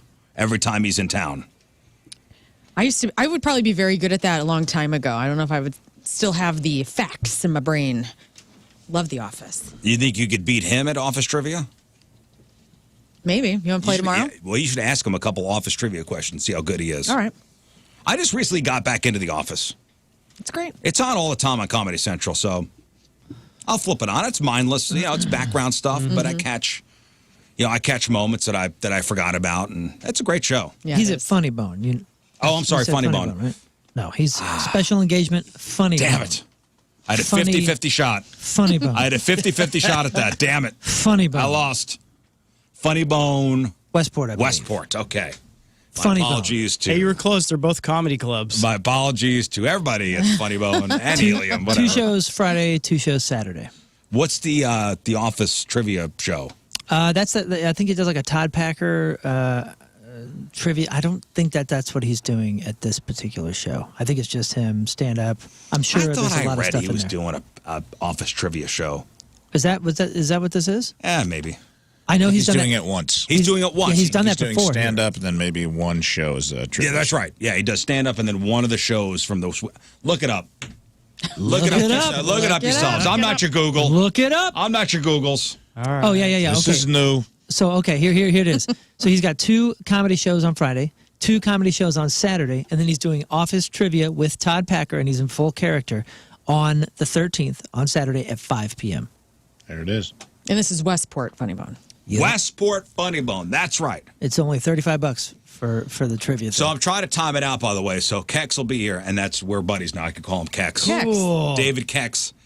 He'll be here at 7, and I want Clownvis to come in. Walk in. Okay. Just walk in, and I talked to Clownvis yesterday. I go, he's going to be here at 7. Just come in. Just see what happens. So awesome. And just come in and just go to a microphone and don't say a word. He did that to Wheeler Walker and And froze. he did it to Bob Saget, too. Yes. Well, he froze Wheeler Walker. Yeah, Wheeler did not know what was. I want to be in the middle of talking to David Keckner, and Clownvis just walk in, Okay. unannounced, and let's nobody acknowledge it. Sure. Nobody acknowledge him coming in. Well, it's normal at this point. He comes in every Friday. So All right, let's do sports. All right, Moon, what do we got? Sports brought to you by Jack and Coke, the popular cocktail now available in ready-to-drink cans. The Cardinals blew an early lead in each half of their doubleheader last night against KC and spent most of the day at Busch Stadium playing catch-up. Never could, though. Kansas City hit three home runs and pulled away for an 8-5 victory last night to complete a doubleheader sweep. The Royals won 6-4 in the afternoon game. Tomorrow, the Cards take on the Cubs here at Busch with a 7:15 start. Ryan Suter, who was 39 years old, was the oldest player in the NHL last season before he was bought out of a final year of his contract by the Stars. Well, the Blues just signed him for 1 year at the league minimum, $775,000, but also includes performance bonuses up to $2.225 million. All right. He will earn $1.7 million in various games played, like bonuses, and will earn an additional half a million if he meets all games played benchmarks, and then the Blues make the playoffs. According to a source, Suter's eligible for performance bonuses since he's at least 35 years old, and he signed a one-year contract. Last season, he had 17 points in 82 games, averaged just under 19 minutes of ice time. It was the least that he's played since his rookie season in 05-06, where he averaged 17 minutes a game. But, might bolster us a little bit. USA Basketball announced on Wednesday morning that Kawhi Leonard, how do you say his name? Kawhi. I always say it wrong. Kawhi Leonard is not heading to Paris. Leonard, the star wing for the Clippers, who's been dealing with knee issues on and off for the last couple of years, will spend the offseason preparing his body for the upcoming NBA season. I think what I read was the Clippers were kind of asking him, like, hey, man, please don't go play. Please don't be on that roster. Like, prepare for the season. We're really going to freaking need you. Yeah. When they really needed him, and he was stepping up into like a big role there, he had an ACL tear and then some other knee injuries. So I think his club was kind of like, hey, I would rather you not. Hey, do us a favor, please don't you do need that. to do this exhibition stuff. So Derek White of the Boston Celtics, he will be taking his place. Unclear if White will be able to join the team in time for the first pre-Olympic exhibition game on Wednesday night against Canada. Let's go to this story. This is an amazing. Oklahoma State Cowboys head football coach Mike Gundy. He's not afraid to speak his mind, kind of known for it, but he probably wishes he had this one back. This guy was interviewed about his star running back, Ollie Gordon, who was arrested under suspicion of DUI on June 30th. And let's just say it's an honest take. Maybe a bit too honest. Yeah, this is a honest reaction to his star running back getting arrested Listen for to this. DUI. Okay. So I looked it up on my phone. What would be the legal limit? Like in Oklahoma, it's .08. In Ollie was 0.1, and it was based on body weight. Not to get into the legal side of it, but I thought really 2 or 3 beers or 4. I'm not justifying what Ollie did. I'm telling you what decision I made. Well, I thought I've probably done that 1,000 times in my life, and it's just fine. So I got lucky. People get lucky. Yeah, about 1,000 DUIs in my life. Yeah. Good. I just didn't get caught. 2, 3, 4 beers. I've probably done that 1,000 times in times. my life. You get lucky. Yeah. Oops. On the question of whether or not he's going to be punished by the program, coach said, well, I'm not justifying what he did, like you heard. I'm just telling you the decision that I made. Well, what's up? 100% honest, though, right? Yeah. Guys being 1,000% truthful. Maybe a little too honest. Maybe a little too honest. Then he said, if there's any punishment, I'm going to make him carry the ball 50 times in the first game. Oh, okay. So more runs. All right. I'm Moon, that's your sports, because doing the bull dance, feeling the flow, working it. Thank you.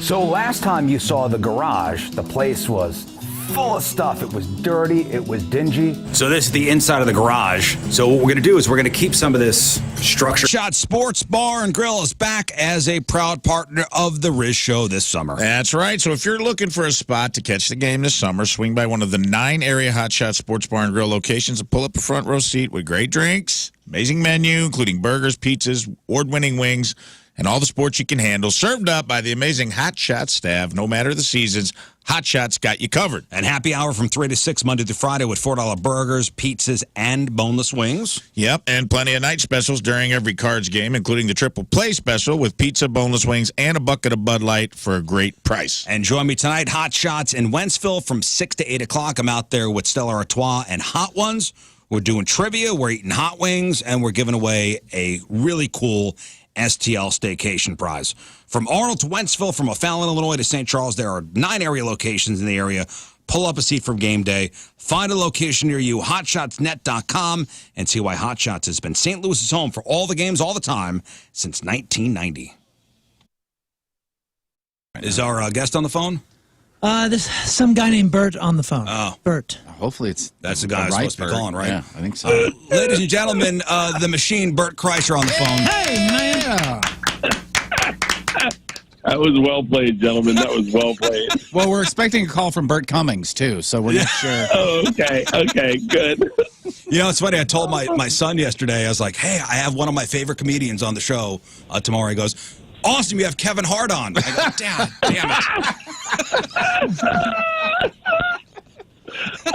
My daughters and I saw Jumanji, the first one, for the first time, and I was like, I got out and I was like, God, I want to like text Kevin and tell him how great that movie was. And they're like, Kevin who? I said, Kevin Hart. And they go, you know Kevin Hart? And I was like, yeah. And they're like, Dad, come on, you don't have to lie to us. I was like, no, I know Kevin Hart. They're like, Dad, how would he know a guy like you? I was like, you know he's a comedian, right? And they're like, yeah, but he does, like, big shows. I'm like, oh, my God. Do your kids think you're cool? No, not at all. Not even remotely. Not even remotely. Really? So, I mean, you have a lot of very famous friends, and they're not impressed? Well, first of all, my daughter's not a friend. My oldest daughter's not a huge fan of Joe Rogan's. She's a little woke. And so our sensibility, what makes us giggle, offends my oldest daughter. Oh, no. My youngest daughter's clueless. She doesn't it just, they have no clue at all. Like, they're, by the way, they're just, maybe you don't want your kids to think you're cool. I don't know. I thought my dad was a badass, but they think I'm an idiot. But they know their dad has a cool job. They know, their dad is a comedian, doesn't go to an office, every day. Well, you know what they know is that the boys that go to school that are the bros, the meatheads, the morons, the chest thumpers are all huge fans of their dad, and they're like, roll their eyes. The boys that are probably going to end up being problematic are all fans of their dad and all his friends. They said to my daughter Isla, "You know Joey Diaz?" And Isla's like, "Uncle Joey?" And they go, "Yeah, Uncle Joey." But Isla calls him Uncle Joey because he is her uncle. And they're like, "That's so epic. Does he slide?" And it's like, I got dosed by Ari Shaffir in my backyard with ecstasy one time. I heard that story, yeah. These boys think it's awesome, and my daughters are like, "Yeah, he almost killed my dad." Like, they're like it's funny. It's a slippery slope, gentlemen. No, I got it. Are you afraid of your daughters Googling you? And I'm sure they have. Oh, they've definitely Googled me. I remember the first time some kid in the library pulled up my machine story. They were really young, so they were still sharing a room back then. And I went in to put him to bed, and my oldest daughter goes, "Hey, Dad, some kids at school said you robbed a train." And I was like, well, it's a long story. And they're like, you didn't rob a train, right? And I was like, "No, I actually did rob a train." And they're like, "But bad guys made you do it, right?" And I was like, "Well, kind of." And my wife's like, "Just tell them the story." So I get a glass of wine, and I sit down, and I was like, "All right, when I was 22, I got involved with the Russian mafia." And they're like, "What?" And I tell them the story, right? I get to the very end, and I was like, I get off the train, I'm walking to my class. The cop is standing in front of the class I just robbed. Next to the gangster I robbed them with, Isla, my youngest, goes, "Stop! I can't know anymore. Do you get away with it?" And I'm like, "You moron. I'm sitting right here." Cut to the end. Do you get away with it? And by the way, so that's Cut to the end. I gotta know. fine weekend. Maybe you cleaned out the garage and you got, I don't know, all this scrap metal. What are you going to do? You going to throw it out? Just have it go in the landfill? No. Recycle metal so they don't end up in the landfill. And as a bonus, get some money. Now, you'd be amazed how much junk in your garage, around the house, on your property is worth cash at Scrap Mart Metals. And unlike the other guys, Scrap Mart is clean, it's safe, it's convenient. You have locations in Valley Park, Peevely, and Jonesburg. They'll take electric motors, they'll take copper wire, they'll take stainless steel and brass, even like aluminum in cans or cast iron. Drive right there on the scale. You get to see the scale weights on nothing shady. They weigh your stuff. They take it away from you. They give you a receipt. You go inside. You get money. Scrap Mart offers top dollar payouts for all your scrap metals. They've been doing it since 2011. Collect all the recyclables from your home or business you would normally just throw away, load them into the vehicle, make a quick drive over to any one of the locations, and get some money. Recycle smart at Scrap Mart. ScrapMartMetals.com, ScrapMartMetals.com.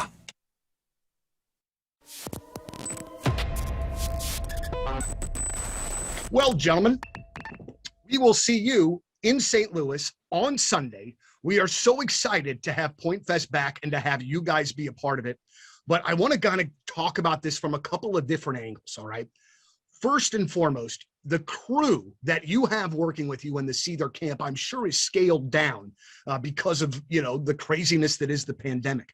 But can you talk about like sort of what the crew is doing now, added responsibility that they weren't doing before to keep you guys safe for all these shows, just so you can play them? Go ahead, Johnny. Actually, for us, our little world, obviously, venues will have different rules, mask mandates backstage. Our crew, we still have a full crew. We have our regular setup, our techs and front of house. So it's such a healthy thing and a great thing to be playing shows again, man. This time last year, we never, we didn't know what was going to happen. And here we are doing shows again. And it was the first one was almost like a spiritual experience. It was a show in Ohio. And it was just so great to be on stage, playing music, being a band and doing what we do, man. I missed it so much. So it's a great thing. I've talked to a couple of folks, like myself, that are in the industry, and we're very lucky to be able to go to a lot of shows, but sometimes, unfortunately, in the job, sometimes there's burnout that creeps in, even for going to concerts. And I guess it was a couple of months into the pandemic, I was like, I don't know how I'm going to get through this without more live music, because it had been the longest that I'd been since I was like 15, since I had been to a show. And when I finally got back to a show, oh, God. From our friends over at Schnucks, I'm always talking about how great their rewards program is. Now it's even better because they just released new perks to make it more personalized. They now have personal double points days, which makes earning rewards easier and faster. All you have to do is keep an eye on the rewards app for your personal double points day coupon. And once you clip it, you could use it to get double the points on your entire purchase. So instead of your usual 2% back, you're getting 4% back in Schnucks rewards to use on a future purchase. And you get to choose when you want to use the coupon. So you can apply it, I don't know, today or next time you do a big stock-up shopping. So you really get the bang for the buck. It's an in-app coupon, so make sure you download the Schnucks Rewards app and check out the digital coupons. And that's where you'll find this coupon when it periodically pops up. Download the Schnucks Rewards app today and look out for those personal double points days.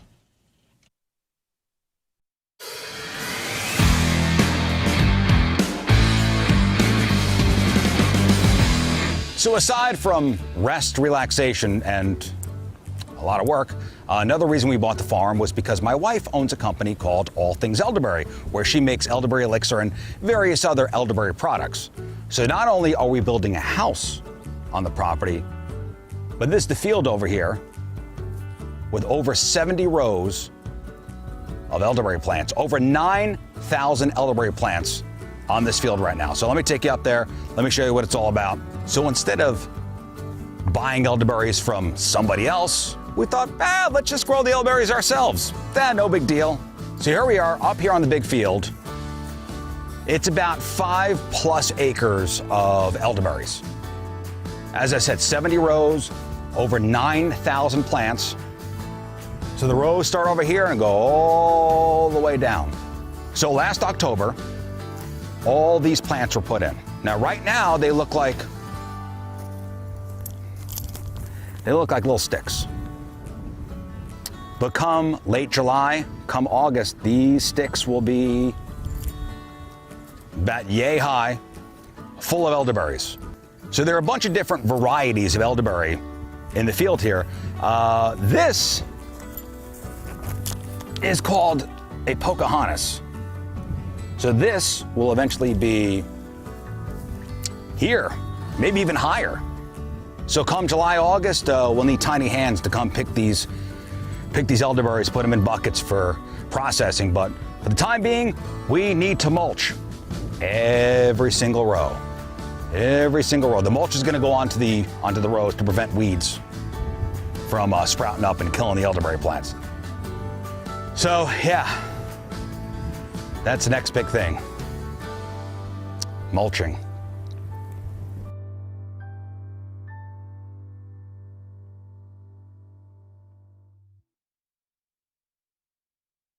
Oh, let's do it now. Let's do it now. Let's do it now. Okay, so wait, and Columbus, I don't think you have a clue how bad this gun hurts. Would you like an example? Would you like to try? Would you put your butt on the line and? You guys can shoot me. Yeah. Have Scott. How about you shoot Clonvis first? Can I take one shot in the Can I tush. take one of his shots and give him 4? Was that What? fine? No. Oh, that's happened. I'd like to. I mean, just as a gesture. I mean, of that's a pretty. goodwill. That's a pretty amazing friend right there. In tribute? Or I'll take one and I'll still shoot him 5 times. I had 4 last week, and I'll tell you, it was excruciating. I'm interested to see if it's as bad as you guys say, or if you're hamming it up. So I'm willing to take a shot. Yeah. Okay. I would love for you to take a shot to see if we're hamming it up. Fine. Shoot you know me. what? He'll take one of your shots. You're amazing. Shoot me. All right, good. Holy He's smokes. going to take one of your shots. Wow, I'm such a pushover today. Thank you. All right, let's do it. It's because I'm in a good mood. Okay. So do you get to, who's going to shoot me? Scott will shoot you first. Okay. Okay. It's only fair. Respect. Scott, I gotta take my butt out? yeah, no, put it up against the, go up against the wall there. Just your undies. He's got a lot about my dentist for a second, which something I never thought I'd ever do. I love Dr. Foley. I love Foley Dental Group out there in Glen Carbon. If you're used to them being in Maryville, they moved offices a couple of years ago. Great, brand new, huge office, 590 Glen Crossing Road in Glen Carbon. Now, 80% of adults with moderate or severe sleep apnea go undiagnosed, and 90% of kids with sleep disorder breathing symptoms go undiagnosed. Now, your dentist may be one of the first providers to even notice the signs, which include teeth grinding, mouth breathing, snoring, and even night sweats and bedwetting in kids. Undiagnosed sleep disorder breathing puts you at a higher risk for heart problems, stroke, chronic allergies, chronic fatigue, and it's often misdiagnosed as ADHD in kids. The dentists at Foley Dental Group, they'll collaborate with physicians and other medical professionals to help identify and treat these conditions. It's Foley Dental Group in Glen Carbon, FoleyDentalGroup.com, FoleyDentalGroup.com.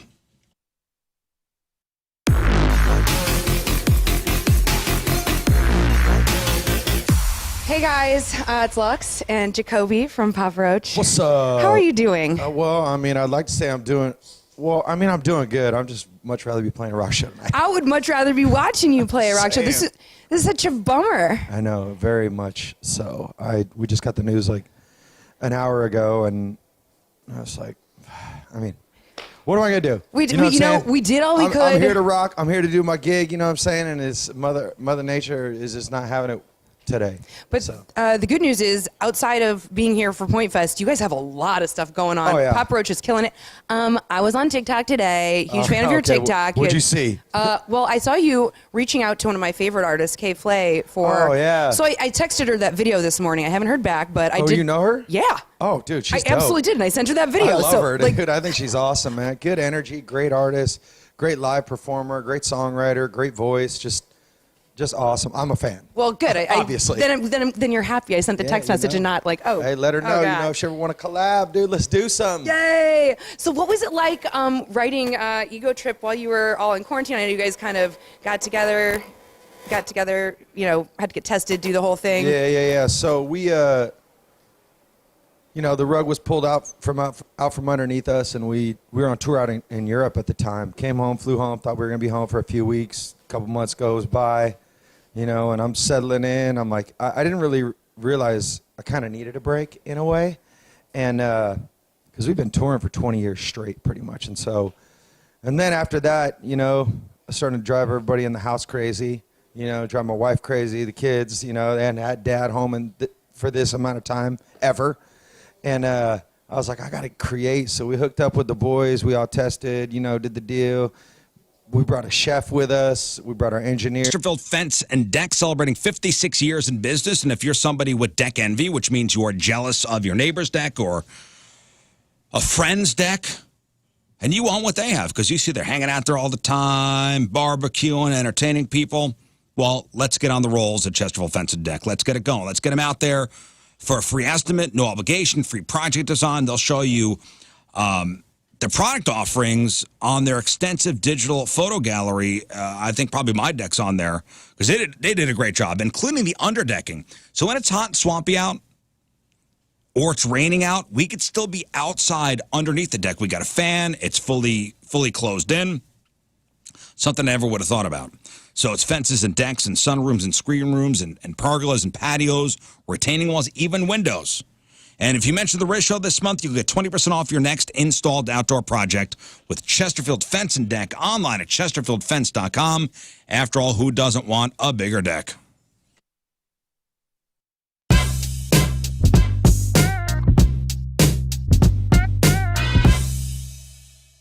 Well, big things happening in the 21 Pilots camp. And you know what? If you are going to talk about 21 Pilots, there are legitimately no better two people in which that you could call to talk about said band than our guys. Gentlemen, it's wonderful to see you again.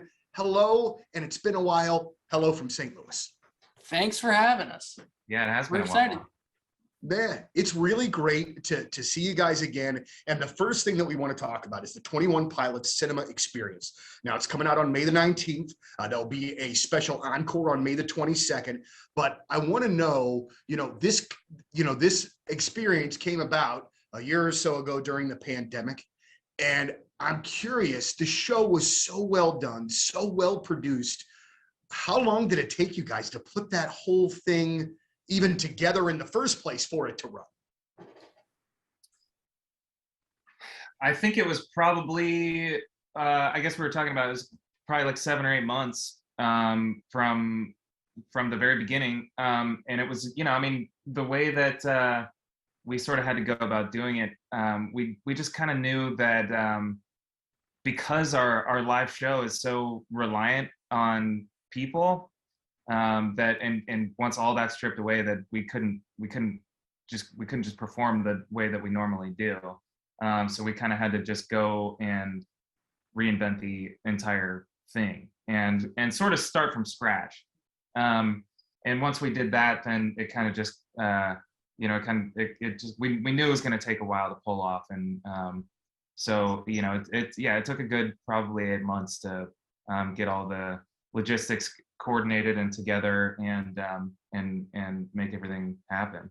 So then for you guys, as far as the day-to-day goes during that 6-7 months time span, so you guys are finishing the record or it's already done? My son's eye doctor, that's Dr. Vricella over at Fenton Family Eye Care. Now, he is only one of 2 pediatric specialists in St. Louis affiliated with something called Treehouse Eyes that does myopia control for kids. Think of this as LASIK, but for kids. My son, he's nearsighted. He needs glasses, and he's a pain in the ass when it comes to, I forgot my glasses at home, they're at school, where are your glasses, dude? I don't know where they are. Now, Dr. Vricella gave him these overnight contacts. He puts them in before he goes to bed. He takes them out when he gets up in the morning. With these overnight contacts, these myopia control overnight contacts, not only has he stopped his prescription from getting worse, but when he takes the contacts out, he doesn't need glasses to see all day long. So no glasses, no other contacts. That's it. And I think every parent should know about this. And consultations with Dr. V are absolutely free with 0 obligation. Go to FentonFamilyEyeCare.com. That's FentonFamilyEyeCare.com and book that free myopia control appointment. Again, that's FentonFamilyEyeCare.com. I'm a fan. I'm a freaking nerd. I'm a big fan. St. Louis City has my heart. All right, that is it for us. Donnie Fandango is next. Appreciate y'all tuning in. Again, we got our spring report card yesterday, and yeah, thanks again for making the Rizz Show #1. Across pretty much every demo, so thank you. Appreciate you tuning in day in, day out. Just spend a couple minutes with us, something lighthearted, not too serious, but it is appreciated. All right, Moon, what is today's podcast title? If it's in your hand, it's in your mouth. All right. All right. Yeah, some pretty gross stories today. Yeah, it was a strong day. Yeah, it was a strong day for gross stories. That story alone generated about 3 or 4 podcasts, and people were emailing over, going, you got it. This has to be the title. This has to be the title. If you missed anything, all right, I just say Duty DoorDash and The Woman with 2 Vaginas. Yeah. And Craigslist Freak of the Week. We learned so much All today. great movies. Yeah, we did. We learned so much today. All right, Moon, what do you got? Again, if you're going to be in LA next weekend, I'm playing the Wiltern. Goldfinger's headlining. The Wiltern, it's an LA hometown show, obviously, for the band. And then we'll be in Bayfest with Sublime and Jacob Knoll down at in San Diego on the 20th. So I'll see you there, SoCal Rizz Show fans. Cool. Learn. I'm going to be at Woodhouse Spa in Ellisville on the 20th. We're going to have a little remote. We're going to have Cardinals tickets to give out. We're going to see how relaxing. We're going to go in the salt room together. The salt room. It's going to be awesome. So I'll be there from 11 to 1, and you can go to 1057thepoint.com to get details. Thank you, Lern. Rafe. I will say in regards to today's show, when you come to a fork in the vagina, take the road less traveled. And follow me at I Am Rafe Williams for other wise words and original quotes. Scott. Yes, you can smash the likes at King Scott Rules on all socials. All right. Yeah, Right sweet. on. Thank you, Scott. Join me at the Hot Shots tonight in Wentzville from 6 to 8 o'clock. Out there with Stella Artois and Hot Ones. We're going to be eating hot wings and doing hot trivia. And your chance to win some great prizes. 6 to 8 o'clock tonight with me at the Hot Shots in Wentzville. All right, we leave you with a selection from our Teamers Member Today, brought to you by Hot Shots. From Charleston, Illinois, Justin Carr is our Teamers Member Today. And I forgot to put Justin's song in. Oh, no. Well, let's just chat it up. And is it a good song or a bad song? Rizz, rate it. Great one. I'll explain in detail. They're all great. It's a good one. It's so good. It's Is it- this one right is it here. Limp Bizkit? That's it. No, it's not. All right, we'll see you tomorrow. Bye. Energy up. The Rizzuto Show.